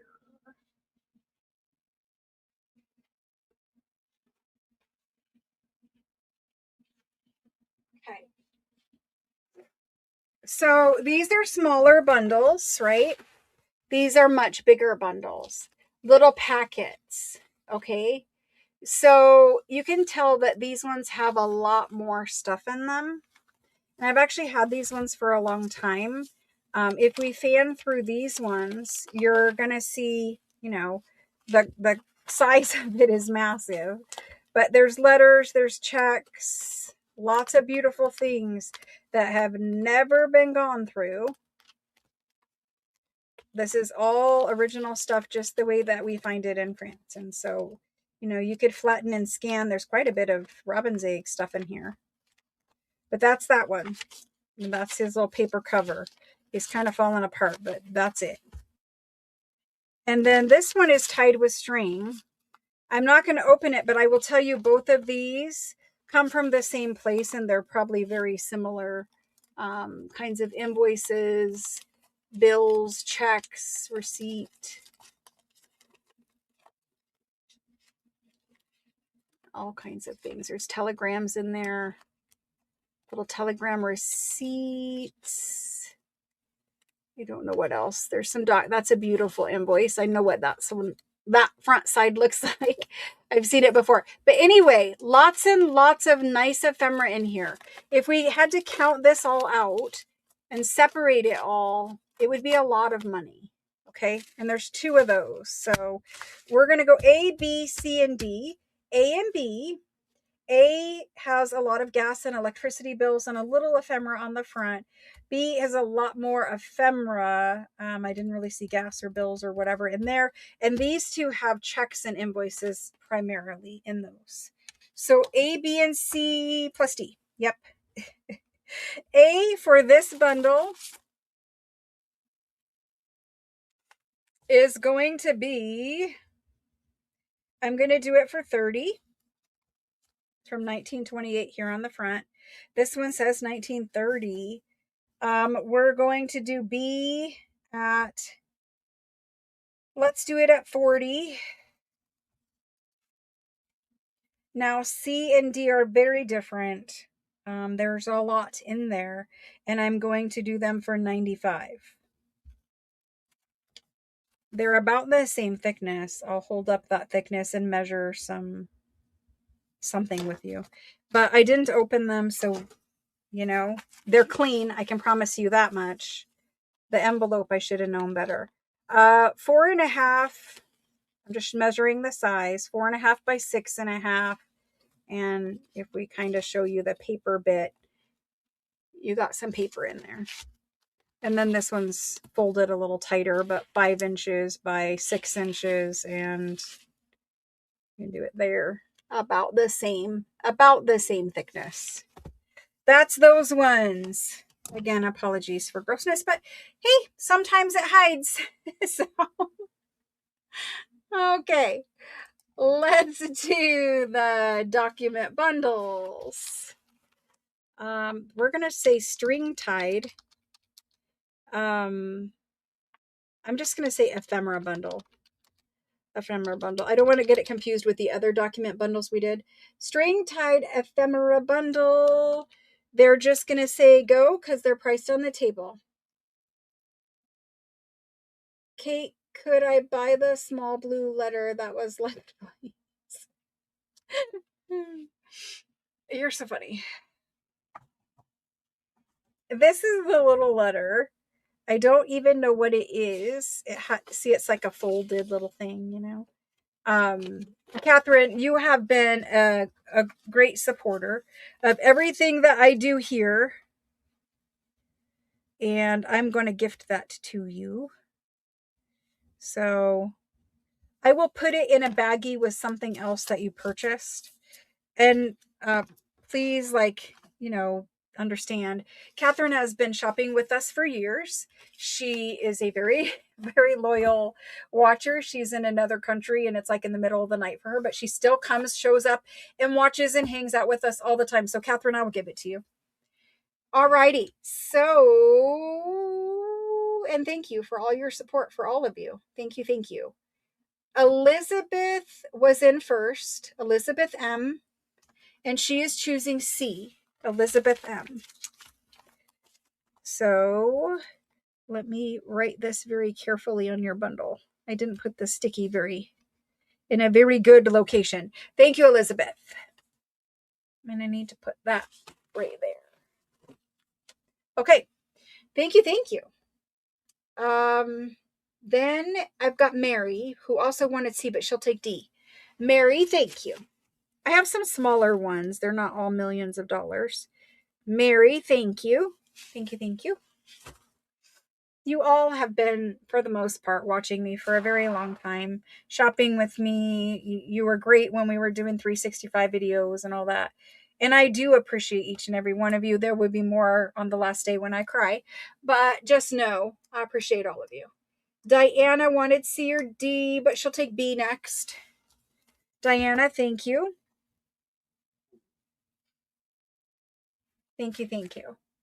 All right, the A remains, and it is going to Tiffany. Tiffany's going to grab A. I need that one to stay in there. Thank you. Thank you. Awesome. All right. The desk needs Swiffered because there is grit and sand, mostly out of ledgers. And I'm going to do these next two. These two are different. I've got this,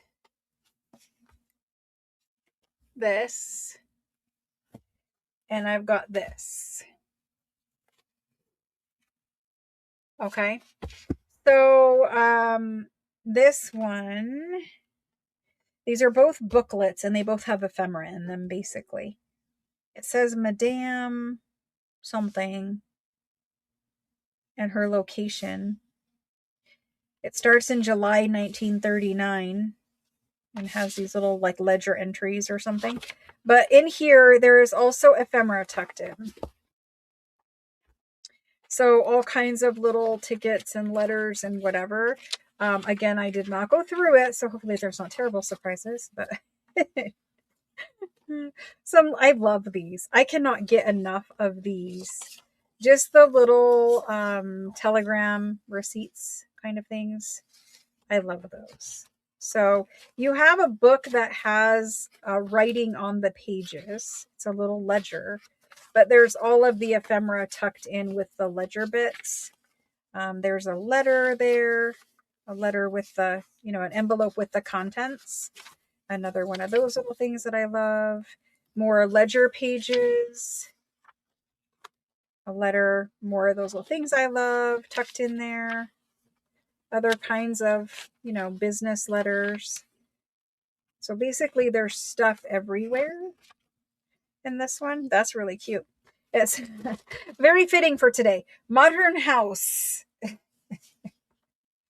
And it has a picture of a leg and some bears.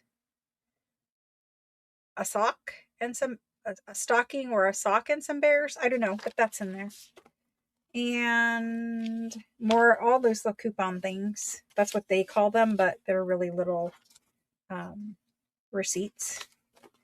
I don't know why I like the little tiny bits the best, but I do.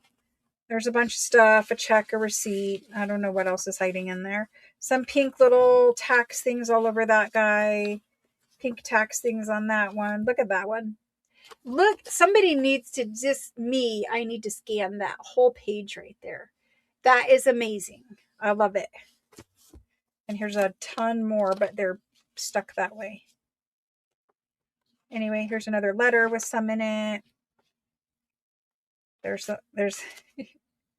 Can one of these bundles just disappear? Because I love those. Anyway, I have some somewhere. I don't know where they are, but I need to use my things. They bring me so much joy. I need to use them. Anyway, there's a little business note card, some more forms, some more things. There's a big pile of it here. I don't know what. There's some onion skin in there. There's more letters and tons. This thing is full of these things. I promise not to take hers because I do have a pile. I think it's behind me in this little bin, but I do love them an awful lot. But I will leave them for you. Here's some here.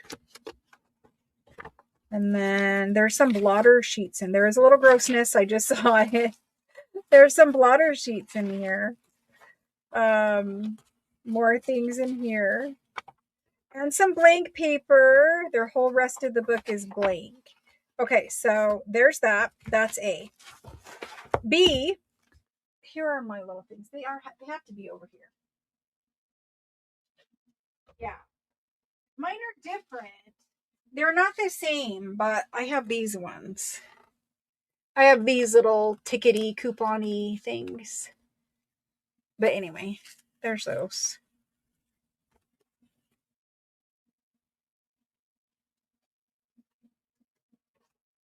So no, I won't be stealing yours, basically, was my point of that. Okay. Moving on. I know they're very cool. That one page was good. So that's A, you get the whole thing. The B book is kind of similar. It has ephemera tucked. Maybe it isn't similar. No, this is different. It has some ephemera tucked in it. You got a little ledger page, little letter, some little typed forms, this little booklet, a letter in it. I don't know. There's some stuff there. This is about taxes, apparently, and acts of notaries. Just all kinds of numbers. Ooh, look at this vintage repair. It's like old book repair. It's not really tape. I don't know what it is, but all kinds of numbers. Acts of notaries. Oh, there's extra ones in the back. I see now. More numbers. Some torn pages. These little guys here. I don't know. Maybe it's interesting if you're a notary or a tax person. I know some of you guys are. I know some of you do taxes and stuff like that. But anyway, there's that one. So very different, but we're going to do them. Overall size, the A one is about 6.5 by about 8 3/4. The B one is about 9.5 by 6. So let's do these. And I promise we will be much more careful about bringing you things that are cleaner. But I did this myself. I have no one to blame. I grabbed them out of a bin and didn't think. So anyway, A and B, we're going to do them. A has a lot of amazing things in it, so I am going to do it for 100. It has a lot of amazing things. But B, it's about taxes. It has some cool number things, whatever. The cover is cute. Let's do it for 30. You can see I really, really like this, and this is just, maybe it's just because I had to pay a bunch of money to taxes and I was mad. So maybe it's that. I mean, it's not that I'm un-American and don't like to pay my taxes, but it's like having a silent partner in your business that just steals half your profit and your money. But they don't help you with anything, supposedly. I mean, they give us roads and whatever, but you get it. Anyway, here we go. We're just going to do them books and go. I know some of you guys are, and I appreciate everything that you guys do, but no one likes paying taxes. They don't, especially when it's like all one lump sum and you're pissed about it. I shouldn't say pissed, but I think the quarterly taxes are great because then it's like, oh, I don't like it. A couple months later, oh, I don't like it. A couple months later, oh, I don't like it. A couple months later, it's done. But when it's one lump sum like it was to me this year, I was like, make it stop. All right.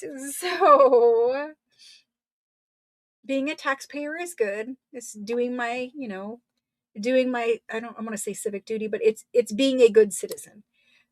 Karen L is getting the A book. Thank you, Karen.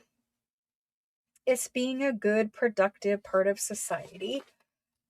But I definitely like the quarterly part of it because then it's like you don't see the whole amount and it's okay. Okay, so we went with first. So Karen, I see you all, but A is now gone except for Mickey. Mickey's gonna grab. Mickey is going to grab the B book. Thank you, thank you. I appreciate that. Thank you. All right, so we need to do tins, or else we will not get to the large tins. And I want to finish with tins tonight because they need to go in your bins. I know. I don't know. We need to never ever do one lump sum again. That's all I know. Never again. Let's do the tins. I'm going to briefly drive by and show you them. These two are right on the top, which is why I keep showing them to you. So we're not, I would show you them all as best I can, and then we will do one at a time quickly. Or like A, B, C, D or whatever. There's these two. They're much bigger than the other ones we had.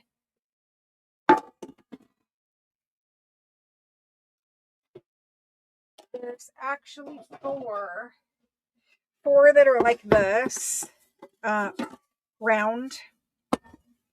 Most of them are going to be sweet. Oh, I'm so sorry. Most of them are going to be sweets of some sort. There's these two. This white one almost stayed with me. I love the white one. Anyway.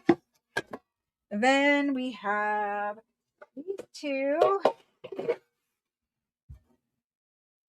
This one is super cute. It's just super, super worn. A very old box. Those ones. These ones. Very different, right?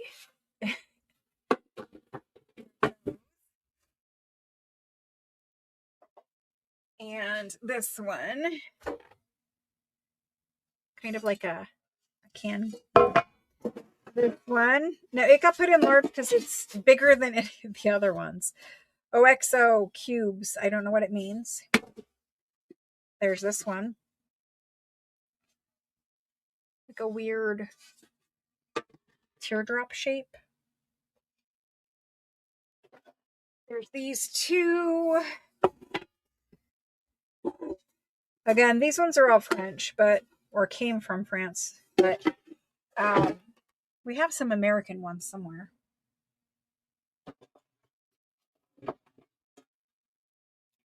I've got one cute one that looks like this.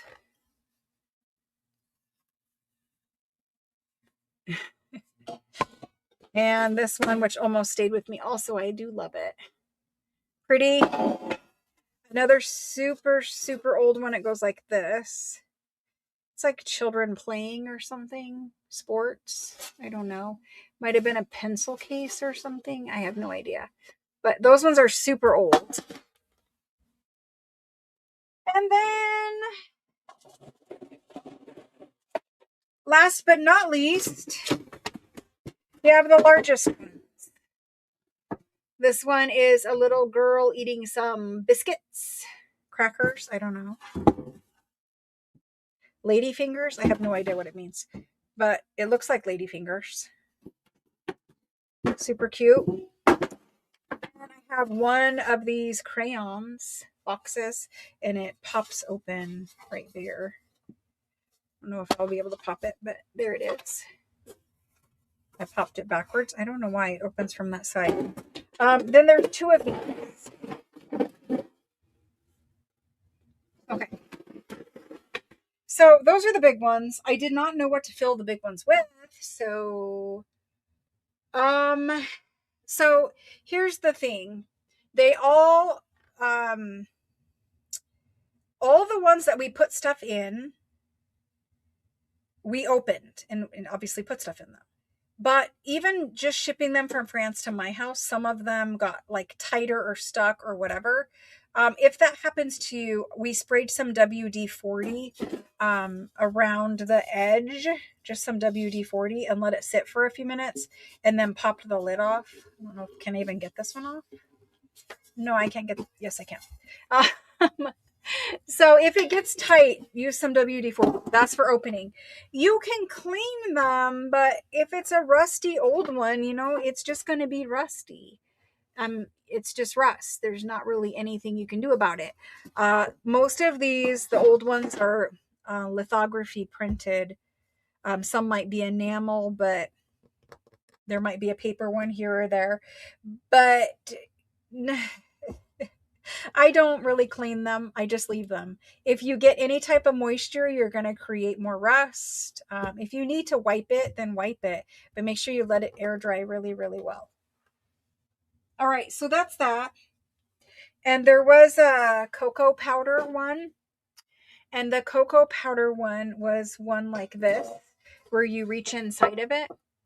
And it looked like it was a newer tin, and it looked like it had plastic around the edge. And it wasn't plastic, because when I put a damp paper towel in there to wipe the cocoa powder residue, I put it in, put my hand in, and went like this. And that's how I lost half my pinky. So I didn't lose it. It's attached, but barely. It was metal and it was jagged, but it looked like plastic because it was like reflecting. I don't know how to explain it. It was a much, much newer tin, and it had jagged metal, and it cut my finger really bad. So obviously we've looked at these and we threw away the cocoa powder one. Isn't here. This is not it. The cocoa powder one we threw away. If it cut me, we're done with it. So I don't think there's any jagged metal or anything like that in these, but obviously if you're going to clean metal stuff, just be careful. You don't want to cut yourself and then have to get a tetanus shot or whatever. I mean, the one that cut me wasn't rusty. It was, for whatever reason, it was newer. It had a barcode on the bottom. So you guys got it all. Dry bar of soap around the rims. Yeah. Yep. Pam spray. Yep. Any type of oil really would get that loosened. So anyway, it's fine. Let's do these quick. I'm going to start with the biggest ones because I need to get them off my desk. This is officially the biggest one. That's the biggest one. You can see, I mean, somebody has pried this open or whatever. They're not perfect by any stretch of the imagination. I'm also not asking millions of dollars for them. Some are newer, some are older, like whatever. We're just going to do them for fun little tins. I did not get a tetanus shot because it was not rusty. It was a newer tin with a barcode on the bottom.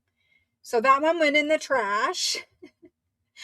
What it was something like this, right? But it had one of those metal, like pull tab pieces that you pull the thin metal and it would curl up and rip out of there. But it didn't rip all the way. It left some jaggedy bits on the edge. And honestly, me and my helper looked in there and thought that was plastic. And I'm just thankful that it was me who decided to clean it, because otherwise she'd be missing half of her hand, which would be bad for me, right? So anyway, it's fine. Eventually it will stop popping open and it'll be fine. It was not a deep cut. It was like a terrible paper cut because it was thin metal, but it was not a deep cut. Yeah, like a foil tab kind of thing, but a little thicker. Anyway, we're good. Don't worry about that. It bothers me, but it will heal. It will be fine. So this one is 8.5 by 9. We're doing it first. I'm just going to do that one because it's the only one this size. We're going to move along. So I'm just going to say large French tin, not ton, but tin. And I'm going to say this one right here. We're going to label these. Let's do this one for $30. Okay. That one can be $30. It's like a biscuit or cracker, lady finger, it said. So, okay, go for that one. I go to the doctor on Thursday for the other things that are bothering me. I will ask him about it, but by then, it's too late for him to do anything anyway, so it's fine. What I mean is if it really just need what I need to just take the 5 seconds and order the liquid like super glue for your skin from Amazon. If I would just order that, it would close up and it would be fine. Okay. This one goes to Mickey S. Thank you. I don't know. I'm bad about taking the 5 seconds to do things.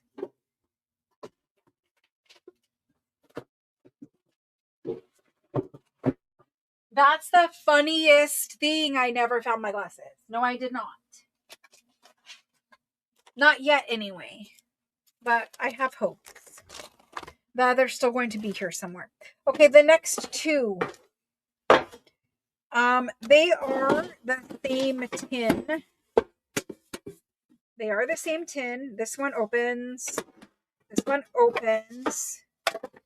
They're the same tin. This is what they look like. We are going to do them random. This one's got a little more bangs and dings, okay? But whatever, they're random.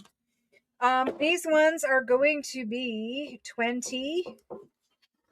Great tins, these ones would be great for spools of thread. They're the right size and depth for like that kind of a thing for spools of thread.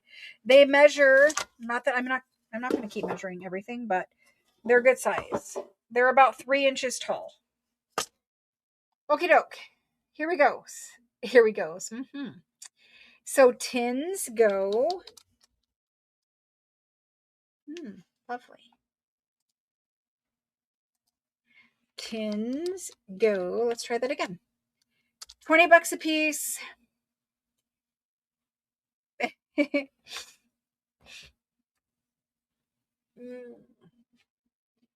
My little nosy will not quit being stuffy. We've got Karen L and Linda BES. So Karen L, she came in first. Linda BES. Thank you guys. Thank you. Then next in size, honestly, it kind of is these two. So this one is much bigger. It has a hinge right here, but that hinge is needing a little help. I'm just going to bend it so it doesn't poke anyone. But these are older by far. Very old. This one was a Delft scene. Again, more of a, I don't know what to call it, historic. There you go. Petite Fours and Biscuits Hollandaise Delft. I don't know. Made in Paris. There we go. There's those two. That one's bigger. Again, it's about 3.5 deep. This one is that by about 2. I'm going to do A and B. A, I'm going to do for $39. Yes, they're grungy, but they also are cool. B, I'm going to do for $39. There we go. We're going to scroll down and say tins go. I'm sorry the lighting is so bright and you cannot see my little written tags. Try to adjust that, and that also helps you see the pictures. Okie doke. We've got Tiffany saying me. I see no one else claiming on these. So Tiffany, which one would you like? These ones are considerably older. This one is the oldest one. Has these little coat of arms, little pictures. We've got Tiffany says A. Thank you, Tiffany. I see no one for B, or do I see Linda for B? Linda, is B good?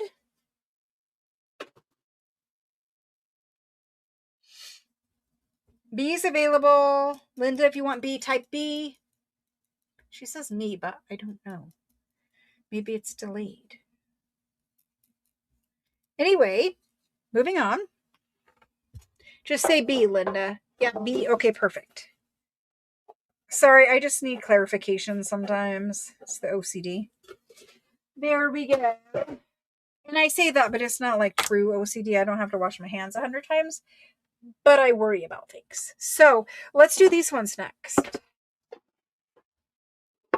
I'm just going to do all three in this category. They're all the same shape. They're different depths. Okay. This guy's super grungy. This guy, I don't think he opens. He's pretty much rusty. He is hinged. If you put some oil, maybe, I don't know, like it moves. It's not super stuck, but oh goodness. It does open. It's a little tight.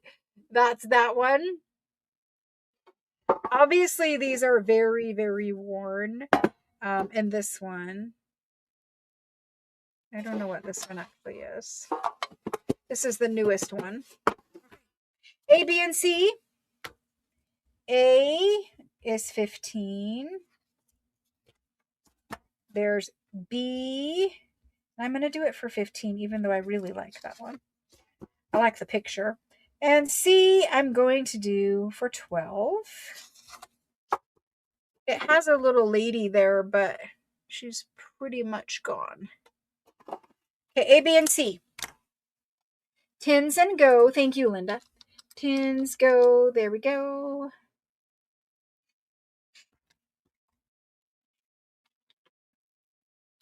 For these ones, I've got Tiffany and Melanie.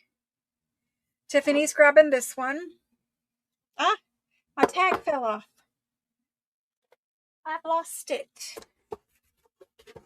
Tiffany, thank you.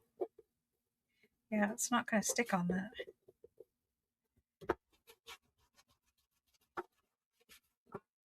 To try to leave that. Okay, Melanie's getting this one. I love this one. Super hard to open, as you just saw, but there we go. And I see 0 people for A.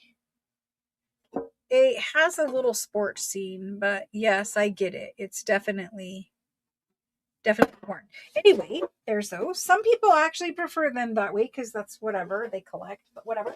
I don't care. We're good. And Maria C.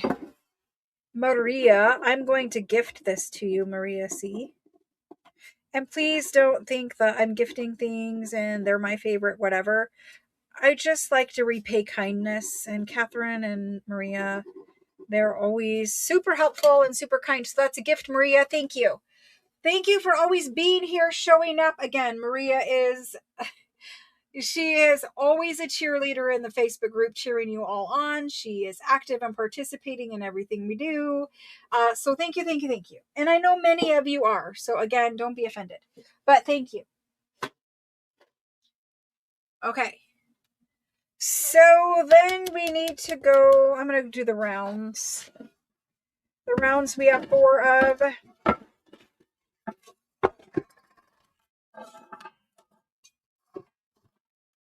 Are we on camera? Sort of, kind of.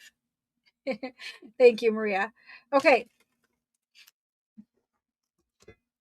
And I know that I'm gifting, and I said no gifting, but it's different. 5 1/4-ish by 5 by 5 1/4-ish by 5 1/4. This one cannot be 5. It's 5 1/2.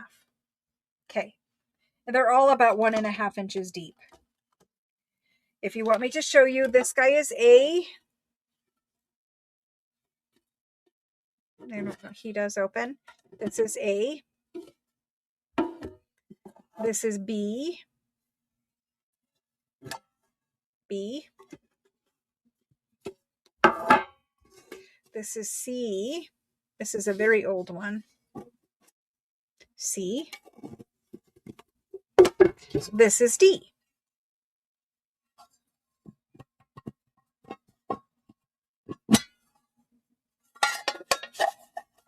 This is a different shaped one. Uh-oh. Okay, it goes back. A, B, C, D. There we go. What it is different is I can just put it in her package. We don't have to track that. But when we're invoicing one person and then putting it in another package, it gets a little trickier, right? Because it's two different people that have to do it. I don't anticipate it being terrible for forever, but we have had problems in the past. Like if I gift it, I can literally just put it in your package, but everything else has to get tracked for both people, for the packing person and the invoicing person. Okay, all of these round ones. Here's how I want to do it. I want to do 20, 22,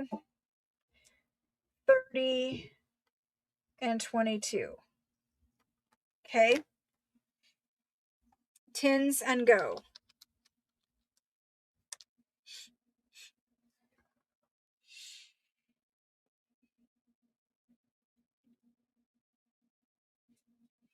All right. First person in is Lynn for C. Lynn.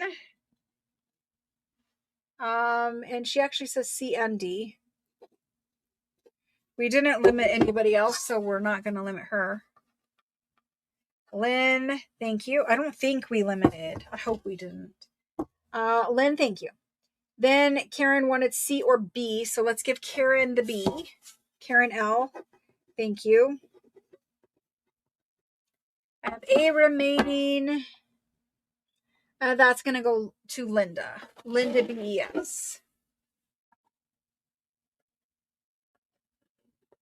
Thank you guys. I appreciate that.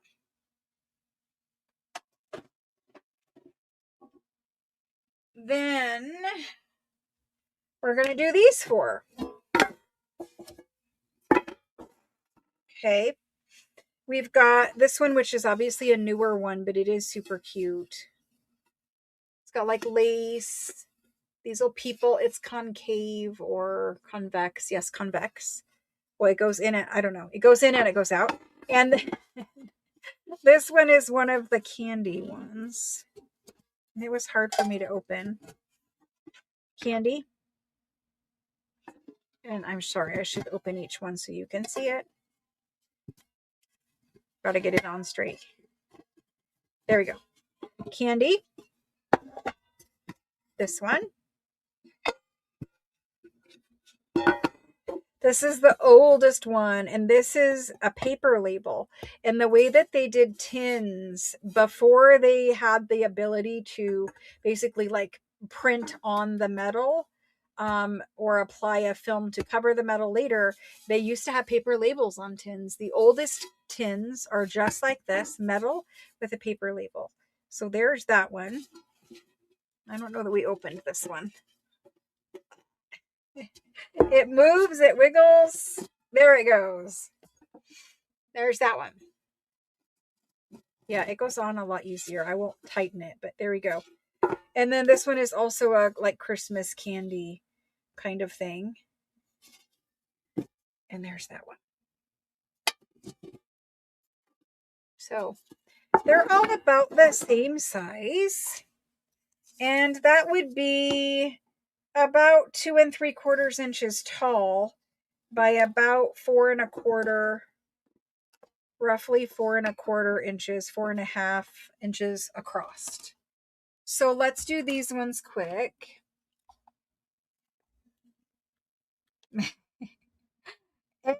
We're going to do for, I don't know, let's do it for 20. It's very clean and cute.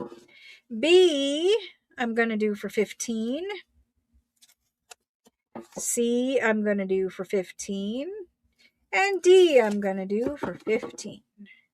Now, I might be tempted to just remove the paper label and kind of make this more Tim Holtzy or something, do my own kind of art on the top of it.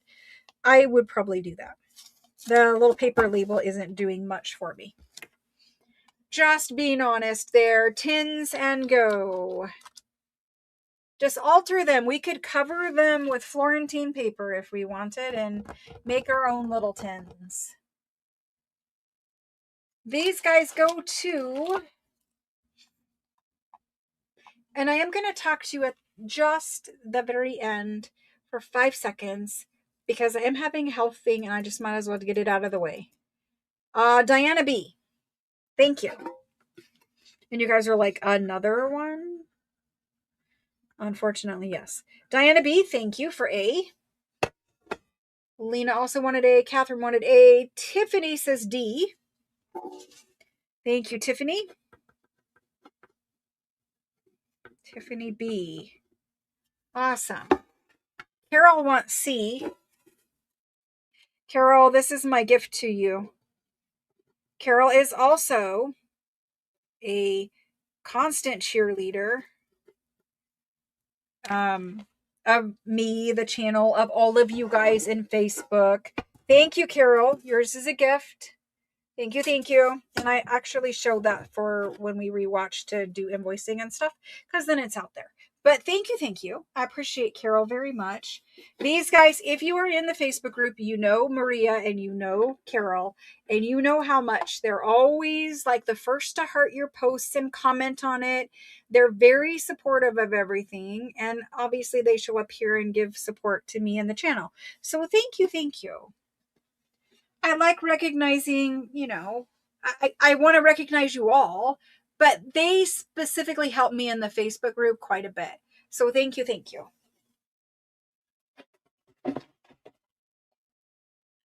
Okay. My nose would quit. That would be great. B remained. Did we have anybody for B? Or did I just mess that up? Hold on 1 second. Yes, we had somebody for B. So Carol got C.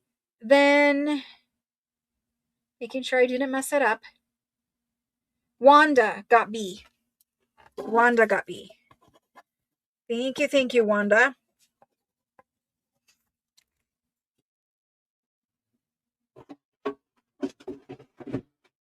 Okay. We've got, I'm going to put these in the weird shape category. We have these three. I'm actually going to put this one, I might put this one in there too.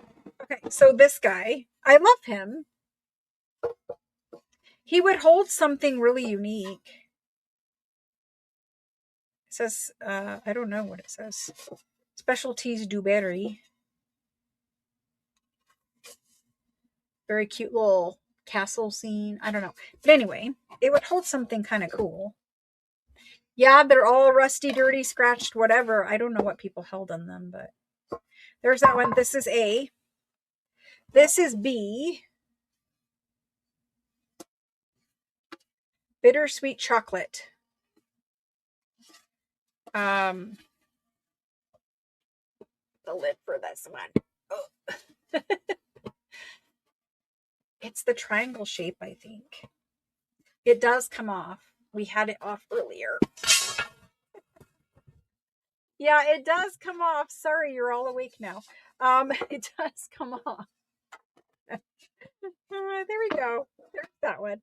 This one I don't know that we've ever opened. What is it called? I don't know what this is about. I don't know. But it does open. So there you go for that one. OXO cubes. Don't know.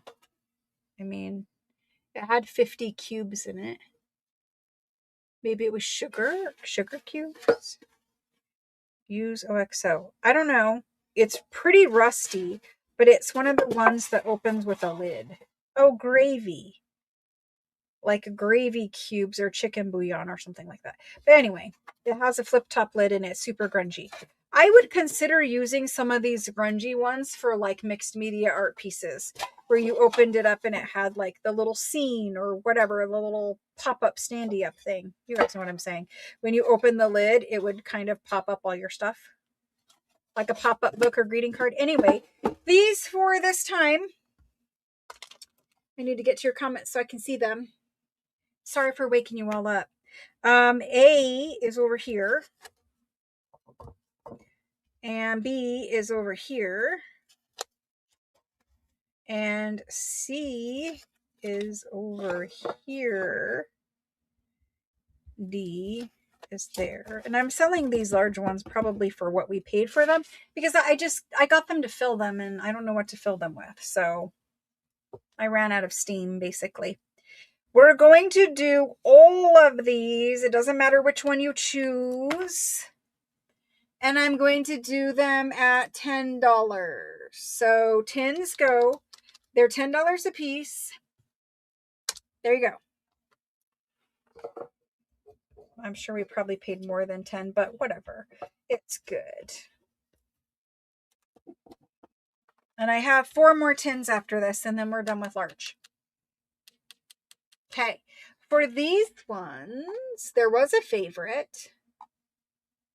The favorite tin of this one was probably A, but Linda chose B first. So Linda BES. Thank you, thank you. Then we have Wanda for A. I saw lots of people claiming A. Thank you, Wanda. Thank you, Linda. Then I've got C and D remaining. Karen L is going to get D.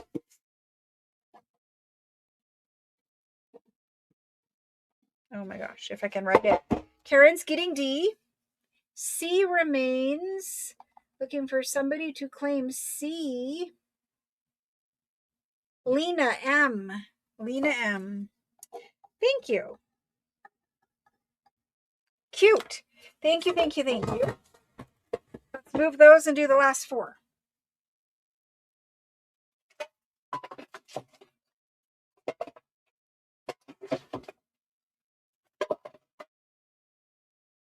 Okay. These are going to be fun to do later on the spreadsheet.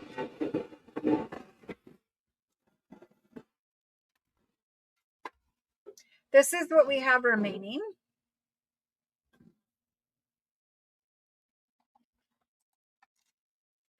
We're going to do A. I don't know why I'm labeling them right now, but I am. B. C. And D. Okay. A is a very, like, I don't know, retro modern. I don't know what to say it is. But anyway, it's a very stylish tin. It's a large one. I struggle with opening the large ones. It was open earlier. I do not know. It's tight. And it does have a hinge. So it should pop open. I don't want to wake you all up again. There we go. So it does pop open. It's a hinge. As you can see, it's not a perfect hinge. And it takes a little bit of lining up to close it. That's A. B, also not a perfect hinge, takes a little bit to close it. B is beautiful though.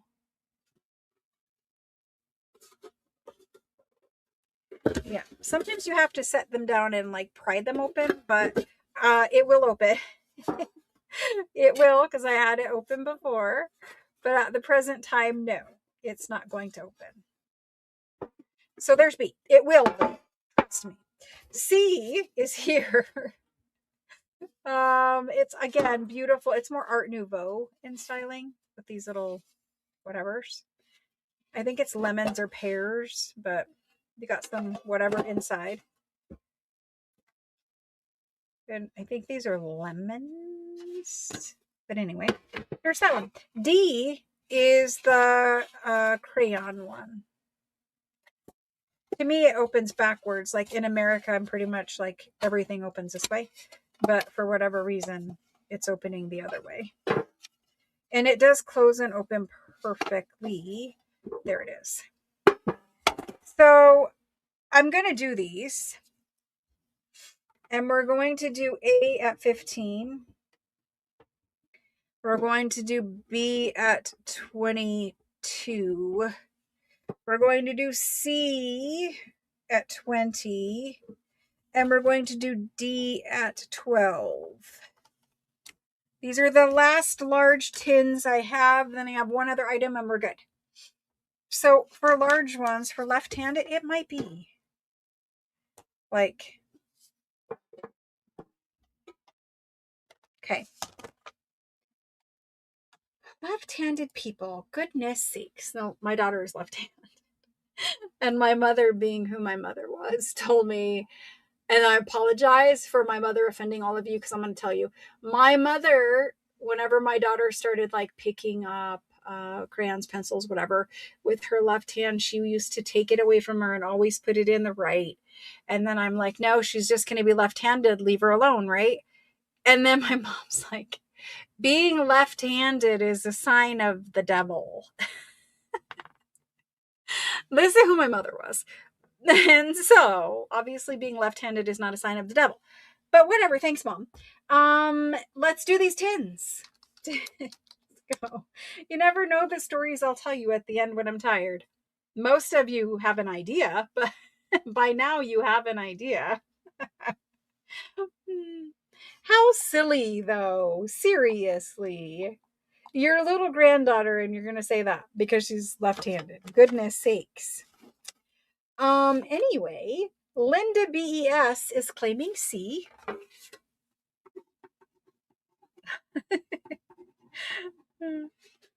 Linda, thank you. Then we've got Diana B, and she's going to take the B. Diana B. Thank you. Then Teresa wanted C and D, but we'll give her D. Teresa, thank you. And A is sitting out here. Sorry for reaching in front of the camera. I look like I have a giant arm when I do that. I promise my arm is normal size. I see, let's see. I see 0 A's. A's. I see 0 A's. Ow. I see 0 A's. See, I knew that my mom was not the only one because I have like seen it or read it or whatever before. But it comes from the Bible, but it's misinterpreted. It does come from the Bible, but it is misinterpreted. We do. We do. I think a lot of creative people are left-handed. I'm ambidextrous, so I think she probably got it from me. Eva. Eva is the first person who's claiming A that I see. So Eva C is going to get this one. Thank you very much. I appreciate it.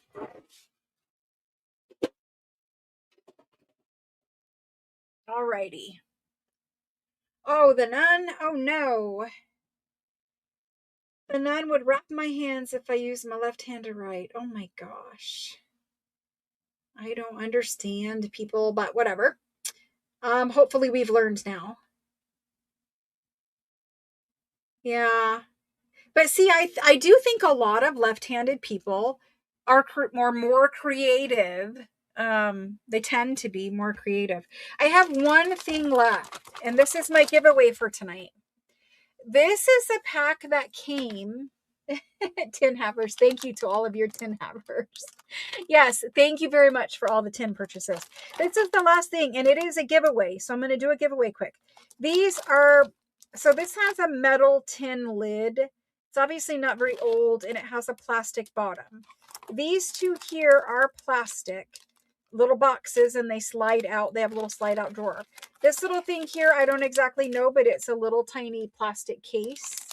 And then whatever this is, it says menthol, so I don't know if it has something to do with smoking or what. But it's also a little plastic case box thing. It has a metal lid, but it's a plastic box. It looks like something slides out. Possibly a cigarette, I don't know. But anyway, these are plastic. Maybe plastic and tin, but plastic. This one needs to quit fighting me. So we have this for a little giveaway. Random miscellaneous boxes. And I'm sorry for the glare. I will try to hold it up. I'm pretty sure it says a tampon. So I'm pretty sure these are tampon boxes, but I'm not really sure. Vita score something tampon. I don't know. It says vitamin C. So apparently it's not the tampon that we think. But vitamin C, unless they did something very different there. Some little plastic boxes. You guys can figure out what they are. Let's do it won't cost much to ship if you already have tins or whatever. But no, it's two different things. Like these are the ones that say the vitamin C tampons. Sorry. This is the one that says menthol. I'm not really sure what this is all about, or that one. Whatever. We're giving this away. Maybe you will repurpose it. As you see, these little ones, they slide out. They have little slide out drawers. So does this. Here we go. Now I'm going to ask for a number. And the number is going to be, I want to do this because it goes with our left-handedness. I mean, I think it's superstitious, but whatever. Let's do that. That gives you a real big hint. Random number. Go. First one. I can't spell it in French. Number. Anyway. First person to get, or the closest person without going over is what I'm trying to say. Trying to spit it out.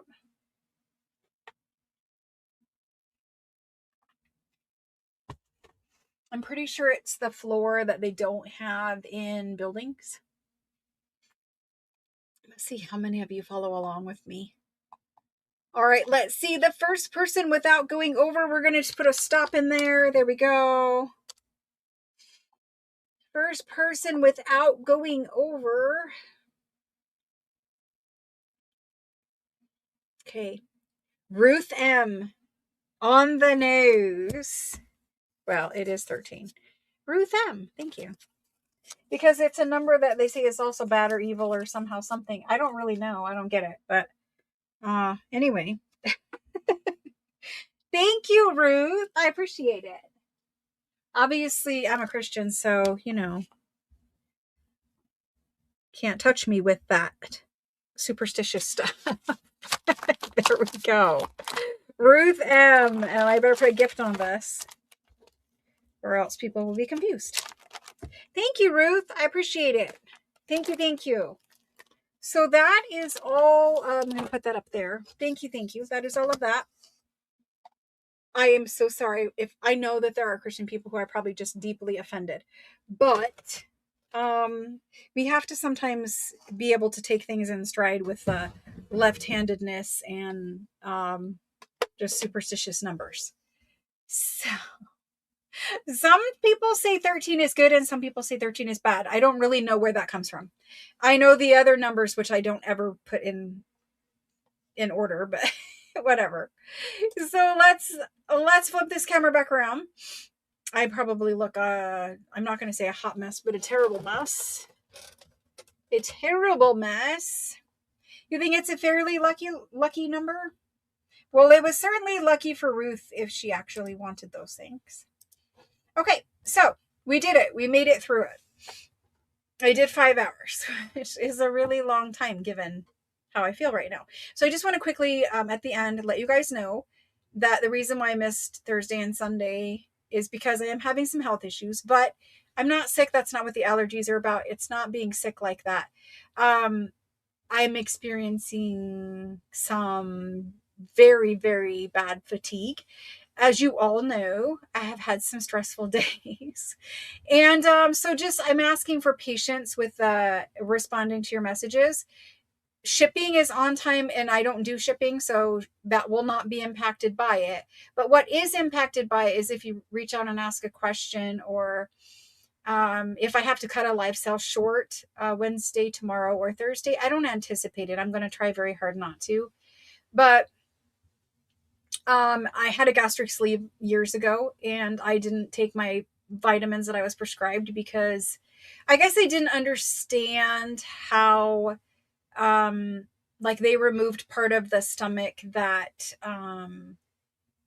it allows your body to absorb nutrients. And basically, if you don't take the multivitamins, you become vitamin deficient. And then your body doesn't have enough iron to make red blood cells. So you become anemic, which is why I'm so very tired and just feeling really down. Um, and then there's problems with the immune system because I'm taking the Otezla to make that down. But anyway, the whole point of it is I am extremely tired and fatigued, which also accounts for some crappiness in the past, mostly, I'm hoping. But I want to just tell you guys that that's what's going on. So if I do miss something, I never just miss something because like I want to go out to dinner with my daughter or whatever. I don't just bail on you guys for no reason. I did miss Thursday and Sunday. And honestly, I tried to stay awake as much as I could, but I was only awake for like 6 hours. Thursday, Friday, Saturday, Sunday. I was very, very tired. And I don't see the doctor again until Thursday, where we're going to do more blood work. So that's what's going on. I'm very tired. My body is just drained, whatever. It's been a lot of stress for house stuff and whatever. I will be fine. Please do not worry. Please do not stress. If I'm missing a normal scheduled thing, some of you guys post in Facebook, hey, there's no live, there's no whatever.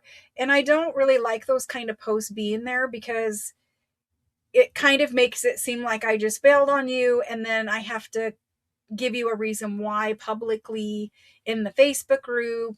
And then it turns into, everyone saying, I hope you feel better and all these things. And it's just like, I want the Facebook group and I want this to not have to be about like health issues and bad things, right? Like things that bring people down and sad and whatever.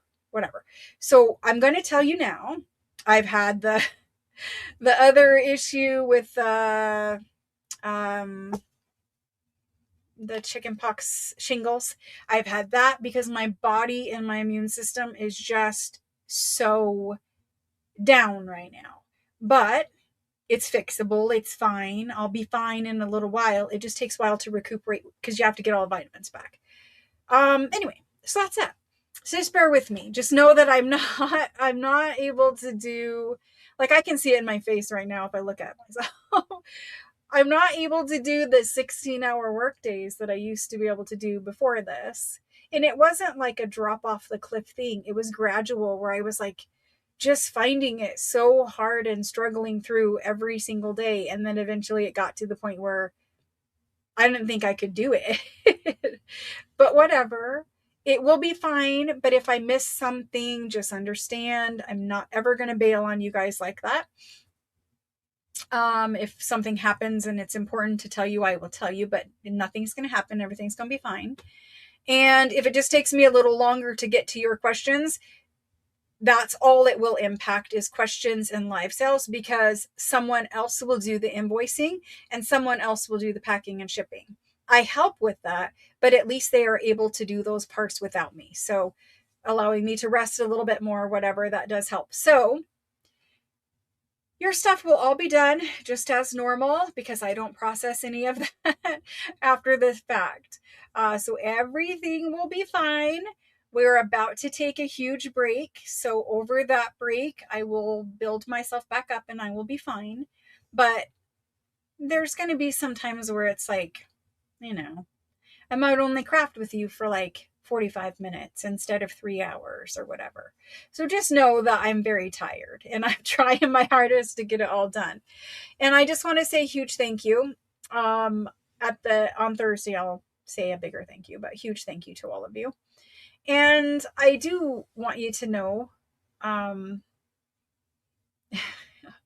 I do want you to know how much I appreciate you, each and every one of you. And I know I gave some gifts out to some specific people, but each and every one of you has been amazing. You're always positive and you're always there to support the channel and everything that we do here. And then most of you are in the Facebook group and You're always very kind to each other there, and you do all the posts and the challenges and stuff like that. And that I really want to say thank you for that. We did have a challenge that ended at the end of April, and over the weekend, I will be doing the spreadsheet for the entries for it. And then I should be able to post early next week the winner of that April challenge. We just did one challenge in April, so I'll be able to post the winner for the April challenge. That'll be fine. It's all right. You're just down. It's all right. Not down like depressed or anything like that, just bodily tired down. It's okay. Please pray for many more important things than me. I appreciate it. I do. But there is so much other things out there that are more important for prayers. I'm totally fine. It was stupid of me. The problem with taking the multivitamins is you cannot take it within 2 hours of drinking, 2 to 4 really, of drinking coffee. So usually you would take your multivitamins in the morning. I can't take the multivitamins in the morning because I drink coffee in the morning because I cannot function without coffee at this point. So then you can't drink it in the morning, or you can't have the vitamins in the morning. Then I told myself I was going to take them when I ate lunch, but I never eat lunch because I'm too busy. So then I was not doing it at lunchtime. Then I tried to take the bariatric vitamins at nighttime when I went to bed as like a last resort. But some of the multivitamins have like so much vitamin B and whatever in them that they actually will make you stay awake or not sleep well or whatever. Like it gives you energy somehow while you're supposed to be sleeping. So you can't take it in the morning. You can't take it at night. You could take it at lunch if you ate a lunch. It was just stupid of me. And for months, I just didn't do it. I don't know, 6 or 8 months or whatever. I don't, might be longer than that. It was my own stupidity, and I'm definitely paying the price for it. But, now I've known. I was also thinking, and this is important because many people have a gastric sleeve, but I didn't realize because I was like, I'm eating some food, right? Like I'm eating, probably 12 ounces of food when I eat dinner. And I was thinking, well, that's enough, right? To get all the nutrients that you need, right? 12 ounces of food is a good amount. So I thought that that was fine. You're going to get vitamins from it. I didn't realize that the stomach part that they cut out for a gastric sleeve and remove it is the part that makes the enzymes so that your body can absorb the nutrients from the food you eat. So basically, without bariatric vitamins, you won't be able to survive. It won't kill you, but you'll be so anemic and tired and whatever. So I will try to set an alarm. I asked Siri to do it once and I can't figure it out. I just need to take 5 minutes and do it. It's like ordering the stuff for my finger. You just need to take 5 minutes and order liquid skin or whatever it's called for like super glue of cuts and stuff. It's dumb. Anyway, my nose is running. So I'm going to go. But thank you all for listening to the stupidness that I have gotten myself into. I promise to be smarter in the future and take my vitamins and take better care of myself. But at the present time, we're just trying to get through the move. I'm taking the vitamins. The doctor's going to do whatever blood work. And then, if I have to have some blood or if I have to have some vitamins infused or whatever, then we'll do that. But I've had to have blood before. I should have known, but whatever. It's fine. It's fine. Thank you guys all for your support, but just knowing that I might be a little slow. I might be a little slow. Thank you. And I did actually mute you guys, or mute myself. And I actually took a couple minutes and I went and got a drink and I went and took some pills and whatever else I did, I don't know. I took nose spray. So there might be a couple little breaks every now and then. And you see me wiggling because my back hurts from standing, but it's okay. We'll be fine. I'm going to let you guys go, but thank you. Thank you. Thank you. I appreciate it. I'm trying to get to the finish line. No matter what little hurdles the real estate agent and the home builder have set up for me until the end of the month, I'm going to try to get through their hurdles. The mortgage guy, luckily, is the greatest part of it. He is like on the ball. He knows everything. It's all good. The home builder and the real estate agent, I don't know. Problems. Anyway, you guys are the best. Can't do it without you. You guys are amazing. I appreciate every single one of you. I will be showing my appreciation in a little bit different way, but thank you, Thursday. Thank you very much for everything. And I hope that we will, I'm planning on being back here tomorrow at 6 p.m. Eastern time for day 2 of the super sale. It's just a 3-day super sale, Tuesday, Wednesday, and Thursday this week. Then everything ships. If you guys need something, reach out to me. Look at Carol. I seriously love all of you, or everyone, or whatever it just said. It scrolled off. Everyone, take care and have a fantastic night. See, that's perfect. Thank you, guys. Thank you. Thank you. Thank you. Thank you. I promise I'll be fine and I'll be smarter. Bye, guys. Have a good night. Eat some cake. Bye, guys.